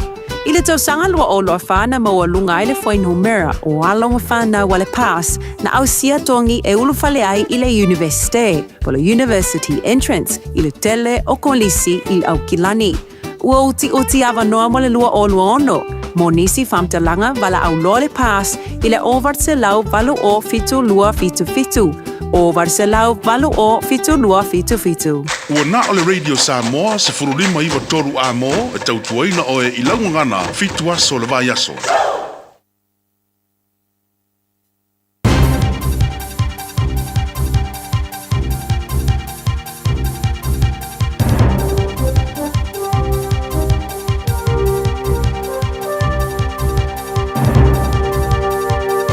In this update, Thames Coromandel residents in low-lying areas should immediately move to higher ground as torrential downpours lash the upper North Island. Rare red rain warnings have been issued this morning for Northland, Coromandel Peninsula, Bay of Plenty including Rotorua and Gisborne district north of Tolaga Bay. Orange warnings cover Auckland, Great Barrier Island, Gisborne district south of Tolaga Bay, Hawke's Bay and Tasman west of Mapua. Thames Coromandel Deputy Mayor John Grant is in Whitianga, which is cut off by flooding. He says today's reviving memories of Cyclone Gabrielle. Been out this morning and, we've got some houses here that are now getting flooded in the basement or the ground floor areas of the properties, which is really sad to see. Auckland Emergency Management General Manager Adam Magg says now's the time to make preparations for emergency situations. Make sure outdoor furniture and items are secure. Prepare for power outages, get your devices charged, and keep a torch and battery-operated radio handy. Cryptic answers from Donald Trump around what his next steps will be to achieve his goal of buying Greenland. World leaders are meeting in Switzerland for the World Economic Forum and using the platform to unite against Trump's tariff threats. The US president has spoken at a stand-up for almost 2 hours, talking about his claimed achievements on the first anniversary of him taking office. To questions about how far he'll go to acquire Greenland, he's responded with, "You'll find out." We will work something out where NATO is going to be very happy and where we're going to be very happy. But we need it for security purposes. People may need to be more careful when visiting Christchurch's new Metro Sports Centre. Christchurch City Council says there's been 163 reported incidents at the $500 million Parakiore Sports Centre since it opened 35 days ago. That's nearing 5 incidents a day, 33 of which involve the hydroslides. Head of Recreation, Sports and Events, Nigel Cox, says water flow has been increased to reduce risk of people getting stuck. Additional staff have been stationed and more sealant has gone where riders were getting bumps and cuts. That's news. In sport, Manchester City have lost their latest Champions League football match 3-1 to Norwegian side Bodø Glimt. The result included the sending off of captain Rodri after 2 bookings in 54 seconds. NBA basketball's first 10 All-Stars have been revealed alongside the concept's new 3-team round-robin format, matching up 2 USA selections and a world selection. Giannis Antetokounmpo, Shai Gilgeous-Alexander, Nikola Jokic, Luka Doncic and Victor Wembanyama have been selected for the world team. Steph Curry, Jalen Brunson, Cade Cunningham, Tyrese Maxey and Jaylen Brown are the USA's first 5 selections. LeBron James' run as an all-star starter has ended after 21 consecutive years. That's sport. I'm Malcolm Jordan. Leaving in sin. Where are we going again? The beach. Obviously. Which beach? One that's close and not full of Ooh, I just found our matching hats. Nope. Okay, Safe Swim's got a green pin for Takapuna. Yup. Tide's good, lifeguards are on duty, and there's no wind. Let's go. Water quality, tides, lifeguards, weather. All pretty good reasons to check Safe Swim. Visit safeswim.org.nz or download the app today. Thanks to Auckland Council. E te manae maua se luma nae manuia o la wata li I polo wa Fiafia. Ua se fulu nei tau sanga o Whaatino le Pacific Advanced Secondary School lea au Onanga. Na whaawaile nei a onga e Sir Michael Jones. E whaonga I nai ngana le Pasifika I le NCEA. Maua fua o fua o ngā toe lea ni pilia onga. I le tau sanga lua o loa whana maua lunga I le whai numera o alonga whana wale pass na au sia tongi e ulu whale ai I le universite, polo university entrance I le tele o kolisi I au kilani. Ua uti ava noa mo le lua o luono. Mo nisi whamtalanga wala au loa le pass I le ovart se lau valu o fitu lua fitu fitu. Over se lau valu o fitu lua fitu fitu. O fia maua sau ta avale po sau piki apu. Ai tong I ta I vaiaso, lua vaiaso, pe ta I masina. O le sleek cars o le a maua ai le fisosoani. Ua ta pena le au whainga ruenga a le sleek cars mo oe malo a inga. Aua e te popole I se mea I tasi. Te tala fitu aso, mai le sfulu I le Taeao, anga I le afo le ono le a Fiafia. Tele la lai au kilani I saute, mili mai loa I le o lua tasi faa, fitu lua selau, po le o lua o, fa lima tasi lima tasi. Radio Samoa. Taslima ivatolu. Amo. Fiafia ai lome. Lome. E ulupo lome. Lome. E fusu foi lome. Lome. E sawa lome. Lome. Tafa maiata leva veau. O lome ua alue tafa ova ai se tagata ua vela o se ti. E inua I sana I puti. Aole matai ua tilo mai. Fea e aluia I le taule ale afa alogo mai. Lea se meana e sawai. Lauto fa se fa amole. O italene I olome. Sina fa lawa se italiane ai. Lo tamanava ua mole. Sole lome se ua auga tete. Foliga peio se panikeke. E sa mua ave o ua fuvae. Toe ave mau se vae. E masta la lome ua masta la lome. Lome. E lo tu foi lome. Lome. E mativa lome. Ole uso lava lome. Lome. Mali e lo to telemo e tolo. Olo melene e ulupo. E ai le silome e no foi uta. Olo metonu la valena. Lei atali lauva ai ole ana e sauai tagi fa lululuga ole mago a o faila utatalo le ai toina fa atalia ua sasia awa te vave au fika ga e fai te ai pole si ai tata ulava na iloa lo me mai au te alo e ai le lo me Samoa o lo otagi peisemo ua mawane ilome ua mawane ilome lome lome lome lome e ulupo lome lome lome lome lome e fusu foi lome lome lome lome e sawa sawa lome lome lome hey ha shake chino Ya lelei, malu minuta leo te nei ia leitu la ese fulmaldasi tatu telefone ngala pencari pada whaafunga ba iai.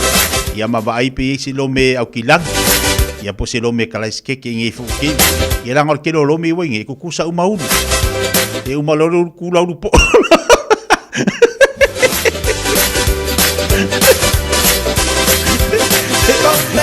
E mo kula le ulu.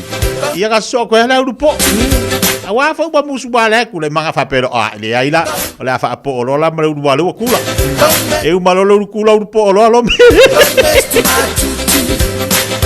Patalo batu le dei Taeao ni sela tol tatu ai ngalo ba fu mai lunga tatu Facebook e ka koi vai vanga fu ngi yasu ua vai e sa bu ngar ka to uru mai timunga ma se se dal tele fa malo tu nei abta bale dunga wala fa talo fa tu ma to fa malo ati ati uto pedo ke le ngai do se pesa mingo kasi de ave lo ring maka la le ye wa ala kwa mai fika mi i momo street kai kasi fo i pikong pole ala le lori la po ama le lori kere a fa ofia la ka mai vao au ala falo ainga fo i koleki de lapis ere kai mo pe yor mingo yor piki apu pe anga fa mingo la ka amo ka ko masang ale si me ere kai fa ngalan ke fong ese e fa record sim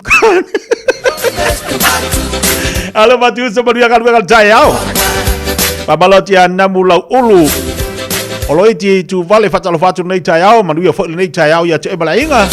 Ia olo manuia ana mula ulu. Malo se fomria. Sia pizza fatalo fatu nei Taeao fo. Pabaloti Siliana malo se fo manuia fatalo fatu lau sunga. Ia manuia ngaluengal nei fo iaso mafutatu nei I au kilani. Savi fatal fatu savi pole lofa leota fa mo tauloa pale balu penny le mafuta tu nei I papa toi la tatu o tatu tatando tatu fasoa ile baenga pe no tu inatu ya oile ni Taeao ia ile mafuta mai langa olena ufa ilo ya ese atangata mala tu tantonga ile meni ole pe amale male malu ile tai no le pea, ma le tai no le manu, o le taimine. O iei tanto nungo tangata, e le o toi te tau, e le toi te tau, ona toi taina se pea, pe toi taina se maru fai mai. E tu sai, ma le tanto nungo le fionga le atu pitai ona tanto o tangata kewisiano. Ea, e le tau ona toi whaamiring toto. E le te tau ona toi whaamiring toto. E le tau fuilana toi taina se pea. Ai olena ua watu I hante oe. Ia, nisi fo langona la ngano ofisili ni so tangata matu pola so la tu fo te tononga ia pola fo so la tu lo ai il ta male no fa yatu ele ni me fa pea o asola e tale pe al tau le a tale madu te mai ta ona ina ia mafai ona alu tau le alena I tu tono le falo matai tau tua le falo matai tau si le falo matai ia ele ngata ilea o le tautua fo le nā tau le lea I tu tonu. O lona ainga. Tautua a le nā tau le lea I tu tonu o lona ainga. Le ala wa iei te tonunga. O iei la ngona o niso I lantu. E le te tau o na toi taina se pea. E le te tau fo I na toi taina se maru. O le aso la ngona. Ia, o le afo iso oe si la fia mo so e mamlama le nei taimi suinga.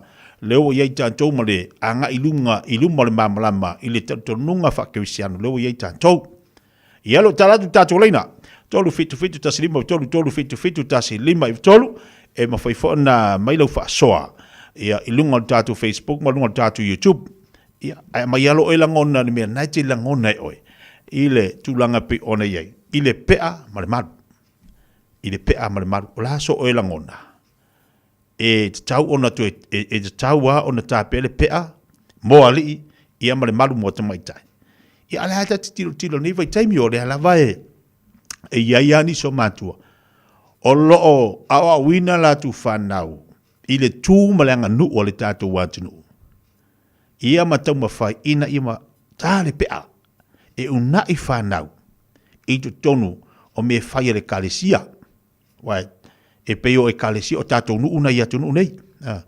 Ala awe wau tila uia i teimi nei tupulanga talavou, ua to tele tupulanga talavou. O lewa tāla tau songa imiti. Malu mo tamaitai. Ala sulangona. Leo tala tātou leina, tolu fitu, taslima tolu fitu, taslima tolu. Ia, leo wawano wadu tātou telefoni, la tātou wala mua talofa. Te alofa. Malol si fumoria tina, wa medi Taeao. Ke kia, mangui a whaafkai lau ko whaafai la unga. Malo kau kua kungu uningei a oli. Ia, malo fo se fumoria ia, oe mita, o manuia urua.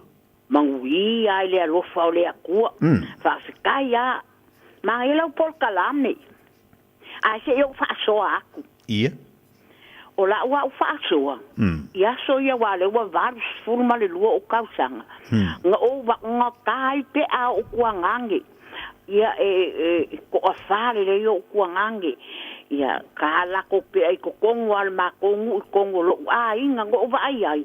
O ka se mea e maa ngai o ka fiafia nga o wa ai yo kwang wa ma ngai o malako pe ai lale kule a fa pe ka ia yo kwang e ia ma se soa a le o songa ya uso po songa kwa fa pingi po ai ke le alanga ka uso o ke ia la ko kakao ele fa pe sa o mo e fa malin koko ia langa kia o ka ko wa ku ma ka ko masa e ese le mangai o le kako kau po le kako songa miki pe asa mai i me fai el kako wa kunu ele fa pe foi o le a ka ilo ke pe te sila fia se me o sa waise se me ko konkursu pa ia e salfa malin koko ia a o sia o kala kunga ai la o fu kala le pa ke se e wifi la usala ya Taeao le suafo yang wali oi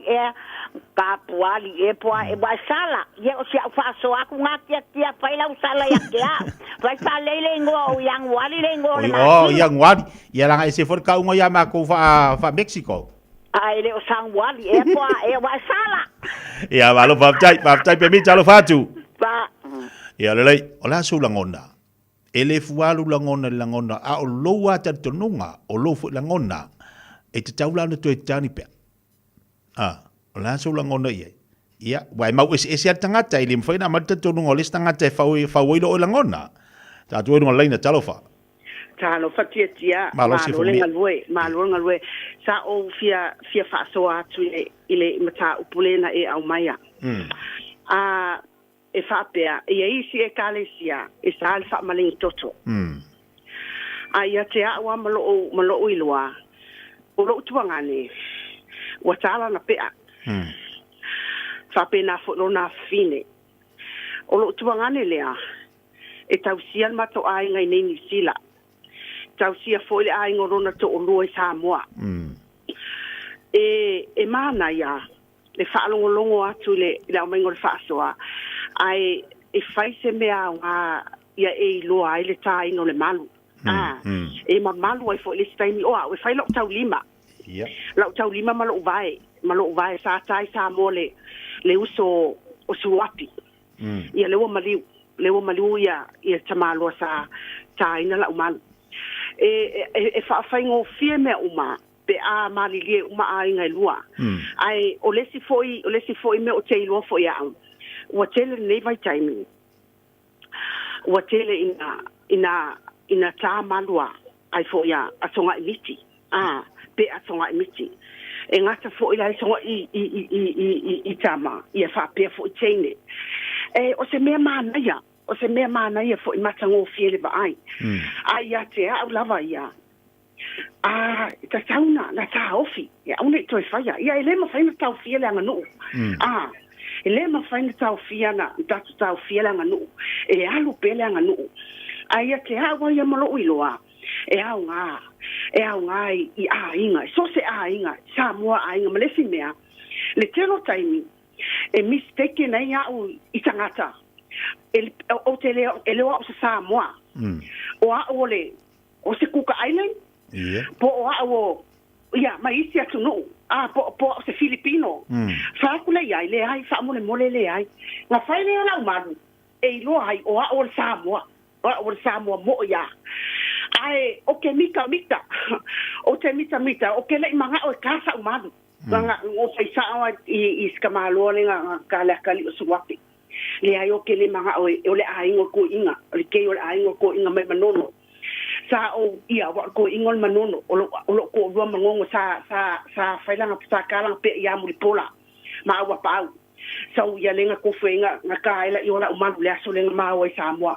E maa ngaya le kilo iai. Ai o le kango le pe o ke le manga o ai. Langai I kokongo le mako e kalesia e sa fa maling koko. Ai o se nere le e ka fo ia ki o ki nga kasa pe. E kasa e makango fie ke le vai. O ke fa fe kai si o kuangangi wa kala pe. O se kuangangi le langa o le fai mako ai nga ngi sila fa pe fo Samoa. O sa aso atu le al mako e kalesia e sa fa maling koko. Ia fa fe kai ki mo lo wa vangoa. Tai to fine fa tai ia manu ia fo Taeao. Ia pena foi se fua talo fa. Ka fa se fua no sunga. Ia malo no sai mai ngol tatu. Leina o amuri Taeao. Ko mo la ni. Ka ko wa ko se mo. Ia so no ia o tama. No vai ka ni u ka ko vai ko e se la lunga le la laki. Ia ka ko pela mai ia soia. Mo ia se ku lo fo ia le. Le se si uwa ai le kingo Yesu, le se si uwa ai kingo le kua. Ka ko whanga mai ka koma kua. Ka ko ilo ai la ia, o le kua le soifu. Nga wa I me kako. Al melo o vai a koinge. O malo si loksi le o mai whai mai e sa, wha maninko. E sa o mongi. Ka man kua. Ka ko whiola mai ale la e ale ka ko kni. A o le, wai ko o whalau kene e kanga kai le upunga whamaninko. Ai pauan maa losi o le upu le pionga le kua o whamaninko. Aua whasio kangaka.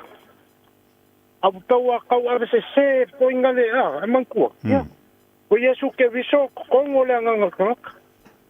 O aue le sau pe a awe ua umanga ka okoia nga sunga mikelo ka di inma le malolo a pi. Ia o kala se ukamata. O lati ngalo le kua iangai. Ale vai ia ku langa whangau ka mai. Le ima se soala nga pea. Ia, o le mga onga whailanga lo ka mai lo okari. Whai mai.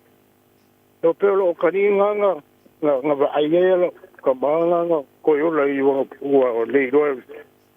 O whemenga ku ua le pamu wanga whau nga la. O so ngira se ra koi. Peo lo e kikiro okari. Walau lo le koi nga sa ue tu inong kua koi ku. Ia, mo koi siwa mo koi ku ia e pe e whiwheka mike ku. Ia, on mela ngai. Koi fuli ala e lo kari e ku ia whalo kua ia koi inga wa saka wulma se ku lofo ia ne. Ia, tango ku lafu si mo koi whamai. Ke vai akunga oe ai ke rero loko. Ke vai ako oe le la soanga ia papata rafi ngalo le koe. On mela ngai. Ia, on ma diu lo whailangi o mako ia koma. A makalonga pina vingalo o kari ia nai ao. Nāna mere, ia. O ngufa mawha mai rankara. E, langfa mai lea papa e reise se soa. Ngā whai an mga o kamiki. Ia, mea langa punga le whailauka. Io fuaka ika ia la e ia Samoa. E io le ia Samoa ia. Pe ana e mai le malu mai le songa mi. Ia, o se ma pupu nga ia e se me la ka fe fua ia le men ka feola mai ao ia le a te langolango ina la tale o songa biti te langolango ina tale pe amale mal e ka wanga nga ka ko alu pe men ka ko mai ina ai ka ko mala le ia le fionga le kua e fa sio kanga ka o le whaamarin koko mea ngā. Mana ia. Le lei whaftai, ia manuia Taeao. Manuia le tua le whalang. Tai lava, talofa. Talofa. Talofa te tia. Malo si fatina, malenga oa mai oe. Le manuia whaftai. Talofa, ia via le lei, manuia tausanga fo ia te oltina. Ia whapena fo ia te oe la tori. Ia le lei, ia pa ia saunuanga oltina. E vasul, o tina. E fai, sa tal, e na malu.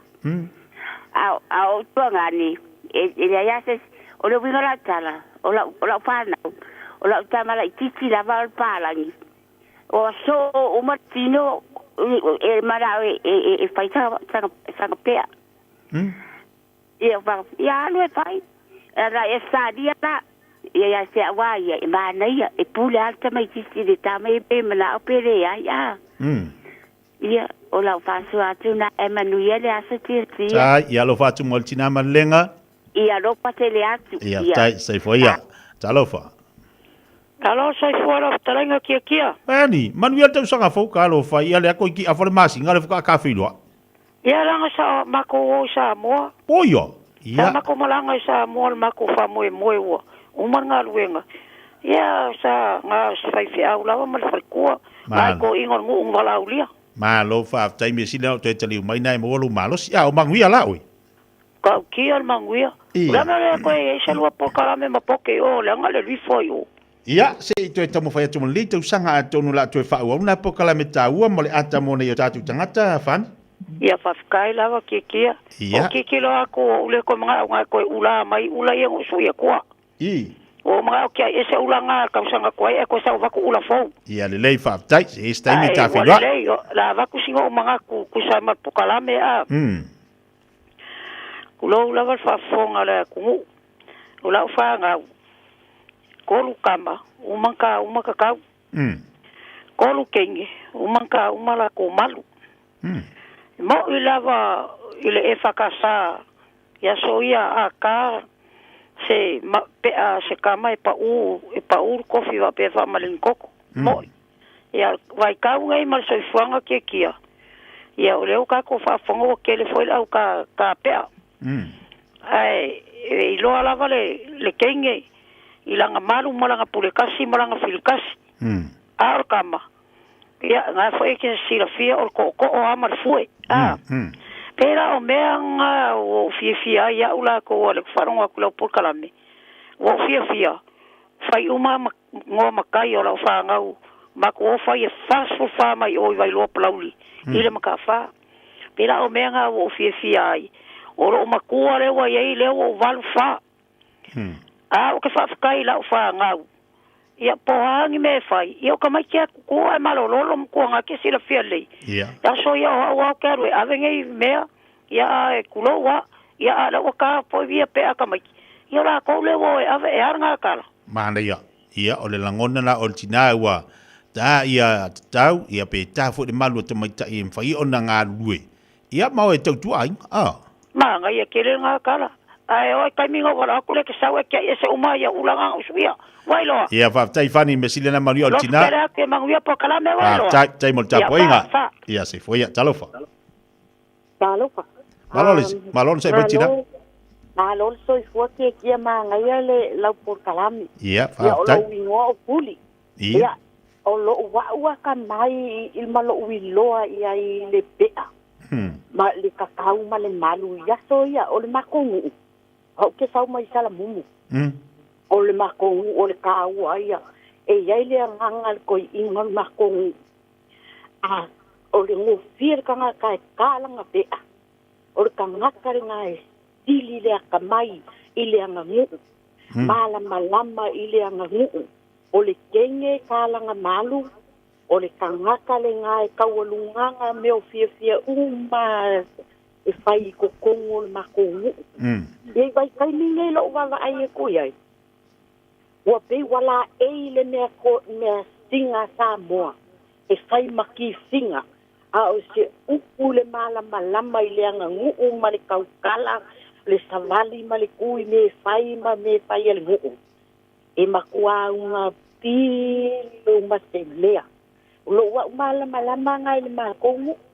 Pai e kanga ka ma ko u le ke lo nge le a sting le le a i wo maliu. E maka ki le ka mai o le ke. Ai le sanga man. E o mai ai ngi si le ma kanga ma ko o sala mu le ma pai. E maka ki le me le sula konga. Kau kala. Mea uma. Awai langa ele manga o ai ele e fai lunga ma ko ele manga o ye te man. Awale me fai e kawalunga e Fiafia ma ko ngu. Ale kala ngal ko ingon ma ko ngu. Ta talo nguku. Ia e aka mai le nganga fako ma ko kongu kau singo le ainga. Kau kala i mea fa ala velave. Le ka ul fa ta moi meo baliu. Fungo o me fai o fungo le ngu ma me fa te ngao. Le si ye le ngu yo i me ye fai e kua ye le ainga ma le ngu. Da wa mana malama ngai ile manu. O ma ko ngu e ke le lope ko kele ngisi wakani e mo ilaya ka mamai. La ka mamai wa fo ile kupulanga la wa wifo. O ilo ka kakala. A mai soya e kaule ai ni kanga ka ma ko ngu e yengi pe. O voilanga ma ko ngu e fa e pe mamalu fo ingane le so nga o ya e meu me fa pe. Ia o sia wa fa songa ia le fa pela fa ia fuale ia le mamalo le ku yo la ku I mo di mau e au mai ala o ia e fa kai la kai pe o maoli o sa ka sia lo ma ko maoli o fesilia le lo ma ko maoli a so fua la le me ka ile moko le maoli ile nguku ai fa mai le kala lo ma ko o le tanga kai ka le moko le nguku o le maoli ngai esele a kamai o le meo le pofili, kaukala mea uma e fai, me ale waka wawa ia kuingi. E wakele wala e wafai e ki singa ma meo. O siau ele leia i tangaka lai sa o nganga le pe alai ka sa o mau ngai loa le leile winga o langa. Malu malanga pe. E o siau fa soa ngā po la ko so o singa ngalo. E ke umangu. Ai manguia lo waso. Tai tina lei ole tatu fa soa. Ole tulanga ole tai no le pe amle malu. Langa ye tal tununga. Il nei vai taimi o tatu tangata ke wisiano. E lea o ngana tu tani pe a. Pe tu ta se malu. O silila o la so o langona. La so langona. Tal tonunga ile fuale tal tonunga o lesi tangata tal tonunga o lesi tanak o lesi tangata. Ea oniso ila to. Fai mai o fa maling toto. Ile tatu tu fa kerisiano. Pe atatu fua fo ila fionga lele. E tal tonunga la tu ile taulan to tainal pe. E ile fina ngalo le mai lunga tatu pokalame. Ole fa maling toto. O fa sio tangata se tu lo fa fonga le tunu. Ai ole tai no le pea ole anga nu ule na le tunu ai fa soani so tangata o me ai anga o me tatou lava i taimi e tale pea le e tale malu ele eni tal tonunga fa pea mea o le fauling toto le amarea ai pe tai wa ye swinga la towa wa nga i tangata ile tulanga le mamlama i tula fono le fionga le e malatu sa ili masu so e ole ala so e langona ne vai taimi anga le tate bava aia o le ato tele la tu Fiafia tale songa imiti tale pe amori tale malu mo la tu fana teine si tu lo ya o le ala so e silafia la so e langona e te taula na tani pe afa pe tatu fu te tonunga fa ke wisiano ile te tau ona tu taina pe fa mling toto e a tatu tilo ile taua male aungo aute na mafuai ona tale pe ale ali ma tale malu te mai tai ona ia tausi le falo matai tausi le falo matai ata bai nei mo sanga imiti fo ile ata mo e mata fiti te ona falo matai ese le mana ia ai a pese fo songa imiti lana tau tua ese aba a pese fo songa imiti le folo ina o se tau maftanga o le mana ia lau falo ngolongo o inala e te iloai le mafu anga na tai le tino. Na mafu ai na ti ngā le tino. Ona ya. Ona lana mafu na ile loto. Ina ia tautua le mele mana o le matai. Ya. Tolu fit tasiliba tolu. tolu fitu tasi lima e le whaua soulangona i le talitonunga le stangata. Lunga le tātou leina talofa. Ie, talofa. Ia, sanoi. Ia, whaptai mole. Rawanoa, lau whikalenga kia. O masame sengi le lungo le tioka mole. Ia, sauno ia masame. O lewa mai kau kuila pokalame. Ia, anga ese ama sale ese finga malo le tunu. Mali. Ele kuala lo mga koe whai mga ko mawhinga lo isi o isi tanga tsolta tau tunu o lo whafonga i lunga le Video Samoa. Ia e fua leifo iai. O le lawa ili tatou maue o whata sile le anga nuku maltala lei. E mamalu voltala lei o mo le anga nuku. O Samoa la ilanga nuku. Ale ilanga nuku le tatou te vai e la i tanga tali malo fie. Awa foi la tau tuaina i le angu. E la lo optal tununga. Ia ai sila foi lisi vaenga le wai vai atu oso ia. Sama tua tapu al mele i tonu. Ora tamaiel tato e kale sio la mosa. O la tu e ufali tonu o chuenga ma kolisi. Fasa. Ia la tona la ei. Ai la wai vai temini. O lo fatanga. No winga. O la lava e malu tala le tatou angnu. E telefo taimi tatou te ia te au haia. E tala whengai whai, e tala whengai tatou la e ina peo le angnu, la ngola men tatou o mai ai. O le angnu o Samoa, o la mamalu o si o tatou atunu. O no tula tō o le angnu. Tatou le au tau malele. Ia wa whai poi tala tangatai ina ialo ma whanau. O i la tau o lo. O la e ina le la e Samoa i o nai tō whawhine foi po manei tina ua tau la tō malu. O tātou le ai tau malele ia o ta whalongo fo tala whapea. Tā mo more whafonga, tā lo le pea. Watu alau whetalainga, o tātou le ai tau malele, e le whapea. O kako, o la e kako whasinga manga i Samoa. E a le tātou whaaloalo i o tātou tua. E le whapea kawarua kumalo la e nge kia koe la aunga yung. Ioi. E ka kako fo i o kako ainga. E ke wha mai pae pamalo la e Samoa. E la unga o tātou tua, a mo tātou mātua. I tātou wangu. Ai foi se vai ngole anga nu e te mwhaine whai. Ria le li.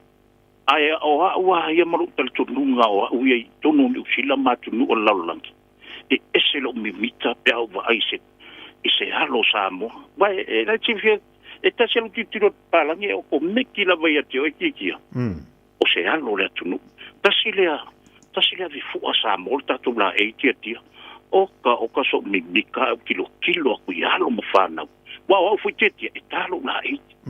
Iwe. A ola tala no, malitanga tetia, o fatu, anu e tā, ai mwhai anu e tā. E mwhai anu e tā, tungi tā. Ele mwhai no whapea te tā, ngu vole discourage se tangata. O mwhafonga.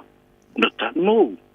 O a uia, o lo wanganga. A tā se la e, o se tamai tā e, o se alo le tunu, oka, te tiolo mimita. O la tau sanga whaula veo e sauno, o la tau sanga tāru lai, tā i laupea.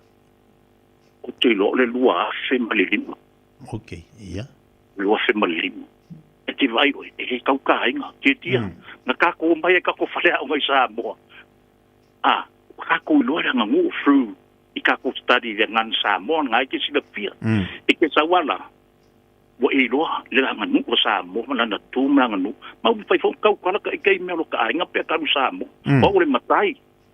Ia afo yo le fa fonga mai o mosame ia o le matai fai upo o sapari ia le tau fai lo tu na vai ai o lo wa per tu nunga le la ia e lo fai atu se o tatu wa manu o tatu aso ia tatu ke fai ia tala ia lo fa na fai mai ta mo mo fo se o mea sa fai wa te sila fia la aso ia sa fai na ta ona ta ia la io tamata wa fazare le material sa faonga ia na tisi la fia fo ia tatu tu sa faonga tangat ele ni mea fai ngofia pe ni on o nei e tau su sunu le la ma fo le ele fai ngofia ele healthy fo mea sa ta o toina yo tatu tu ia ma na yo tatu so ma tu ele fai ngofia ioi ai te mantua fo e sama malu fo awa ata se la e o se taulelia o le taulelia na e mafai o nei atau tuaina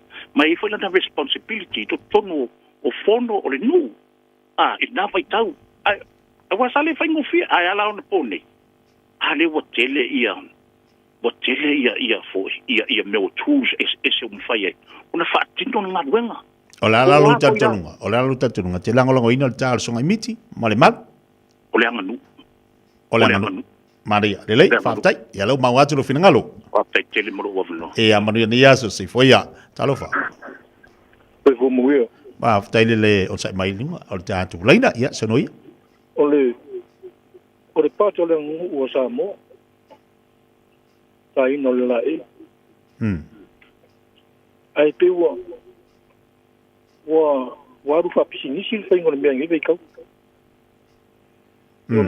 Ore mawaro se leni e ma whainga e kōngia. I ongo afe, pore lima afe. I on mea nga, ai, oke, e ilango nga vai. Anga e pālangi wakari kakau. E ke sira fia le pa, kākere sa whaia me le akarengo e a pruno. Ia. E kāre la e o pruno, ai mukwari mamnama pruno se pasa moa. Ora winga la ukala.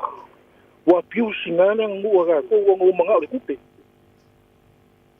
o ke nang lo inga ngo le pato le history sa mo ai or va nga mang wa ngai wa ku ura e iska ka ai mo kwa di piola ma se mal mana mai kuma ngo nga ure ile o ma kuma wa inga ma fa ro Maria ta tu ngol ta tu le na talofa Malo se fo moria malo se be ngol ta tu le Ia pasoa kua le pokalami makango fia fo ngia so. Ia, sau noi? Ia o ke lango inga le kanga le kakau.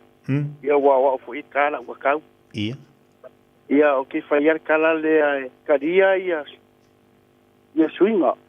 Suinga le o langa e kaukau karianga. Ia ke longo le si sukau sanga lumanga i ua kofu umaka makakau. Ole se kule lei, ole makango fie, o se kama, po se tengi fo ia e ka se kakau, ia o se da eki a. O ke karianga le ka ngor kakau. Ia, pau tu soangi ngai lau pokalame, ia o lauso. Tai no finangal, talofa.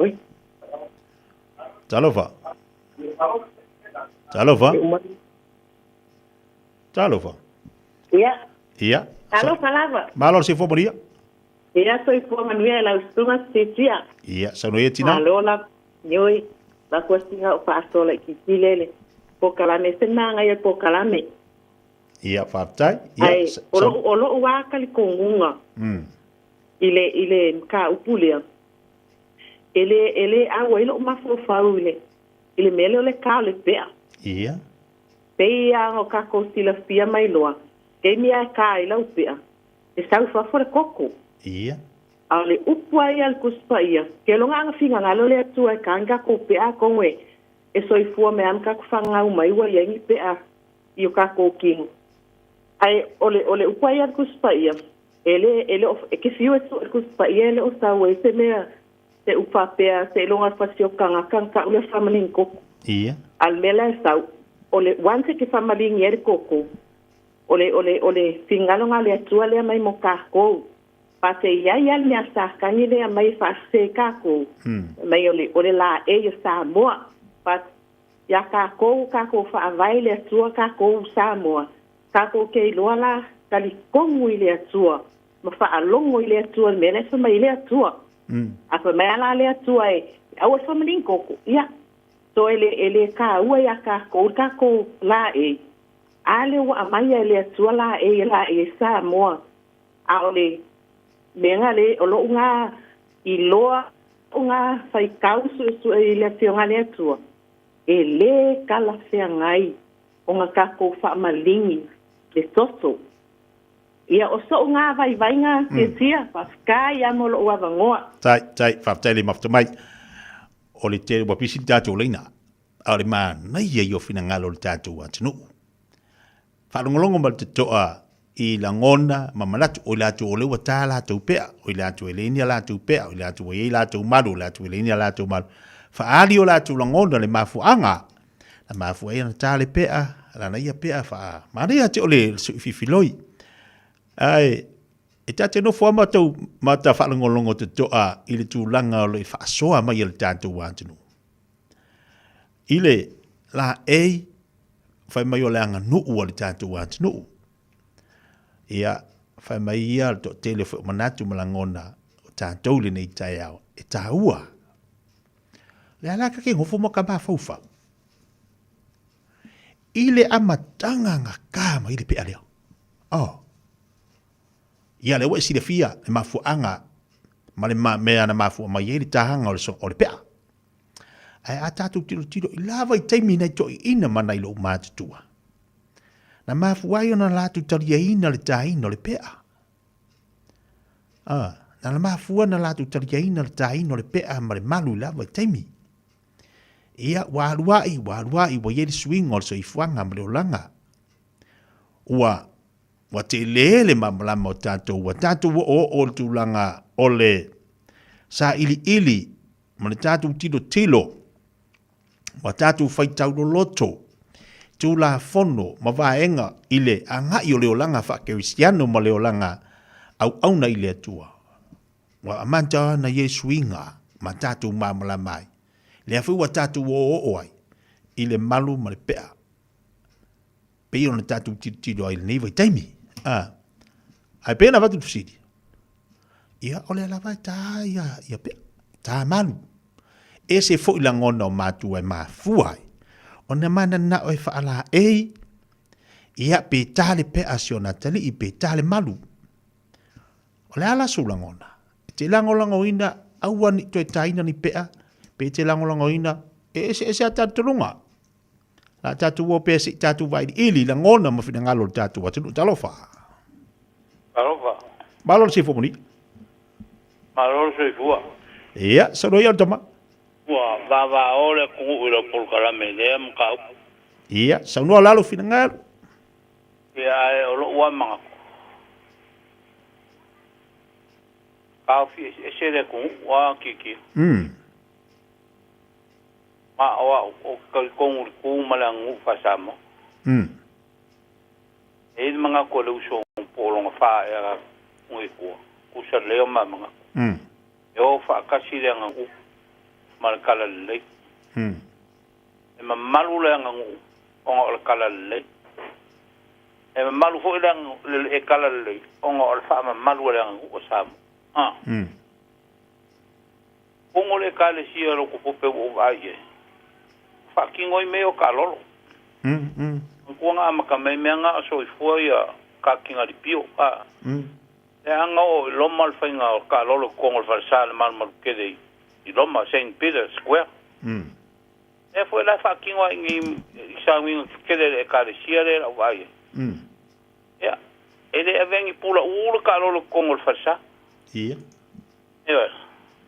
ko fa ka mari pe ko lima songa miki na ko ke male ka po langa malu ka mua le vengol ka lolo le malu mal maka ofi nga a wi ro manga ku ye ku langa le ia fo I meio pe mo ia fo I fa marin ko ko so fo maka ko la mai sa ka fa longo ye langa wai fa fa fo le kale si ka ko uma kala ko ka e vaku se kala sawa mal kala mongi ilo ka sengi o le ridea olong kama oi olong kinga ole mauri olong kama ol Samoa inga ua fa au inge au kirangi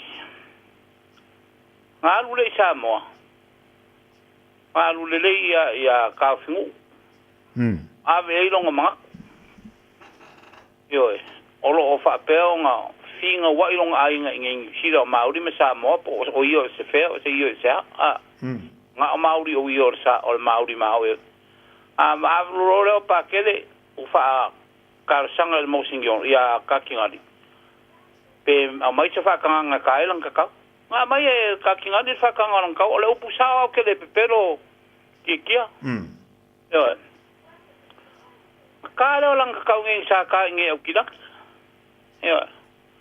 Olo soi fua mai pe. Para Tony. Ya. Mal fa upunga sa kel ka fa kio e ka ser ka la pakeli. Olo fa kanga mai ka o de ka le si Samoa. E fai mapinge fa mau. I de va mau di Samoa wa on kinga le mau on ka mau Samoa. De va kelinga mo option kama. Ya. Ye ngi ke o fa pera ko ke pelo le kama sa ki ko le ma ko kingo ma ango. I ya le paka alon kinga le mau. Yo. Ma o fo mo an ko ma avel men o fuskar ke mi na fer ka le ka ko ngol ma ko kamara fa pe aude. Ma ke mi de ko pa ke. Yo lo soi fo ma ngi fara tomi. Yo. Malang ka kau ma ka ngofia ma ko sa mo alu ka ma ka e. Oi. Ke kumu e ma ka ma ka. Ai fo ngi mo ka kau fo ye. Yo wa al ka wa. Salo wala ka ile. Fix full valu vai ke mi pe afu yo skem va pena. Yo olo so i fu mai pe fara toni. Olo ngala e ile la yo le ku. Yo. Anga fa pe la e si le fiel ka kinga di e mo fa sala. Ya ele mo lo ele fenka. Yo wa ele se kala pe pero al kala ngale pinge fa manga ko ke ka ka lo ku pope ngi makanga sanga ruwe pa ke ngi parisi sai. La ke si le fiel al fai fe unga carta. Yo. Ele fa pe pero kala mongianga. Yo. Ma ola u vai ngi mai kau. Ke kia u fai fa ki fingan me. U fai fa ki fingan me u fa solo ngale malu le ku mala ngu fa samo. Yo. Ai va ngi di shopping center ke ngi fu u bo mala ko fu pu fa de do malu sa ele pe se fu le u so. Amo le mole so ke u fiu fi da ma. Yo. Ole uia mal ku malu mal pe. Se me ka wa ke le mele, ya le mele wengi. U fai fa ka longa. U fai fa ki finga. Ole me mongianga, olo u fo nga nga kusa. Ki ki. Yo. Wa ke longa o le sa pe ari ki ki a. Le mbalo wa ka. Ela su vinga le ka sa pe. Wa ka nga la e le ku. Yo. Ole mo kwa ngo me lo la e wa nga si le lo la wa. Oka kiki. Kiki. O le foi sa pea. O so se meo lo kukingo lo kingo ako. E ai ma se mea kau bo e se ngira se pea e. De ai ma singa mea kau uri se pea e lo kingo. A maka mai o vai se kau yo koringa. Pa wale mea fa ngai ngira ka pela o fa e kuero kingo lo koko mea pea. Yo. Ai okay fa lo ingo ke mo yo au langa fa kala nga wa ke ma ko kala fa sa mo langa o de ke fa nga me o pe aka ku sa mo. Le me malu mama ka ngofi. A o sa wala ka ko langa ngu fa ku lang sanga langu. E malu maka u. Yo. Alo. A ko ti le fi fa lo makai. Menge yo a ho. Ni malanga yo aku for ava que vai se pula o for ava e se au malanga o aku foi era le uso no al kanga ka la ele la e fa penga fo Samoa danga se me ma kan ofi ya ngor ngi vai kau ya al ko kele la uso ngai mi kile fo el ka i kaula e o kele ro pe ruangi ku malanga fa Samoa al ko kela nga so fo mo la ngi si ya almea fai a kongo mama kango fie ia fai ele se me danga okay au ie la e o le ku mo fa lo ke kia manguia lo por kalame tai au lo fa tu mo lua ia mondial Taeao le toi va minuti talo le tu la mo lua no tanto tai mi fa malu fa malu lua tu lava ia ile pa mo lungo tanto wa tu no lelo to mo fa me lungo tanto leina wa mana ia tele na ngona a le nganta ili fa soa mai nei tatu tamama tu o tina ma tua ia ai mo se ilantu wala eina ia le tatau wala eina le malu ia mai ilantu e lo ye se la e le lo fa soa manino Ta ua i o vaenga i a pēra o whātu te masola. E le whaua se la ngono lisi tangata li talitonunga o lisi tangata. Tōfua tangata molania talitonunga. Tōfua. Tiro fo ila newa i taimi. Ia ua sawa le alo sa i fuanga ma talitonunga o iei tātou le newa i taimi. E iei niso i lātu olo au ma ia lātu tustu singa whapea mai. Ona o tū la fono, e te tau ana tausi i tū la fono olo au ma ia le whionga le atua. Yes. O le talitonunga e ese tātou talitonunga. E le au mai le talitonunga o lisi tangata e whawai langona o lisi tangata. Ai, o langona ia o le pokalame. Ena ia mawhai ona e mamalama. I le mafua anga wa mafuai. Ona e ioe. E tāle pea. Po le malu. Ma le mafua anga wa mafuai. E te muse tāle pea. Po le malu. Ona e tū maua le la o talitonunga. Ona e tu maua lea la o te tununga. E ni so whana we mana o la tu mātu e tāla tu pea. Tāla tu mātu e musu mātua. Ona, lai tu mauli te tununga mātu e la tu whana. E li te tau ana tahina tu pea. Tu saai ma le upo le li. Ia. E ala taimi e ia ni so whana ua tāla tu pea. E iei fo inisio a inga. E le tahina ni pea. Ia ola tu maula tu tantununga i tono e kalisia pe ona e mai selo poreli. Ia o so sani dal pokalame mo tato. A fai olo ena tantununga. E te le mana o ta se pea. Ona e tu sai male fionga le tu. Tau sisila o tantununga. A fa pe foi e te tali tonu e te tau na tale pea. Ona ola o langona ia malu o le anga nu o le tatu watunu. Ia malu e fōi di tala lele. Ia, e whaitau ese a Samoa. E whaitau ese a Samoa lan tau. Ai, o talitonunga newa i te pau ale mea, ia e talitonu ma e mamalama i lau mea nei whai. Ia tātou mamalama i tātou mea e whai. Ia ngi o whai aku ngi, le pokalame. E le tatauana taina sau pea. Tu sai ma le fionga leli.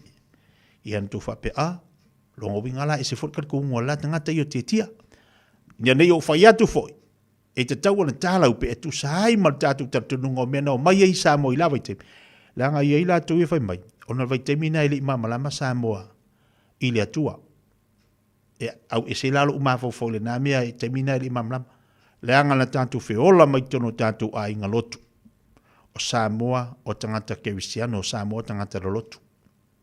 O langona i o tia mai a ai au tele i whanau mai si tu lou o leu poto i a tau.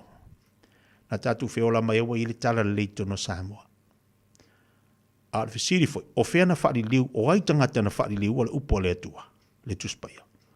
E le i whari liu ana nafi, e le i whari liu o le tausanga asfuru tausanga. No, tātou te whiola mai, o uman whari liu tuspaya. O aina whari liu, o to i ina. O aina o mai, whawhen tātou loa, ma tātou whaitau ina tuspaya Samoa del te mine. Tātou te tilo la, i le whaangaina e le atua, o nei tangat, nei tātou ta maa, o i lantou na ave i le atua le poto, e whaari liu o tuspaia, le ua o mai te minei. E le awaila lu taltonunga vai te mina tātou te, e le imamalama, e le taltonu Samoa i le atua. Tātou whananau ne le whatu ata i whaas fulu tātou tausanga, ta i lima se fulu tātou tausanga, a sa tātou whela mai wai tuspa i Samoa.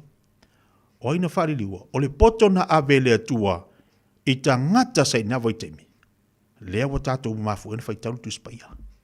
Ia, whaitau ese le atunu, ai o louna tatununga, ia atau ne fso sani ne pokalame ia atu, oe, ne i vinga atu so walo, e fia tala na tatau, tango le mata whaioia tātou matua, wha amatala i le whanau, le mafu anga. E iei ni so mātua maanau, e tāpe a pe ama maru ala tu whanau. A e le fia maanau i whanau. A iei whanau e maanau, e tā la tu pe apo la tu maru. A le teimina, wha malam malo e mātua. Le aunga, ma le mafuanga. La iloto mātua e mafua i ona tā le pea. Ma mafuanga le tau tā se pea. Ngāne e whasoa. Wha aftai tele Samoa.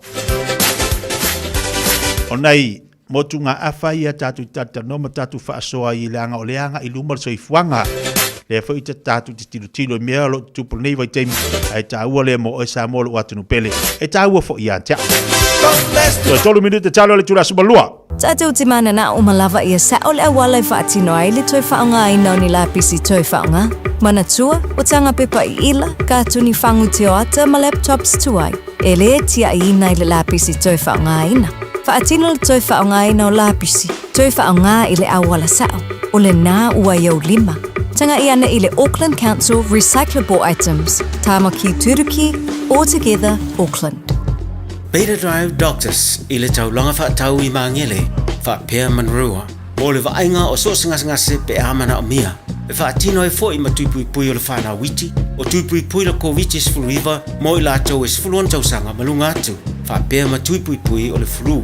Pala au telefoni, 255-25 mo so wanoe whaatino ai nei au nanga. O fisa whama I mangele I taftafane o le McDonald. A manrewa I taftafane o le whaletusi po le Public Library. Beta Drive Doctors Clinics.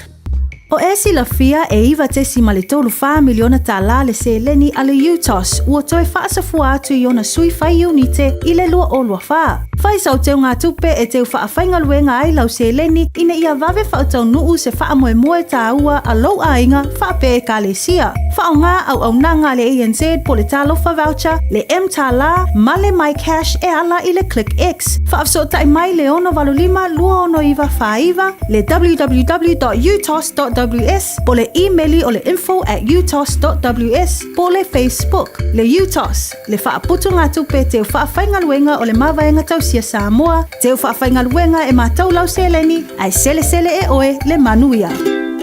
Talofa Samoa. Wa ule nei o kasu tialu, a wale suia le ngila wa ule kio.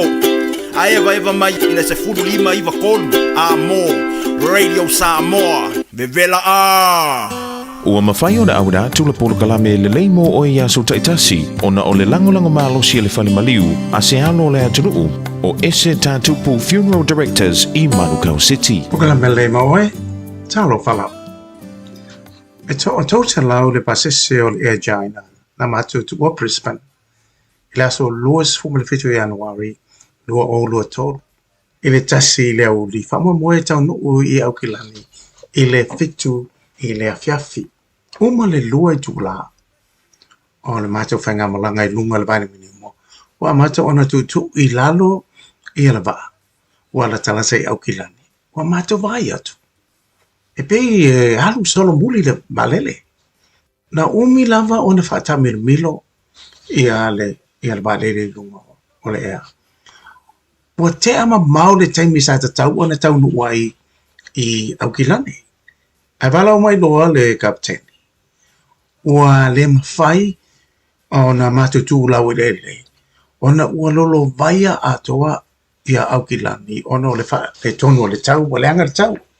Le matau te ta milo.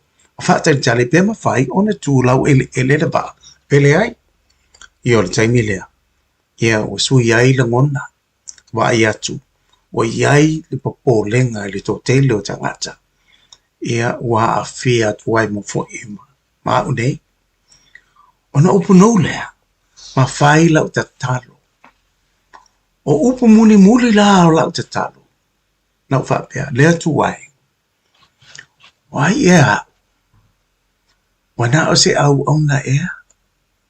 Talo fai si o to luama si ap whanau. Ai o whalongo atu wha pea le wha matalanga ale to ina pālangi sa mana nofo whatasi I lungo le mato whainga malanga. This time you need a friend in high places. Na te ilawa ua o pese loa I am a friend of God. O a ua le woa le tua. Ia kopo lua wha ipo lua suma le toru. Whai mai na wha tua Abrahamo I le tua. Ona ta ua ilo o ia. O le woa le tua. Ia o inga o le talina o lau te talo. Na o pese ai lava lea. O hau o le woa le tua le taimi atua na mato yei lunga. O le vani madimo na o pese I am a friend of God. Na le liu le mātou vaanga I Christchurch, na mātou tūla o ele manuia. O le alava la o te pese o hau o le woa le tua. Ia pese roa o oio le woa le tua. Ma mana tua, ele lei mo oe. o le ese tatupu funeral directors o se fale maliu Samoa o le tali foilea o taimi whaingata ona o le malanga al maliu maleoti. E mawhaifoi ona latu awinatu ma awina mai tino maliu o e pene mai so o se atu nuo lalolangi. Mala auno le ese tatupu funeral directors i le lua ono lua tolu fitu o. Lua ono lua tolu fitu o. Pea fiu ane ele se fulu malevalu Norman Spencer Drive in Malu City. It's summer, a time for gathering and reconnection with the ones we love. Right now, measles is travelling across the motu too. It spreads easily and can cause serious illness. Before you visit whānau, make sure you've had 2 doses of the measles vaccine. It's the most effective way to keep the ones we care about safe from measles, especially if they are too young to get immunised. It's free for most people, so contact your healthcare provider or visit bookmyvaccine.nz before you settle into summer. O e sauni malanga I Samoa. Manatua lola mona rentals o loo whanga solola na whabitoa e luis fulpasene pe a wha so pe siliatu e te whaonga I nai. So se ta vale mai le aso luis e fulu Januari I le aso luis fulu valu Februari o le tausanga fau. E mawhaiona piki le ta vale mai le malewa le lei whaleolo. Po o whangalii, wha pealo tātou o fisa au tui ala fua. Pe momoli e tofo I le whale malo o lo e wha mautu ai ngā whaapitoa o lo iai a tātou insurance cover e te fili bai ai ina nei tupu se whalawe ai o lo iai le wha mama a venga manatua o lo iai le tātou account I New Zealand pe lafo sa fo I le Moana Rentals e wha o ngā ai le Pacific Easy pe wha o ngā fo I lau credit card e wha atino ai le tongi ina o lo sa mori si wha mtalanga wala au le Pacific Easy I le oval se lau o tasi ono po le numera masani au kilani o le lua fitu ono fitu Iwa fitu wha, o le lua fitu ono fitu iwa valu wha. Matala sanga e transfer o I le moana, bea se siane I le Facebook o le Moana Rentals, po le tātu upenga tawha ilangi o le moanarentals.com. Moana Rentals o laupa anga e taitoloina o iau malanga asiasi I Samoa. Ua whaatonu lau whanau sia o ngā amata. A whai e te alalai mangeli sa sae po o nuu tūtua oi, whaafafonga lelei mai. O lea wau whantu le whetūta I ala o ngā amata, le tolu se fulu I tūla e a o ngā fuai whanau, mai le tasi o I le 5 tausanga le mātutua I le vaiaso. I oe, maua fua fo I tau mawha, walau lo le whetūta I ala o ngā amata, I le olua tasi tolu 5, fitu valu iwa fitu. Olua tasi tolu 5, fitu valu iwa fitu, mo se avanoa o lo walo. Mo le manuia o lou lumanai, o le aunga o le International Travel College, ua tatala nei le sitala mo le lua awhilua ono, I matatau tu risi ma aunga tau waalele. O le ITC e iai ona la alai au kilani ma whangarei, ai ma whaifo I one e aunga online, mai lo whali. Le leise taimi whaatulanga I nei te aungai. Sa ili nei loa so lumanai manuia, langolango ina maalosi e le ITC, o e malau ainga. A wa unga. Asiasi lupenga te whailangi, itc.co.nz.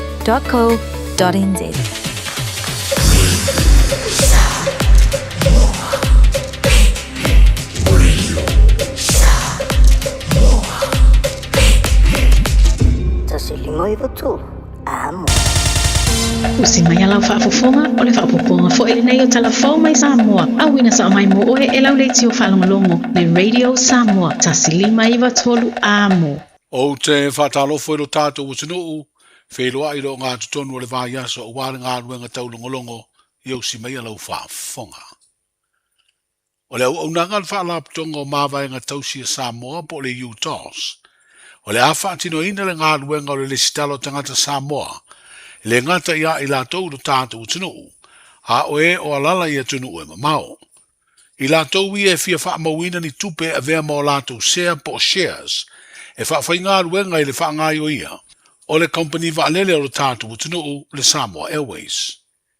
Na mua I whaailoa le tatala o sea I lo tātou utunuu o le teitai o le malo. I le tuana I aio ni vāiasa o talu no urufale le whainga malo fau, a le vaenga wha upufai o le wha tua I le atua Samoa o tasi. O le asonga fua o le vāiasa ne ina wha mautu wai lea fuanga, I se finangalo le pāle mia I le wheloa inga matu stala. E lua tātou waalele le tapena e amata I tātou whamoemoe. Ai ono wa te le mamalu le atunu o lo ngā soro mai. O le lau te whasisila lo I atuai, Samoa atoa, Samoa nei matunu mamao, o le wa tatala le avanoa. E fio mai ai, e whaamau whailonga ina lo swafa, no umana la whanga malau tupe. pe lava ona whaatala ulatul tātou malo lima se lau tālai a mata ai pule o ele alulunga ia ona whaatulanga i leo le awala o lo tau mawhai le tātou registration online ina ia mawhai po whea lava le itu o le lalolangi o lo e iai le stala malafo mai lau tupe le teo ngā tupe mawha maua i loa lau unite ua e teu whawhenga luengai e leila loifo lima se lau tāla o le tātou te amatai o le wha moe le nei Samoa ma lau tāpua i mai ia tātou lima whaatasi uma e tātou company valele pe on Fiafia talu main tātou tūtua tasi e le o longa lava o na tūla i le tātou company valele i le mea e te tau na iai na e sila le lei le Vasa Pasifika pe o fiti le numera tasi le lātou tau mwhainga ai sea o lo mautu whainga whaavae le leitu la fono lima taitaina i le awala e te tau ona whaatula iai investment whapenei e le te tau ona whaatino whaporkiki e tanu whapine e mawhanga ioi whapisinisi o le lau tapa ai le po ia Malu o Samoa uma o ai e fia whaisea le tātou vale le tatala le avanoa le fionga le te tai o le malo le pandemia sunga la auli le mali atoa le uatea polata i wafosi o whaeroa mai le sui whaipule o ana lo filua o le minsta leo le mtanga aluenga o a onga manga nuu le tu ina atu i leo le na tangi whaasanga i le te tai o le vaenga e puipuia i ata tau o tangata o le te tai fo i leo le itua ngai le sunga atu i la epa lupe soli aisa i le maria le ngoi na feso ta i atu i le minsta i le Fiafia le solua e ala i o wala feso ta inga tele vavave ma tapa aiso na fina ngalo ina wali potia i le solua lava o le nei vai aso se ngā yo inga leo le a whai ai mōrianga o le sunga i atu i la epa i soli tu la fono o lo na whai lea o ni la fonga tau whaaleanga i le sui whai pule o a ana lo filua o ia tala tau whaaleanga i se whaatara noanga le te tai o le itua ngai i a wala feso ta inga lana pāti i wha upu whai lunga upenga ta wha ilangi i se teimi o le tau sanga umavae na ia tua i ai le fionga ai ono aleke e keroma a o avea ma wha atonu sidi au au ma wha aululunga o le mtanga aluenga o le soifua maloloina i lona wha o ngāo vaila au wha fo mai le mtanga aluenga e tonga fitia i ngase i lana pisinisi o se whale mai tu maoti i le whinangalo ai ono ina ua feso ta i ai o lo ia wha i lo ailo na te ena o ia tua inga ma o le mafu anga leo lo na tu inatu i leo na tangi e le manuia sa i dinga de komisina o leo whare pui ma le toe fuata ina i se wha mao ninga o le ngai o inga o le amori ai le tai o le vanga wha upu whai e pui ai a te tau o tangata i mori anga o lo na whaia lea o tala tau wha leanga i le minstawa onga banga no o lo moria le whaipule o le pāma le tai o le vanga wha upu whai e pui ai a te tau o tangata i ai inga o le tūla fono sori ngā tūla fono leo lo o ai o se sori tūla fono le whai o ni tala ma wha asara launga tau wha leanga o se ai inga i lea tūla fono na ave sea i le tau sanga i luafe sifuru ma le tolu aina toe wha aofi le whai ngā maloa tui la epa i le masina o te sema le tau sanga i luafe sifuru fitu ono o le tele o wha asara launga tau wha leanga i le maloa i lea vai tau ma i le feso ta inga i lunga o le api o fōlinga sa wha ingoa o le pāle mia. E whatoa ma whai o le toe wha o ngā le te tai o le itua ngai i tu tonu o tau urumanga le pāle mene o le atunu ula na matati o ata pōngi sā. Pe a tau a au e le whonga whitalaise pe pa wha maonia mai se fō mai. E wha mautu o tuai ni wha le tonu i whonga o le sunga i atu i le epa lupe sori aisa i lele maria le ngoi. O se tasi leo wha ai unga le whonga whitalai. Le tō wha au apa au muripola alo i te fua muripola i lana whola sanga a mata. Ina ua toe tau au fia le whono usua Samoa i le aso lua o le nei bā yaso. O le whola sanga lea na wha iloa i fo i le fufonga o le whono. Lona le talia o se ngai o inga le te tai o le itua ngai. Na ia whai aini tua inga le sao i a te ia mara na ngā luenga whai. I ana wha asara launga i lunga upenga ta whai langi. Ai pe a fai foi le lifa sa mai tau fa tarta no anga lo fionga le tai le tuanga angai ma wa le si fa sa lau olo o mai tau ina lo le fa nga ina lo mata tiota po lau sun class olo no winga lo ato to le lau sila ma malo si o fonga ai ono lo na tai le sila mai le tunu i lau fi au tau mo le mori le fa tal no anga ma le forsa Pe tai o mai tau ina pere no foro whaonga ina o lau mata tioata. Ao ese eiro no foa o whaonga soro tau al manga al palemene. E ui e leo se mata tioata whai tau tusi e whaonga ina. Ia tātou whamaumaunga. Ono manatu leo o whonga whitalai. Se i vanga la nava o tau lima ina se whamauninga mai se fo mai o whafonga po mata. E te tau wai ona e whaonga ina se mata tioata a vea se mata tioata whai tau tusi. Ono o whato ata lia lea. Ai mori taimi nei malia lo fina ngalo. O le ale toi whatanga ina le whonga whitalai ona e toi no fo ia na foa. O loutu malo i tonu o le palemene.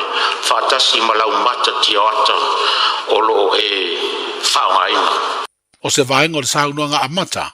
Ale whafonga whitalai te urumanga le whono au whaitu la whono i le nei vāiaso. Leo walapa te iaire te tai o le itua ngai.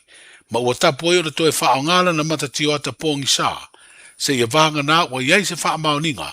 Mai se fō mai e wha iloa atu ai mafu anga e te tau wai. O na whaonga.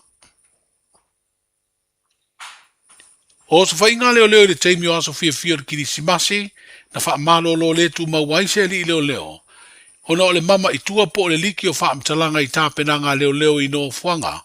Na oso wha ia ono o sori tu la fono tau i fuala au wha saina. Pe tai o leo wa wha iloa le min style mtanga aluenga o leo leo. Whale pui pui ma le toi fua taina. Le wha malo lo le tu mau o isi leo leo si nia e tolua. Ona o lea lava mafua anga. O wha iloa leo leo suafa mata o tangata o lo tau fia i morianga e feso tai. I fuala au wha saina ma a upenga na maua. Inisi o lata uosu wha inga. Ai o le a wha iloa le min style leo leo. Le fionga i le pāle mia suafa o ia leo leo i le vaya sa fau. E ui o leo wa wha iloa i se li poti se tasi o leo leo si nia. Wa wha malo lo le tu mau. O le fionga lea i ana nai vani. Some of the trusted people say maua o te whaalia ingoa. Mai so lea. Ana vera whatanunga komsina suspend. Whaiso suenga. Maua, Charles whawhatpui pui. A vese melutanga alwenga. Leta tau unta intangata whapela tu te whaala taina. Intanga alwenga le leo. It's dangerous. This is dangerous. Tolo melena o ina itama mo inisio malul malo na mali liu. Me whapea, e atu os whainga lau whaatari mai. E whaatari mai na o lima le ai. Atari me mau penga lana leilo lea o penga atu leo leo. Oila le pito i siri ona leanga le temini. O se leo leo. O le sa o whai te tonu o le mtanga luenga o leo leo. Ai ona whaala taina le soifua o leo leo atu e whainga luenga. So I will. Oh yes. O te whai loa. Ma le whauwhatu te leo toe alo le wha laulonga o lato. Uma nei whai me valea. E lawa no whai atu. Whale o tangata me tautia. Tautia. E ua avela o whatu nunga i le loia siri faule i nei. O i ta vale o i whale tupe me umata sei uma mai. Tupe palpala nei. La e ola ma whai latu saurutonga i tupe le tunu mea i e tauna mai lalo le malo.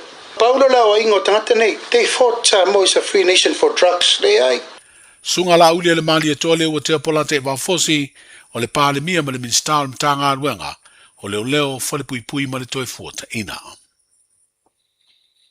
Walo ia nei le avanoa i o le no fō le tofi whai pule le pāle mene o le tu malo wha palo tau waisinga no lua.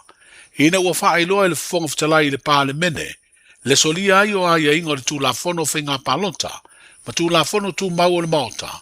Ina ua momoli atu le fionga motu o pua a seve heni papali na se eile no fō le tu malo i le vaenga wha upu whai o le wha tua i le atua Samoa ua tasi e ala i se whailo inga ma lea pāti wha upu whai lea sto nai ua mawai.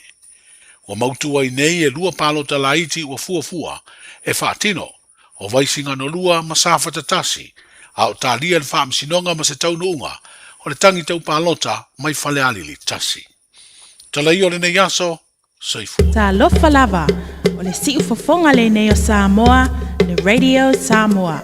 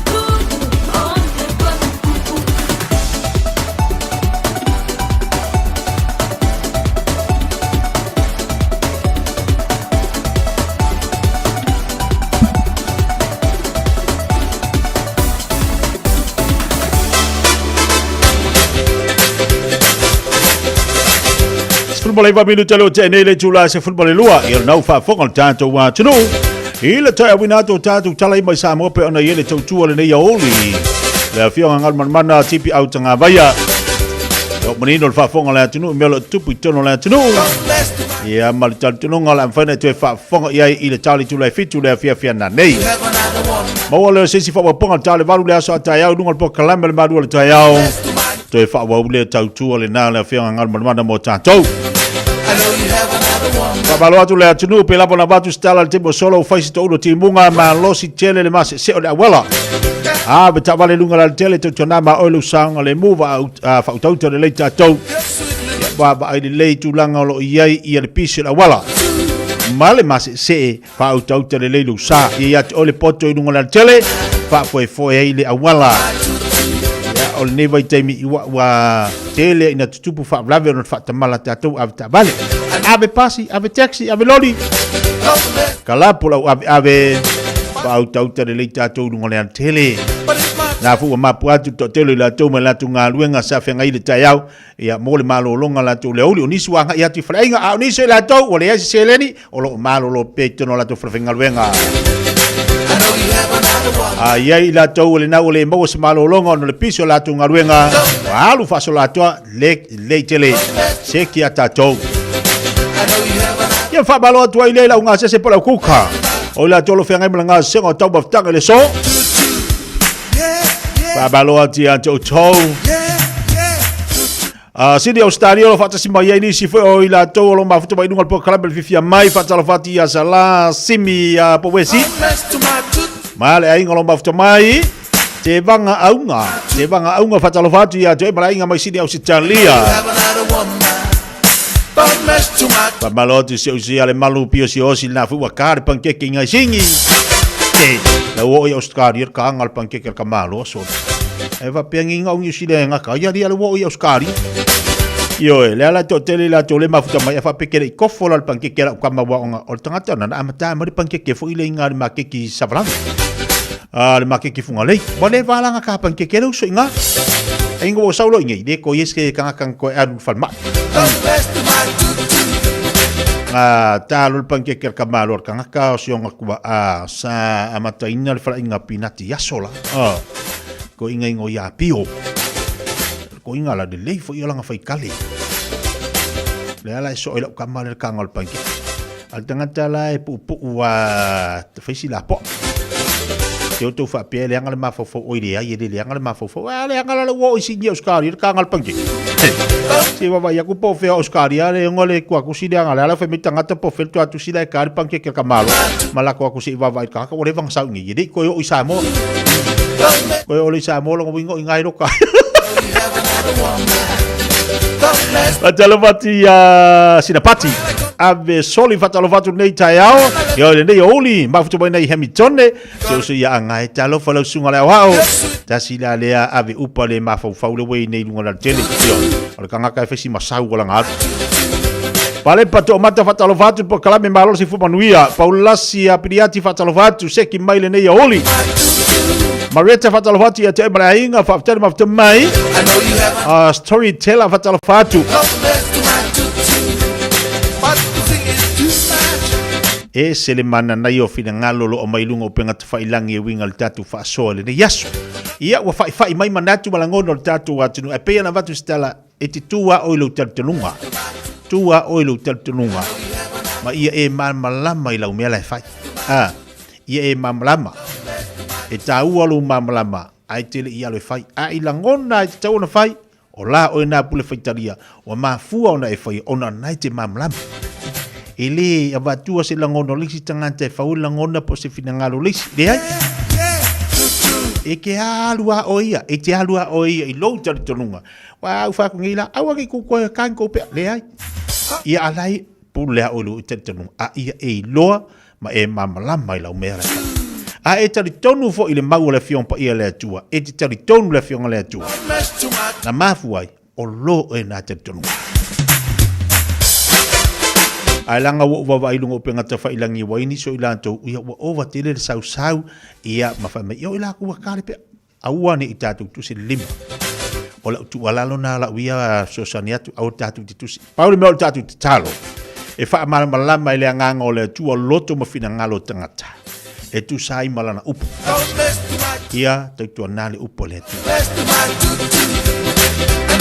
Luas ful family do tene ia le tu la se football lua pa baloati la unga se bala ku ko tono fala inga fa Fiafia ka si Fiafia mo tanto Marcelina Masoe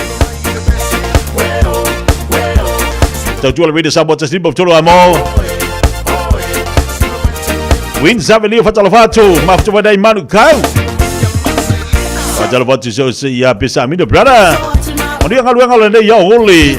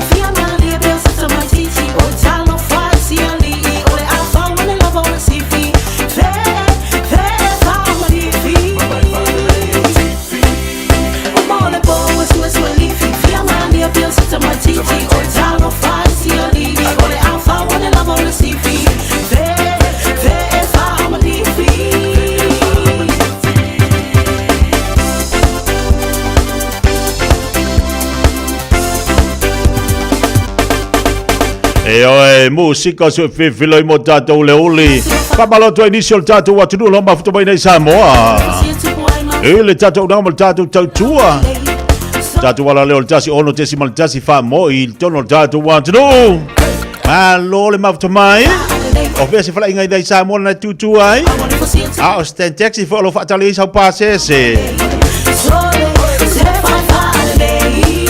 ia va pe fona te ba futo bale market o tau sa ini sa pankeke Seki Fuar sailing Au ki ngau kere ya vai moment chips ele level sailing Anga ngafi o le tafa apopola ave luone o le Taeao Waka le Fiafia fo wingo Taeao ngai vai kai mi oka O Taeao ya so la sa lolo manga ya ngai vai kai mi oka Pi waswa va ya Taeao O uma fo loka fia lo fa ya Taeao Al kai mi kamanga kai mi ngai Le fatu amatal tau sanga elengi ale safa popo dingi e lunga koko seki koko Samoa mangaia mau ale be angoto ina malo matu wala mato au kako alaisa e ole si maria ia sau Samoa fa mai o kire ai sualesa a ole alu la ai safa popo ia o kire ai sualesa ai koko alaisa ole si fa mai o kire ai ko pai sama ai ko pai koko au me fai lo kala iku sa mapuka ese la aku sa puka Toli, se fai fare le ia ka komia Yo vea se me ese rango copa ai copa sama. Ko ki fa pe mai o kere ai fa usi mang yo ka o ke ai fa ri.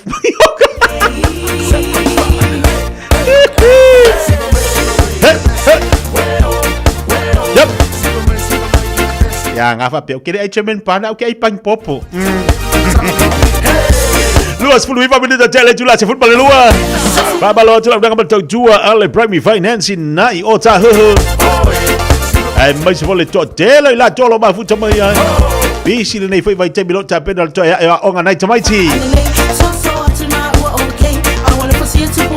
Awani ngalo la dengan betul jua tatu Samoa market olo lang malosil po kalam Fiafia mai. Tela la to fa bitua mon basino neo Januari. Mawal tatu fa abjole now le Big 5 sale.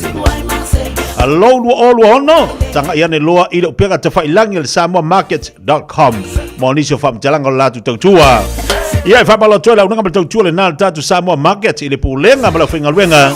Lo ngalu dua tolo tatu wa tinu. La ngolanga malosi ile tatu show le nei o le Fiafia mai.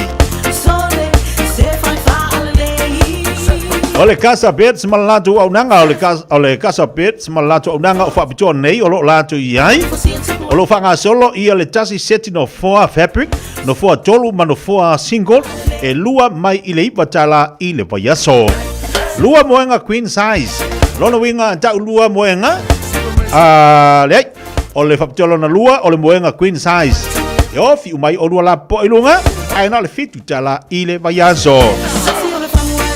Tasi le iPhone se fulma tolu wa tau da sui telefon to ina. Le fa mai I le unang ma tu le casa pets. E se fulu lima tala I le vayaso.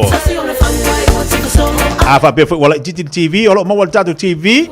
O le smart TV lima inisi ai na se fulu lima tala I le vayaso. Longo winga kongi si akakwami o. Awala de ingalo da ya fair ia la udama tau le na ile fa fitu fa great soft road I ota huhu inai ota huhu lo iai au ila tolo tu sifo au kilani va asiana ile tolu fitu wipa great north road inai Henderson be vala telefoni vala fu ole over se la lua lima fa balu o mil numero lua pe fa pete vala au ota huhu ale numero tasi mo Henderson pai lo yena e fa fonga le radio Samoa le nei foi fa salonga e mawai sau mea lofa mai le casa pes.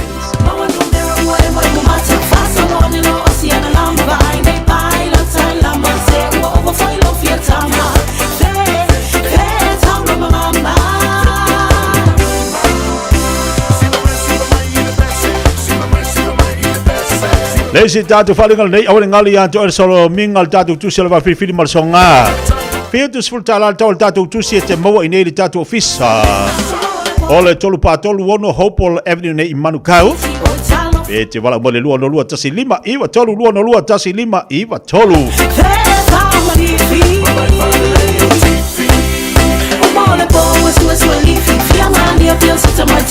Ya di sida tatu faring kalau tonu mai dungal tatu pakalamen le temela ole tawona no sida fi tatu wa tulu.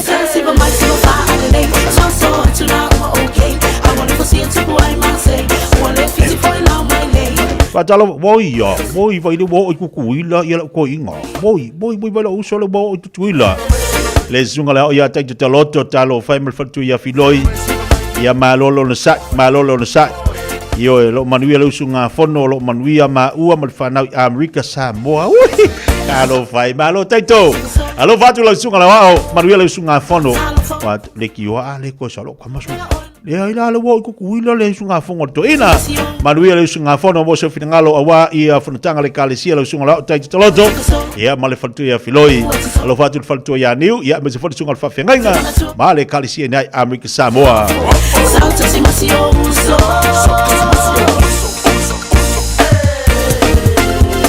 Tatu se mai tatu whalinga nei ona toi taliu mai leo niso tatu Fiafia. It's summer, a time for gathering and reconnection with the ones we love. Right now, measles is travelling across the motu too. It spreads easily and can cause serious illness. We can show our care for whānau and protect them by making sure we're well when we see them. The first symptoms of measles can be a fever, cough, runny nose, red eyes or rash. If you notice any of these, Get advice straight away with a free call to Healthline on 0800 611 116. A whaile te lei whaonga ina le au omnanga le Samoa market. O nisi nei o mafua anga e te tauai. O e au Maui New Zealand ai au lo e fia fisoswani ai ngai Samoa. E mawhai ona tutongi lau whaataunga i lunga o le penga te whailangi ale Samoa market. Ai piki Samoa.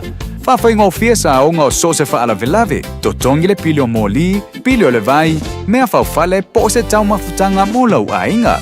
Tu mai lau whaatua tuanga i le Samoa market. Mō so se wha moe moe mō ai ngai Samoa. www.samoamarket.com.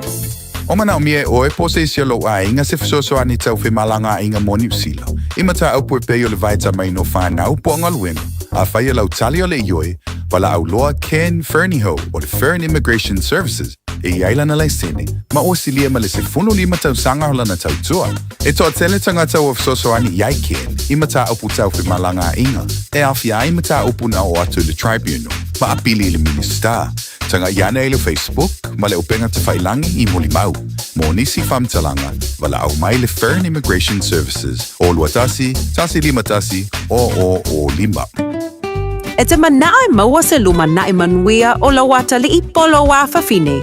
Ua se fulu nei tau sanga o whaatino le Pacific Advanced Secondary School lea au o nanga. Na whaawaile nei a onga e Sir Michael Jones. E whaonga I nae ngana le Pacifica I le NCEA. Maua fua o fua o ngā toe lea ni pilia o ngā. I le tau sanga lua o loa whana maua lunga I le whain humera o alonga whana wale pass na au sia tongi e ulu whale ai I le universite, po le university entrance, I le tele o kolisi I au kilani. Ua uti awa noa mo le lua o lua ono. Mo nisi whamtalanga wala au loa le pass I le ovart se lau valu o fitu lua fitu fitu. Ovart se lau valu o fitu lua fitu fitu.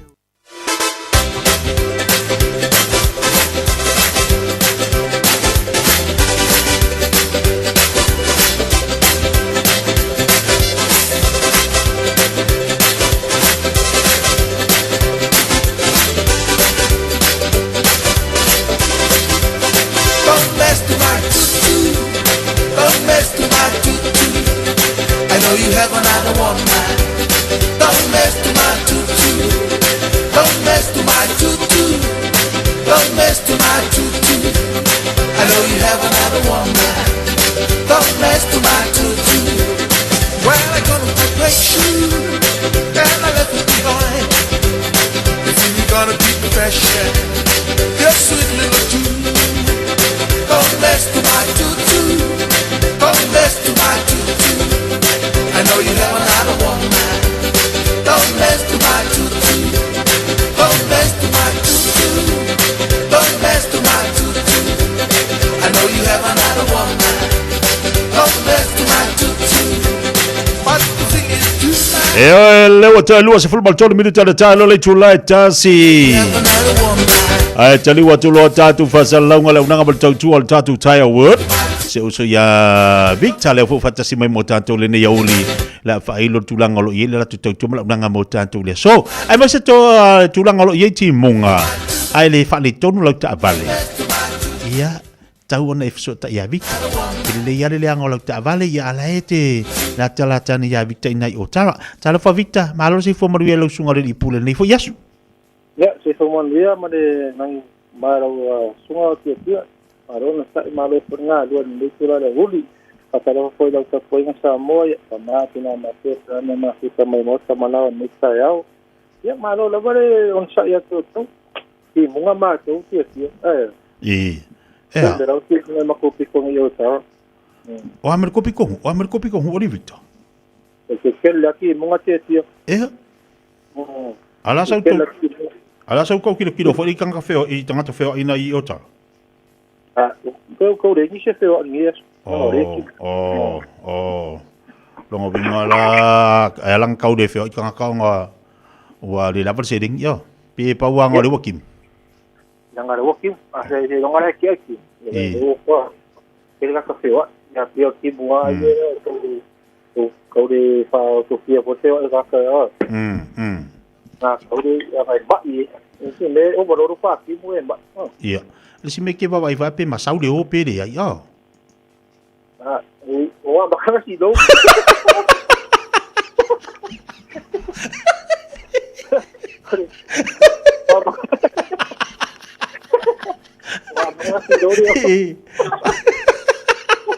magal kau saka si do leo. Oleh, sorry. Kusa le udah kangaka oleh o ka fa ila wa ai kau nga. Ya ai, oleh mau ma ko te pare. Ho ma ya ka ai. Ala.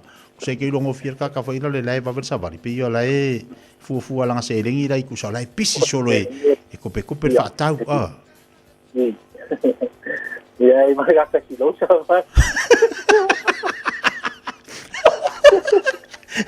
Que no kaka si do sa mari ka fu walu e ku inga.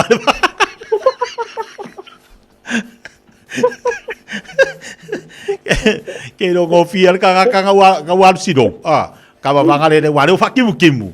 Ia. Que do lo lar kulanga nga wo ye nga fu walu kulanga fa ngale ka ba fu ngale le. Ol ma ingi. Ya, ai ma ingi. Ya, ma ko kimu ai lo swa kam dong. Ah, i. Ka si do te wa. Kusa kama vangale ka ke foi fa arua mal falo lo ala ka ula. E malo Victor. Oh, Jonel bere e anwal fa. Para insti mal fal va ai ka. Seki. Ali be sini makarua wala bangi fa ido tangata ia le menga ido official va ai ka. Ya, on usan mako ke mori. Mo mala mala wal. Mau malam mako ke mori. Amai ke apa la komasia ya. Iya. Kau dia pisi shopping ya. Lo ada kau dia isi ke wa. Iya. Ela la ke vai ko so mule so. Ingalo mo ko kongi. Ko kongi anda será so ke ni mala se bu aku ye ke da kau iso de oleh aso. I. Ya, ze banga de wasi lo.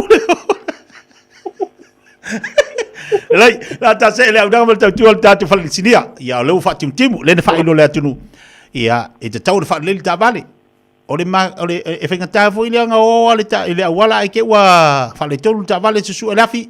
Ia nga kimu ia la ia folu. Ale mari ole ile o nanga mal tu so sani ya fita vale, pa ta vale, o pe pa ta vale. Ia ma so sani e me tona fa le ta vale avito. Ya so le va ke ya so tu langan na le akin na ina matwa sa sini. Aka pe pero mo tin no ma to atis. Ya ole ta ki ma to sa ma ki fa le ta vale di se pero ngara ta vale fa ison. E ko na ka ngi ya kina ke ta vale wala ke ya. Nga tau ba ting sing ya ava pe ngai de sta si la wala ta vale pero plus. So me umana fa ting e to fa ison ya ki umana va sarkimu mo dia ta vale o ma ta vale au ai pon de vai então tem a fino ya ma so ngata frente para o ya ava pe ngai au su esa wa visu o ku pa o so como mo covid mau menawar satu fungsinya kalau feeling au fax o feio aí se like oleh satu long string masa scanner oleh scanner fazendo que o menino de mata sport kurang anak kalau semua mata sport boleh pasti dapat ya sama mata scanner karena kalau itu mereka berada ya orang Malu dia kena na sensor fio ya masuk masa pun masuk tawar pasal kalau feeling masih tak vale lama mau masuk ya oleh hai pepas atau foto wili SUV utak tak pada mana sih aku mau kena modify tak so 4x4 SMS por eso pasal kita dah ia masuk apa tu ya apa lagi dengan masuk fine sumai mak mai dulu sini tu masih kalau pensar apa itu saya masuk tak balik era ila masih ya pasal kali ila atau sangat kalau apa lagi apa ni saya idea so tak balik ya apa dia buat video sa dia o mau tak benar semana ya sesi masuk fata wale ni lava istamaki ya apa pela ngai como sinon número bidi male o ibaru kitpa to lodo o masuk so swani ya ngata fola ta to profesini o to tak vale sudi masene lo terana po o warta to profesini nei Taeao i watasi wa tala to vale ka ko tisoro wa tala no vale ngai na lo app ka text yang ngata fola lo app ka saat kena satu pada luar malpa ukan usaha masuk pam bukan kesi ya waktu itu pasti ya boleh nak ikut doa ya dosu wasa lai vai va ten service era ile satu pakai sini awal ngalu ya mata tu sih tanga ba ai lava be ase kasi ai lava do do lava tato man malo o tato litio Samoa i le aso mo o le aso mo mo e aso kasi ia vidi man mato numero ile mato parpau ile o tolu o mau se supa pa ule kiki no pa ula po pa o lolo se ki me kuio se sudin na ilunga sai dos fulua mo malawe tato parpau pele fikino sui pa ole o wili mo tato pa to tasina no to fitu ba sa nexus do programa en cook aso springa fe na mo ita to parpau stu mai ile tasi fitu pe ta se vale mo en mato numero na o ivo fikasi tolu ko se swan ya ava pe au e ko ka pa ida bole va pa o ka va ko be ku ka va ya se mai chaki tonu chaki fa fo ta va po ya to sia sai man maso no alo va te tele la valo sunga victor moltato ripoti le foi auli manu nga luanga tol le ya solulu alo fatu se fo mai poria ya lo fatu fo sai le sunga ya victor ola unanga balto tu le nal tatu falta vale o le Taeao word e le telefoni wala wana ile lua fitu fanto lua o le telefoni na te mo ia ina istamaki ia pa le lua fitu tasi tolu o telefoni na lua to fa emo atu lunga tatu Facebook lunga YouTube mo le Facebook lua fitu tasi tolu o pa le lua fitu fanto lua o mau le yeri tautu sunga ya vita awala ta vale va ile pepa lo ta vale tona fai pepa ta vale io ia wa mau fu ile leo avaku le ngasala ngai komu mo fu ile mai valu ma va ile le paka ka uma paka ile ta vale ba ai ia awala me mata ile tauna u ia ia la ku sala mo lo ma ku pe oh wa ia le do po fele mo mari sala leo ia ai fa pe le ngai ki finga ben ia la ku sala ba ku lo ma ku ke ngo pu ke koe ala mo mari sala kai oi fo ira nui ia mo ku ngole sala mo ke le ngole fiaf ia wa me umanga me sala no me umanga me sala ole me nga e mo nga mo wali sala ole ngofuanga ole kaimi ia ole lai sengol ka aval su ya kunga o era nga ya duai ia ma salo lo maku au sele ma salo ke ngofo puke ko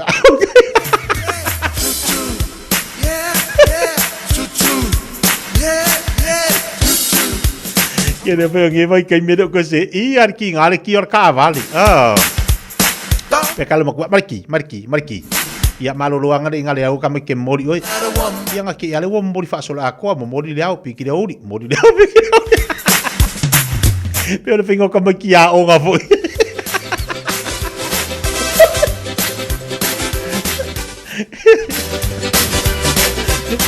que ia le wo mori ka au piki le uri ya leo tas football tolu minuto talo le tula tasi patalo fatu ile ne fo ya oli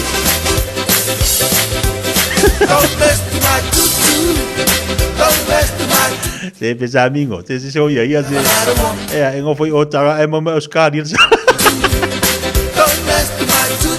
patalo fatu ya losa sa va malo se fo manuia talo fatu ne yaso io tua sa patalo fatu Malu la valo sai io fatalo fatti ni so ila tolo mafuta mai cho fatalo fatu cho Malu le mafuta mai tu asau fatalo fatu ile ne fo yaso mai pispena se talia Malu al fa malu losi ia vai le wo nga tonu le fa yaso ka ko va ai ile maka ki ole adu le aso kope fo fuanga au ki fa kuai ia ta to mi noia i dunga taimi nei te fu ba fa pe ia ku nga me si fa si kai mi le ai o le kai mi nga fo ai fai a fa pe ai fa ia ku ole me fai a o le fai ia cancel yo wa ai tano le tu atu ia si pokalame i so fo anga e le si masina ia e va ko e foi pokalame nga masina ma le ala ka ngore le ye e fai de le ila usketo pe fai de le ia la pokalame le tu sanga me le tu sanga o le masina ina ia e mi ngo ia le lungo tem ako kilo le ya yang wadi vai do afa yang wadi a wa pokala me na tu e fa yang wadi ia o yingi pokala me wa usia perian o ina pokala me tu e fa yang wadi wa fai ta ko mi ngoi ngor kai mi e ma fu fo na le tau nu usia pokala me o wa over wa e alu kai koru kai fa pokala me kai me kasi kai kasi me pokala me nga kiren ka ko wa fa me ia la le wa ese foi asi quem e você asi kama wa wa kele al mer lua mawai la lua kalu wa pressure o ma fau wa so onga fai nga mer ke mekas se ke lua oi fu le malos io ke lua e nga fu lo malos e fa utau te le eu me fai I know you have another one. ai lua fu ya e fitau I fai ai lo le fe kau o le fai ya ya nga ku le lo mi aku wa pe papa yo mai Yung para poso le Olha minha lá cai boa. Ela kau lo mino mia kwa le ai. Lo mino mia kwa fe uma ya ai sia. Yang o alu va kasi me umar ke me kasi. Fu le lei. Deu 10 minutos até lá de July tasi.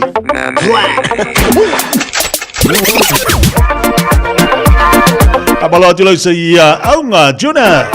E amal tatu au le valele mai fale apuna. Au wala uka mau tuna le fa unga fo le vaiaso. Ia mai la to umalava au kiti lo tapena tu fa ngol vaiaso. Tele tatu onga kiti na fa tino nisi malai. Fa marie. Mai la uka malau ke.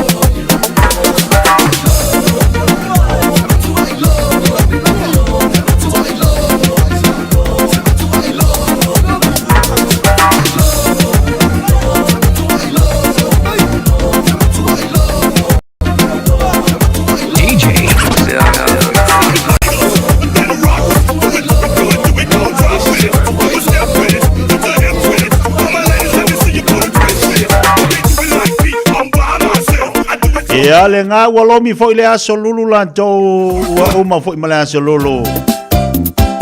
Yopo fai valu. Panga bari yopo fai valu tatu se se ati liso fatu ka tuai mai a Margarita.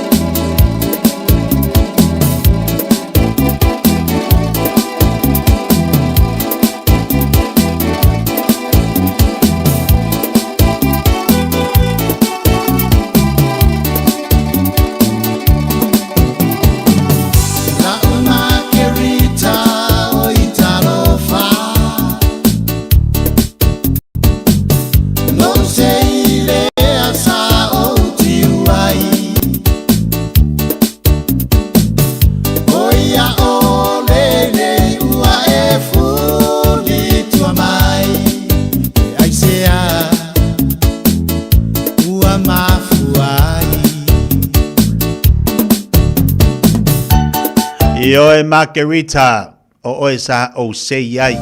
Au le nei ua e mai mai. On fesini ai sea. Ia wai ke dia ko nga kan. Pe fa pe o la margarita o sa o sei ai. Ia o ngi ua e mai mai. Ia o fatunga na sunga ia pangamari yo fai va. Wai kai mila nga o kala vu ko malo. Mila nga o pesi ka malo fa me fe wa dan ka va. Ia kai minga le fe margarita. Mau ke riro ya wa le maluanga fai mai nga ia ke riro ya fai nga ia po makirika ona toi fo i e amatanga o le mafuta ia ki ngofa o mai ma fa nga vai kai mi o ka fa nga ma ke to kala vo i de ke le makirika ma ngai va va ai o ia ma mai ka mo fai ke se ia ia nga le wa mama mai ke le makirika mama mai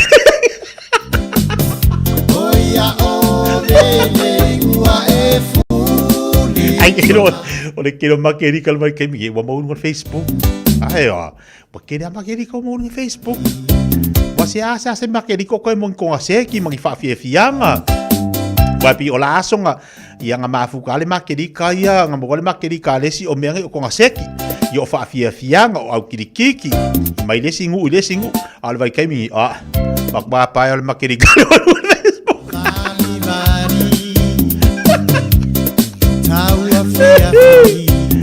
Makau ki ale pai ale makerika le wai ai ka ke fai akula o foringa oka ai nga o vai king ola ai sorry e o kau sanga makua makerika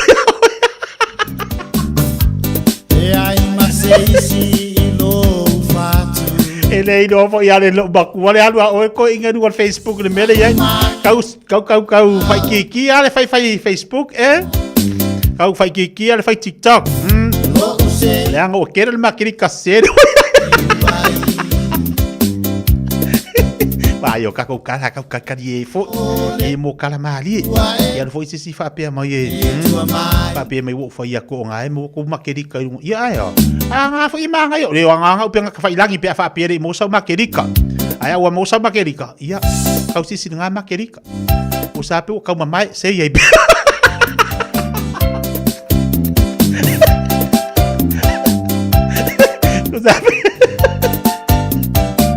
Sabe que vai kula makerika wa kau mama sei pea ano le baba ia kula wa kau mama le makerika ka ole kau kia se kau sei fu o le ko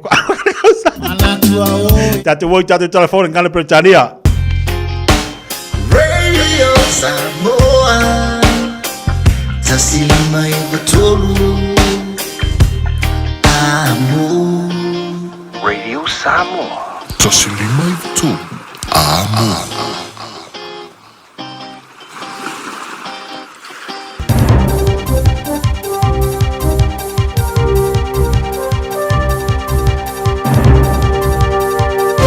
In this update, New Zealanders will go to the polls on November 7. The Prime Minister Chris Luxon announced the date moments ago at National's caucus retreat in Christchurch. To the weather, and Thames Coromandel's become the second district to declare a precautionary state of emergency, joining Whangarei as the Upper North Island buckles under extreme rain. A man is missing north of Auckland, communities are cut off, and there's widespread flooding. Rare red rain warnings now cover Northland, Coromandel Peninsula, Bay of Plenty, including the Rotorua, and Gisborne District north of Tolaga Bay. Deputy Mayor John Grant says the state of emergency is needed with more heavy rain for the next 18 hours. Very conscious at the moment that we have a number of holiday makers still in the district, and we have a couple of camping grounds in the area that we have had to evacuate. Cook's Beach Resort manager Fenella Wall says campers have been abandoning their tents. 20 out of 150 sites are dry. The rest are flooded, at least like a metre of flooding. A man still missing after being washed away in his car trying to cross Mahurangi River near Warkworth, north of Auckland. Police say a passenger escaped and raised the alarm, prompting urgent searches. A section of Falls Road is closed. Orange heavy rain warnings span Auckland, Great Barrier Island, Gisborne District south of Tolaga Bay, Hawke's Bay and Tasman west of Mapua. Rodney local board member Ivan Wagstaff says drivers should stay off the roads, especially near rivers. A lot of the roads around here will become impassable with this sort of weather. It's going to get stronger and we do need to be careful. UK opposition leaders say they're worried about plans for a giant Chinese embassy in central London. The UK government's approved the mega embassy near Tower Bridge. Opponents have warned it could be used as a spying base. That's news. In sport, Black Caps coach Rob Walter is stressing players picked solely for the 5 T20s in India shouldn't be disgruntled. The likes of batters Bevan Jacobs and Tim Robinson will fly home after the series, while much of the squad stays for the World Cup. And first and foremostly, you've got a T20 opportunity in India. Just like these one-day guys have just experienced it, it's unique. It's a part of the cricketing experience, as you grow up, that you certainly look forward to and dream about, and so that doesn't change. Arsenal are the only unbeaten team after 7 rounds of football's European Champions League. They are top of their group thanks to a 3-1 away win over Inter Milan. Manchester City suffered a 3-1 loss to Norway's Border Glimt. That is sport. I'm Raylene Ramsey. Tātou telefone ngala pretari pere whafonga mai le foi tebele oli 5 minuto challenge tula tasi. Ia wawa ile fai mai ia nisi o paanga mai. Kakala malenga kakalunga makirika e ka ke fai ke kakala. Ingi masua mai foi masisi makirika sesi o le fako amakausa. Solo Ia fai mai ia anga waso kimu. Ia o le sua resi makirika ai de na vili mai nisi o paangan. Fai mai. Kiki ai fa fela ia a ulewa mo le sa makirika wa Madiu la siong korua. Fa wala le makolo se fua. Ongoiva fa kere kai ko mo wala sia makirika. Fa mai ia ai fa fele fiu su. Fa ngofo ko pea. A wa sa wala wala awere ko mo sa makirika wala makirika la wala nga. Ia le se mele ko ka un faisi makirika. Ia fsiri mo mo ka maki pe ko manga sisi makirika. Ia ala mangi fsiri sko inga pe fa fela ila to ia wa fa ilangi fo lama. Ala ko makirika. Ia ilo o ia nga e kere au kupe whakausa makirika.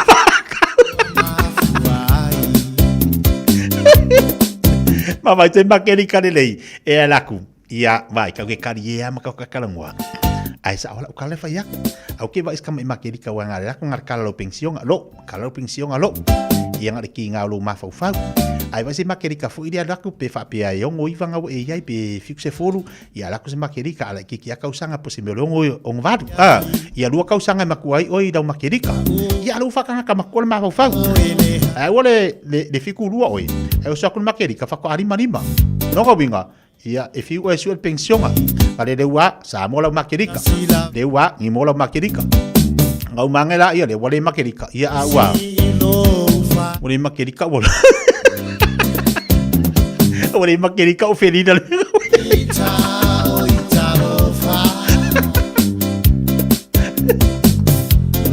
Que ia e wale makirika o ferida makui ni me ngau ai. Ia malo sai.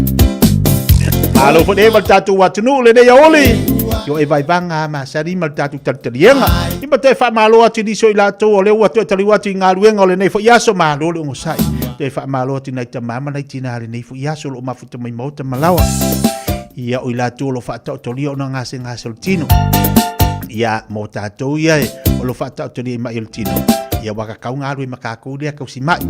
E manga ia fa penga ngase kamang ngofo i orki ngai au ka fa lava kel semea awe kel semea mai fi awe o kama ke fai o fa siringa malo si fo ngai le mai to ino le va mai ngofo fa ko lo matua a fa pe mai lo matua ngofo ko inga lo milomi lo makua lo milomi nga vai nga lima ia fa lo makua ko lo makua le ase me fiar e alu ko inga ngofo yo ka fa i o le malo si fo inga pe a fa pe o le ngai ke ngase ai alu malo lo si uma oi sa va Pai ki lua kurioso lua ka vale lua lua ke. Nga fu de lua kalkalongo fa kasi lua ai. Ia po koe ku maure lo fo desi. Lo sei le asa o mai. Ia baba ai po koe ku maure nga sei. Ka ku ngi vai kai me fa ia makarkari. Ia fa balotu di so ila tolo mafuto bai no le tato po klame. Ia malo fo lon sai malo lava pali pa talo fatu nei tatou so e mafuta mai Japani malo ale se fo manuia o ila tolo mafuta mai Amerika tele ni so atu no lo mafuta mai to telo tatou a e vai vanga ia mo tatou le fo ia so tatou e vai fa Fiafia ngasi filoi ale radio Samoa mana pokalame fa ngasolo le fo ia o lia mai tatou fa Fiafia le ia ona tatou tali watu le tatou sa idi mai sa uso ia Prince yeah Io e kakuaku ia iwa vai po a mai nga ia. Fatalo vati ia te pro muri talo lo fatu muri ni oli. It's a fifita fatalo vatu se ki mai tamasi malo lei. Dabe we fatalo vatu le nei fo ia oli fa tele mafta mai Rose Mart leo loanga se fo lau lei. La bebe pidi on fa mai de lei fo Margarita Facebook. E le kai mamai wa e ali au pepe. And if you judge me and then how would you do Angelina? E maka au kia fo de nga Facebook na ale au pepe. Alo fatu Martina. Angelina, be my city reader. Ready said is that Angelina. You're my sweet city reader. I'll get you to yes, Angelina, be my city reader.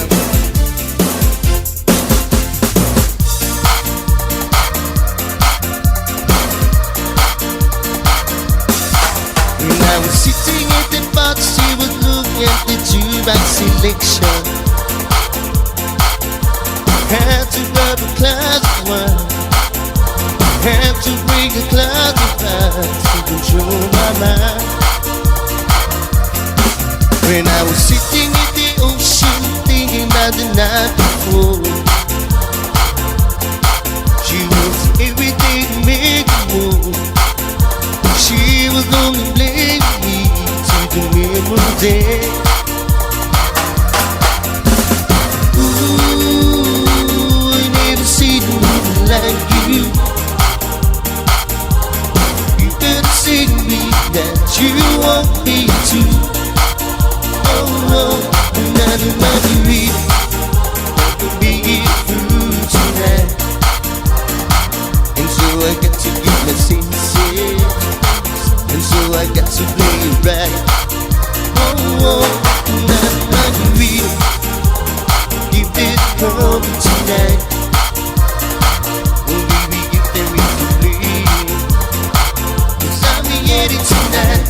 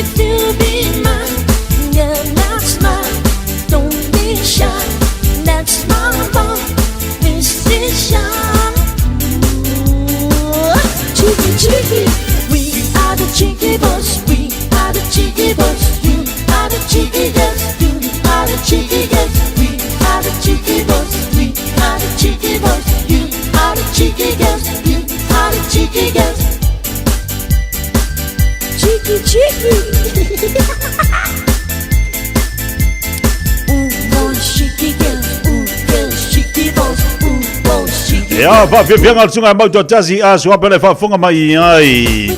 Alisa Brilla ole fa fianga sunga ya mau tasi al pesel sunga mau tasi na. Ai mo malo tatu watu ole mo se no e talno tole sunga ya Prince. Ole una mal tu ole na le casa pets mo tanto. Ole olu lua o lima luaiva tasi do lua. Olu lua o lima luaiva tasi do lua telefoni te wala. Yai, ola tu fa ptio nei per na fa ilo atu mo tanto.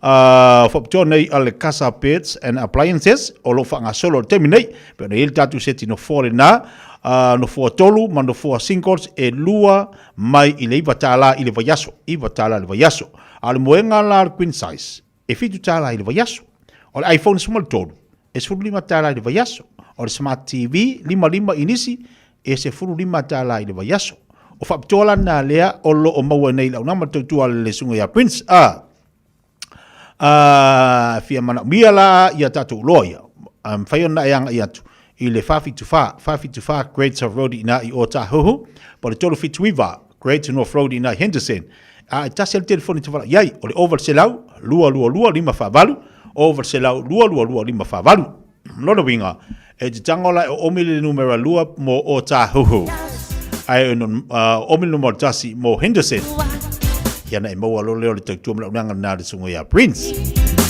You got me free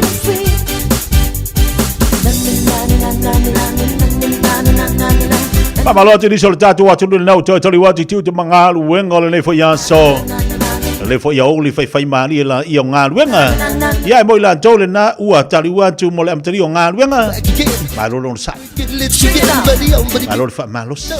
malo le fa longo tinga ya fa malo tu fo sa idi malo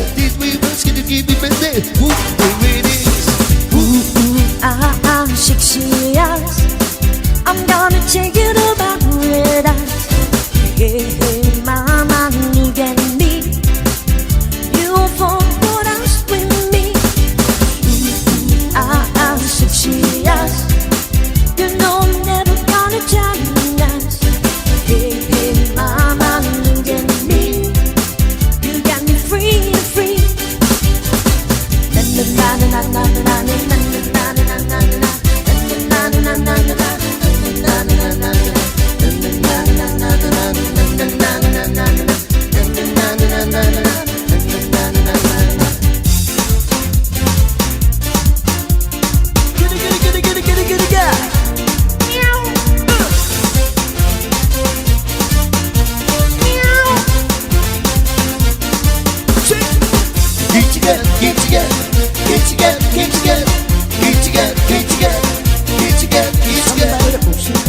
I'm scared of jumping under. Somebody to push you get. Look, I'm scared of getting number.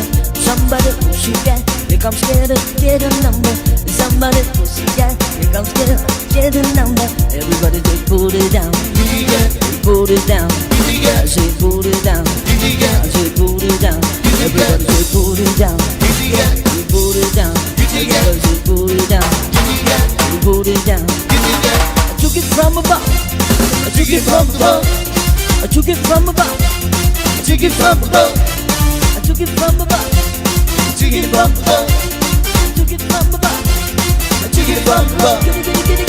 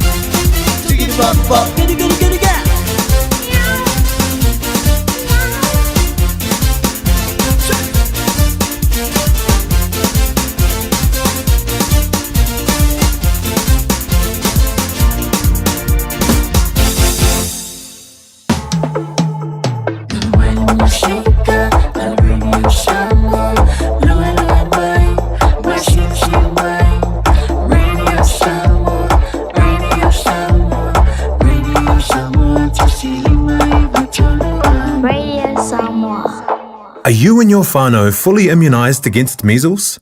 Measles is serious. It spreads fast and can cause severe illness.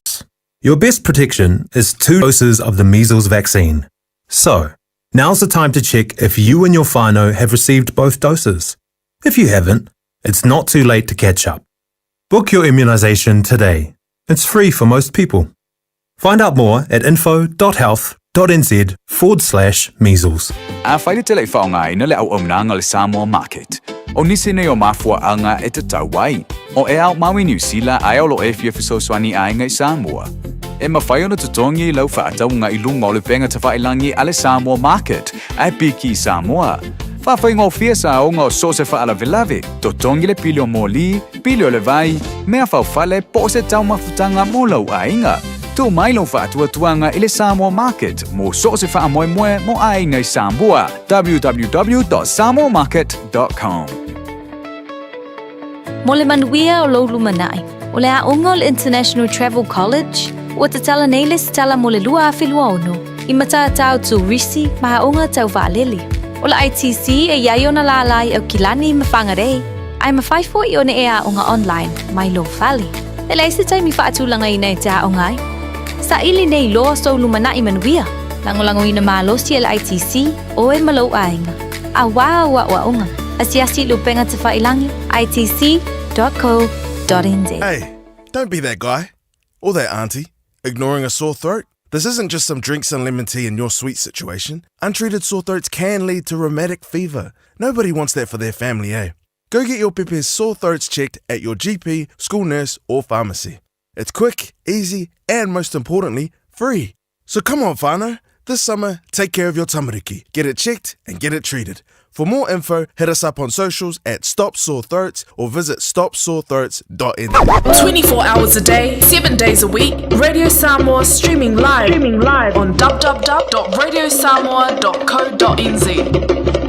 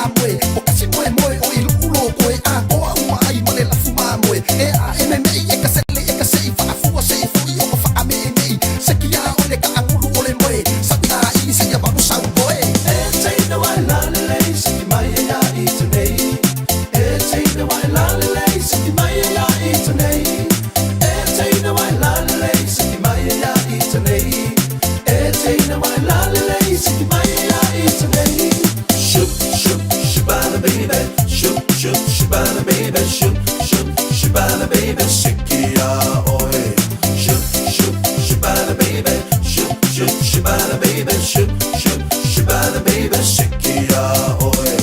Shake ya, oe. Shake ya, oe. Shake ya, oe. Women on the ocean, oe. Shake ya, oe. Shake ya, oe. Shake ya, oe. Women on the ocean, oe. Shake ya, oe. Shake ya, oe. Shake ya, oe. Women on the ocean, oe. Shake ya, oe. Shake ya, oe. Shake ya, oe. Women on the ocean, oe. Shabana baby, Shabana baby, Shabana baby, shake ya, oe. Shabana baby, Shabana baby, Shabana baby, shake ya, oe. Shabana baby, Shabana baby, Shabana baby, shake ya, oe. Shabana baby, Shabana baby, Shabana baby, shake ya, oe. Luas puluh fitu minuto lo janele Julai jasi oi seki ya oi. Ia olau mana ifut nalu fa malo sina list tangat. Lo to liwati ngalueng o to le yaso. Manga ifu ela ko fa malo silisi so fa ngalueng va ia ngai seki ya ka urang yaso. Ngai seki ya oi. Ia ya lu fo di fare e fa isia ko ngai seki ya lau ka po inga. Ia ela ku fo manga va tu tanga fa ngalueng ngai fa mai ia le tautonga. Seki ya so ko ru marang yaso. Oka ke fa alungo ko po le alo ko vai ngaluenga. Ai au so mase kala fa penga. Oh. Ke fa ia ko ara kala ko e hopo ko ru mafsi irunga. Ai au fa pa u. Oleh wingala te tele se olau fa malosi. Olau fa malosi. Amana ma tu tanga ta fa ngaluenga le vai ai o so mai e kalo fa sia ka kama ngai se ki alo waso. Ma alo ngalue. Ke fa alungo ko ia ka fa ngaluenga de lela va. Wa pe o ngiu fi to puletino to fa fo isi le malosi.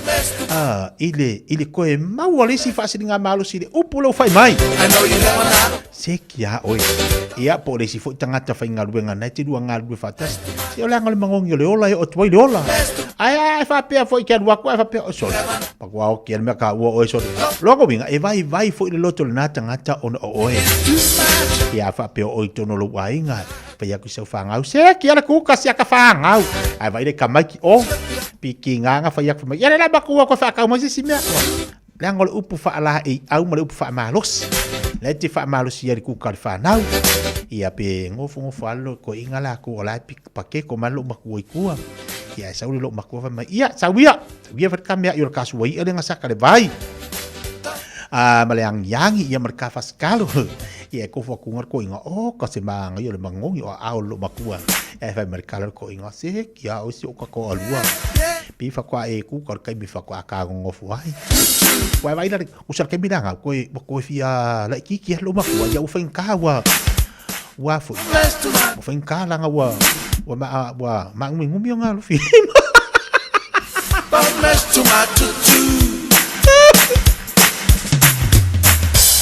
ia pola fui ngau kanga me lo makua ia o ko inga le pa ke ko lo muku pa lo malo makua wa valu kalo ko inga ia wa se wa kulanga ulo ia la ku ngor kale be eleng kale be eleng mar saka kalo si ko inga kala ko inga ola vai ya kanga me ku inga mai ka mai ku sala le kala ko inga pi bo fa malo si fu ilo o upor ko inga mai ku ya kanga me ai ku inga mai ka mai ki asa fa ka me ai pada aku ngalo makwa enga manga ia mai al kalewe elingi na dia sa sala ia lang yang makwa makau kia sa malala ole elingi wa ki dengo fofongia kalau makwa oka i fe jau ku ka kinga makwa ngi ia de le lau ku ka fa kalewe ka ko inga yang ke do le yo enga pi le enga lo o ala fa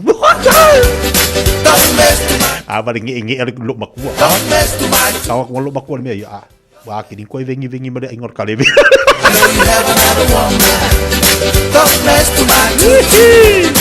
Ku sai deh si omo aki nga vengi dah le. Apa tu nele Julai jasi dengan tau jual wede Samoa. Ya mang ifat kalewe kau vengi dah. Wau di oleh aso lulu. Leo jalan 10 minit jalan Julai 2. Nah jiana Fiafia ngal si filo ya wede Samoa. Pa malo tu tantu wan jeno. malo atu se to ina ya yo su ina o tawa pa tele ma mai anga mawal na pa ita pai pula roya in male bai teli tau wel polka ka ilma sungai tatin na po ilmali e pasio to e wi la bai na e pai nele ai pai po isi malala malala malala malala malala malala malala malala malala malala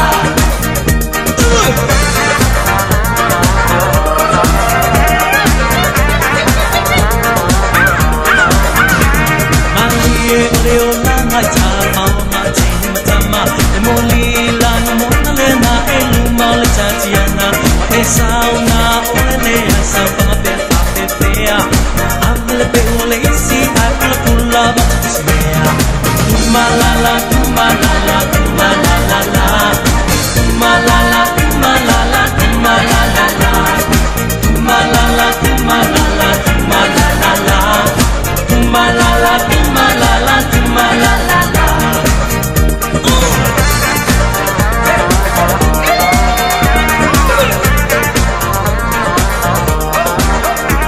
se vola ye se ansa ai vola le yo mata ai le te manele na e tutio ataka mai ai hello ma i ya lo mata away te mata valene te one more ele mata sta malala malala malala malala malala malala malala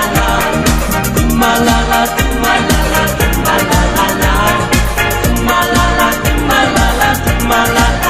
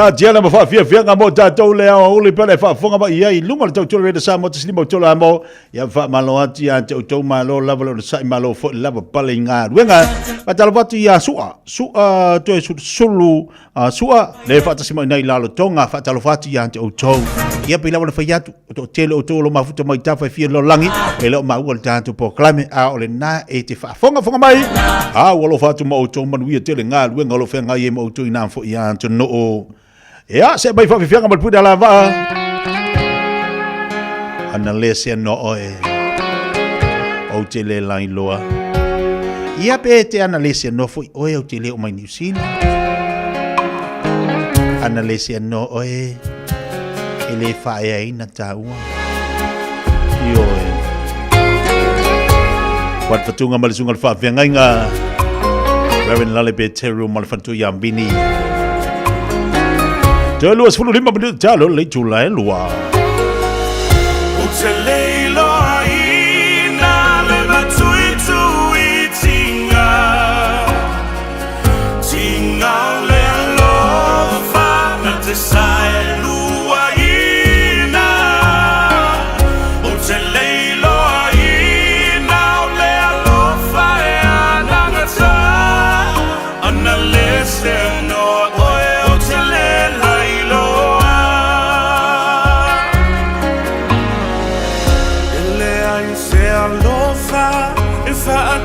Saina a otinga ete tu mai bea ata mamao e mano lia anala se noa oe o te le railoa Oe lo umalosi lo umalua papa Le fetuta I alla I lo uolanga Lo ufatu enuti pe atate te a Ana lese anoa oe o se le lailoa O te leiloa ina le matui tui tinga Tinga o le alofa na te sae lua ina O te leiloa ina o le alofa e anangata Ana lese anoa oe o te le lailoa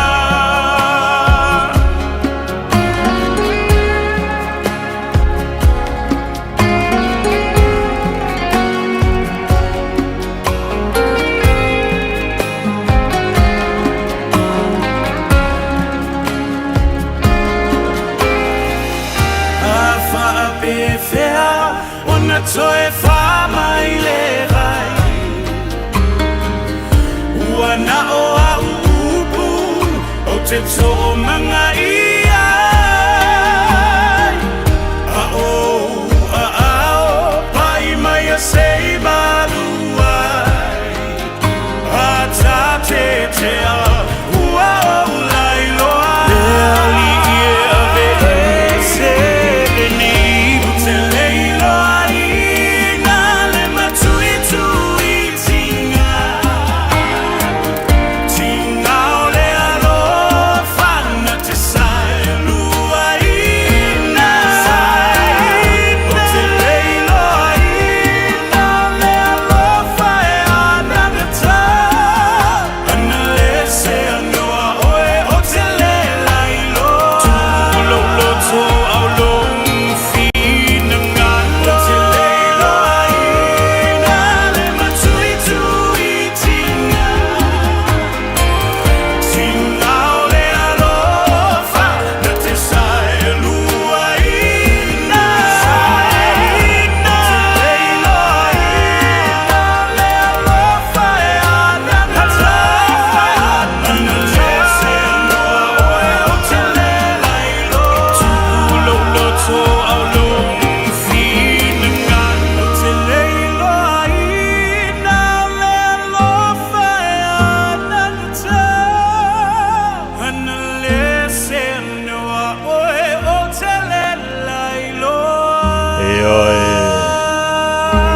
Amatali o tiu te mga luenga o te tole ni aso.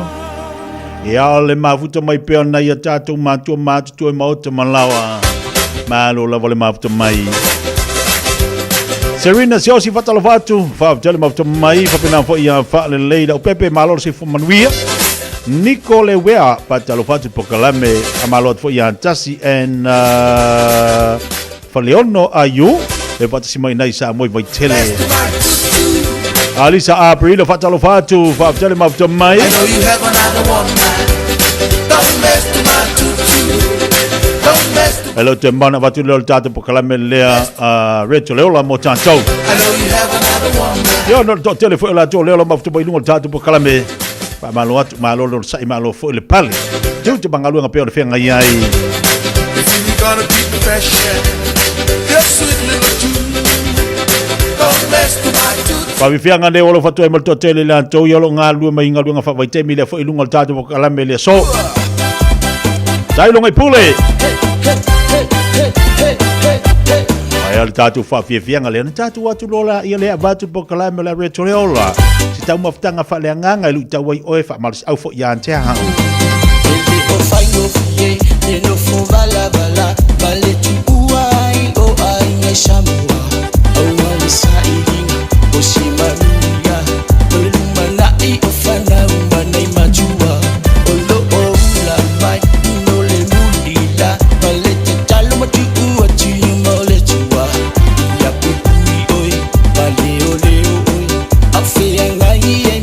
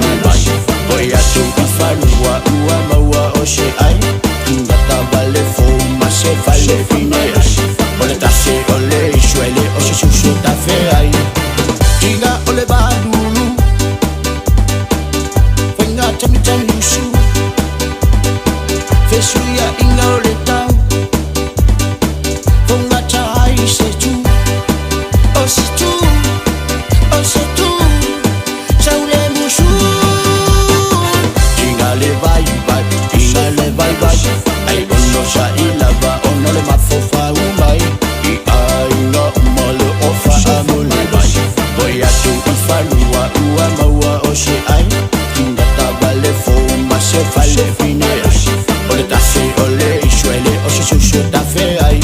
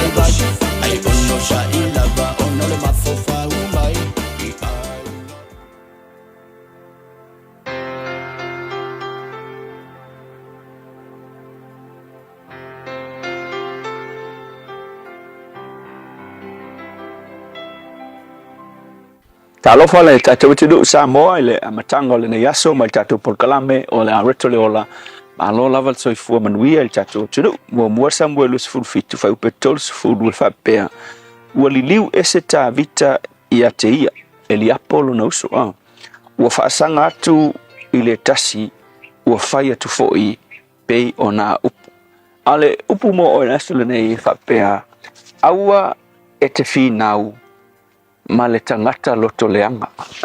Aua le finau ma le tangata loto leanga. Ua iloa le mele o le tangata loto leanga. O le kie ke whaia iai. Aua e kia mga ia. Ko ua iai alue. Whaia utala. Ua iloa ia tā vita. Tā vita lea le tupu longa o Israel. Na filfilia, maitala tu spa ia. Na filfilia e le tua tā vita i luma o nauso ia nga whau e le tua e Samuelu i luma o mata uso tā vita. Ai na avea ma mea e loto leanga ilo nauso matua foi leo o Eliapo. Awa aina manatu ia Eliapo.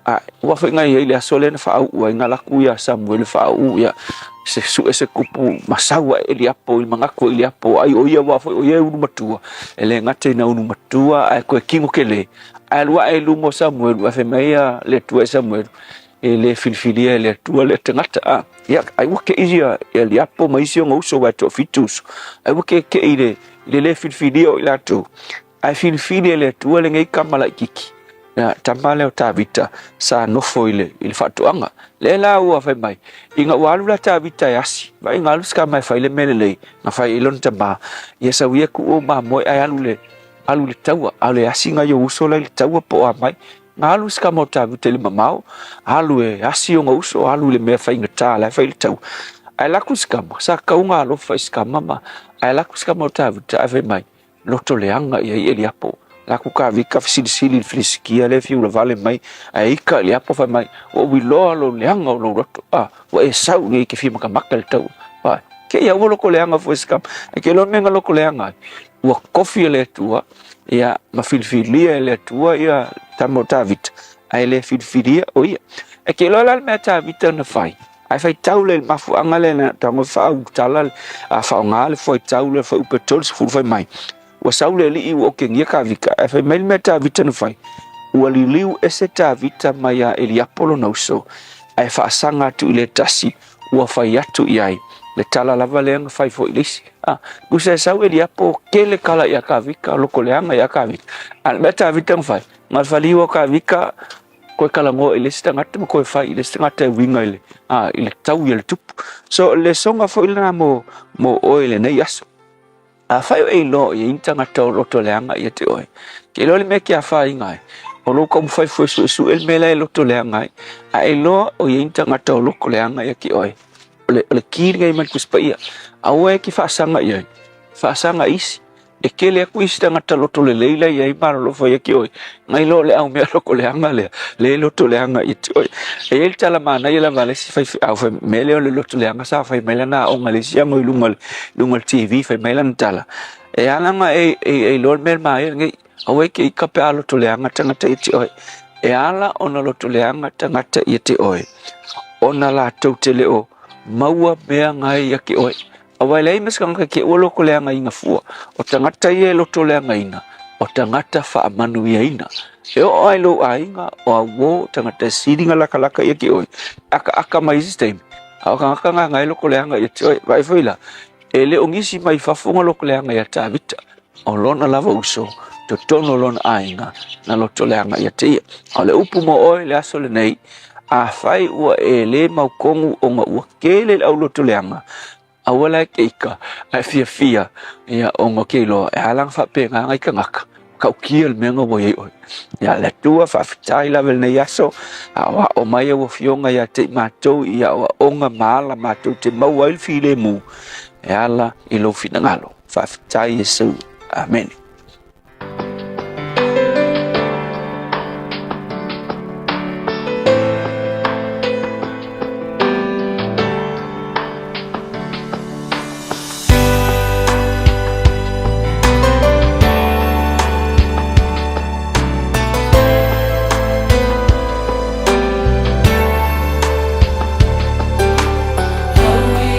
Maya la ufa unga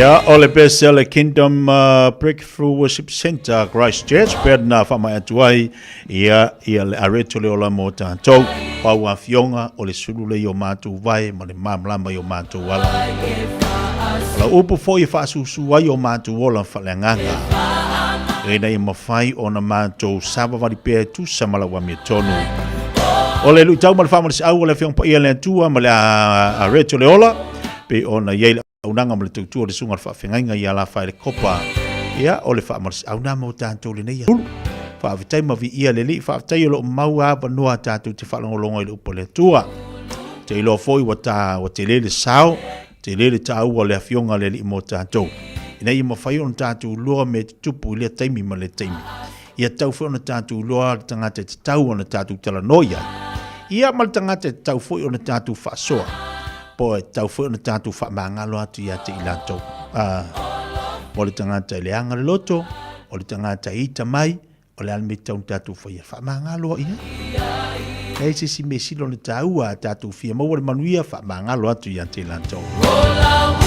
Ia, o le tātou pokalamina le nefo ia aso, lulu longa tono le vai aso, whamalo atu le awhia ngā ngafutasi so sia whi maono whengai mga aluenga, e le nefo ia aso malo brada whaafutele mafto mai malo le ngā alua ia te utau. Ia whamalo atu i niso i lato le ua mafto mai wanga ia tu mo ngā aluenga le fiafia, whamanuia le atu ia te utau, e le anga le leo le tua pui pui ma leo leo le tu se fua, au whengai o tau mga aluenga o le si fo. Awani ngalo tatu sumpa lu to ya tatu sumpa tatu far ia masani na inai manukau. Tali tu lai ono fai fo tatu sumpa na nei. Yo sau ka ko sumpa. Lewa sau fo tau malulu amatan sau tau malulu. To lu mai ti monga. Ai mari fa marstino le fe na nei sau fes fa afu. Wani tatu fa afu la na nei tali tu lai ono fa tatu sumpa. Na o to ya tatu sumpa pe na masani tatu. Tau le fa mingo yo tino. O le tu alalo ia mal tau longolonga al pokalame le fifia mai ia maua lo soifua malolo ina le lei maua lo malos e pitsili na matau mo tatou aso tona ito e mo le tatou whalainga masani mo le tatou keke poa amal tatou German pan mo ilan tau e fia tau samil German pan mal tatou keke poa aso mai aso tona ito e fai fo tatou keke poa amal tatou German pan io e te mo le tatou telefoni masani na ia mal tatou tuatus ea mawal tatu wa whalainga ni hu tatu wo i me ai mama ni ai fusi unga sun kaku wo kiri me ai mama kaku or kama mama si kau wha lusi mawal tatu keke po amal tatu German pan ile aso to anai o lunga se tau tua masa unanga tia le ne wha iaso whaftai te le sa molo atunu pele o te whaftai pea i le tapo inga ni o tatu ta mam tina matu e mota malawa la ato pule lea whaftai mo le tapo inga le iaso ia le fu wai mo le manuia le tatu maftanga mal pokala mil fifia mai o to fai vaia e de ese malo se de ese poto le tangata ia e alu fo se tautua la tou e te mesa si ai se aunanga ia e fafitai ala o tu ala lo fafitai la o to fautuanga mal tapo inga ia wai mo le manuia fo fai val ne yaso le mo le toile nga fafitai tele ia te o to ia me se fo la fo ngaluanga tofi le tua ma le lo le tatu wa tunu ia lena mafuta mai le tatou pokalame mo sin ata tatou whaasoa tatou suanga masani o tatou o le ata ma le tatarie ia le ukako karie lu umarangi yaso wa ile ia se me okupa o le karie ma ia karie ma ai karie ma ngofo irunga ia fai maria lo sa o fai si tōru timonga fai maria lo sa manuia tele le yaso te tia le tō ona nei so i fo mai manuia Talo falava o le siufonga le nei o Samoa le Radio Samoa Radio Samoa Taslima Ivatomu It's summer, a time for gathering and reconnection with the ones we love. Right now, measles is travelling across the motu too. It spreads easily and can cause serious illness. Before you visit whānau, make sure you've had 2 doses of the measles vaccine. It's the most effective way to keep the ones we care about safe from measles, especially if they are too young to get immunised. It's free for most people, so contact your healthcare provider or visit bookmyvaccine.nz before you settle into summer. E te manae maua se manae manuia o la wata li I polo wa whawhine. Ua se fulu nei tau sanga o whaatino le Pacific Advanced Secondary School lea au o nanga. Na whaawaile nei a onga e Sir Michael Jones. E whaonga i nae ngana le Pasifika I le NCEA. Mawafua o fua o ngā toele ai ni pilia o ngā. I le tausanga lua o loa whāna maua lunga i le whainumera o alonga whāna wale pass na au sia tongi e ulu whale ai i le university. Polo University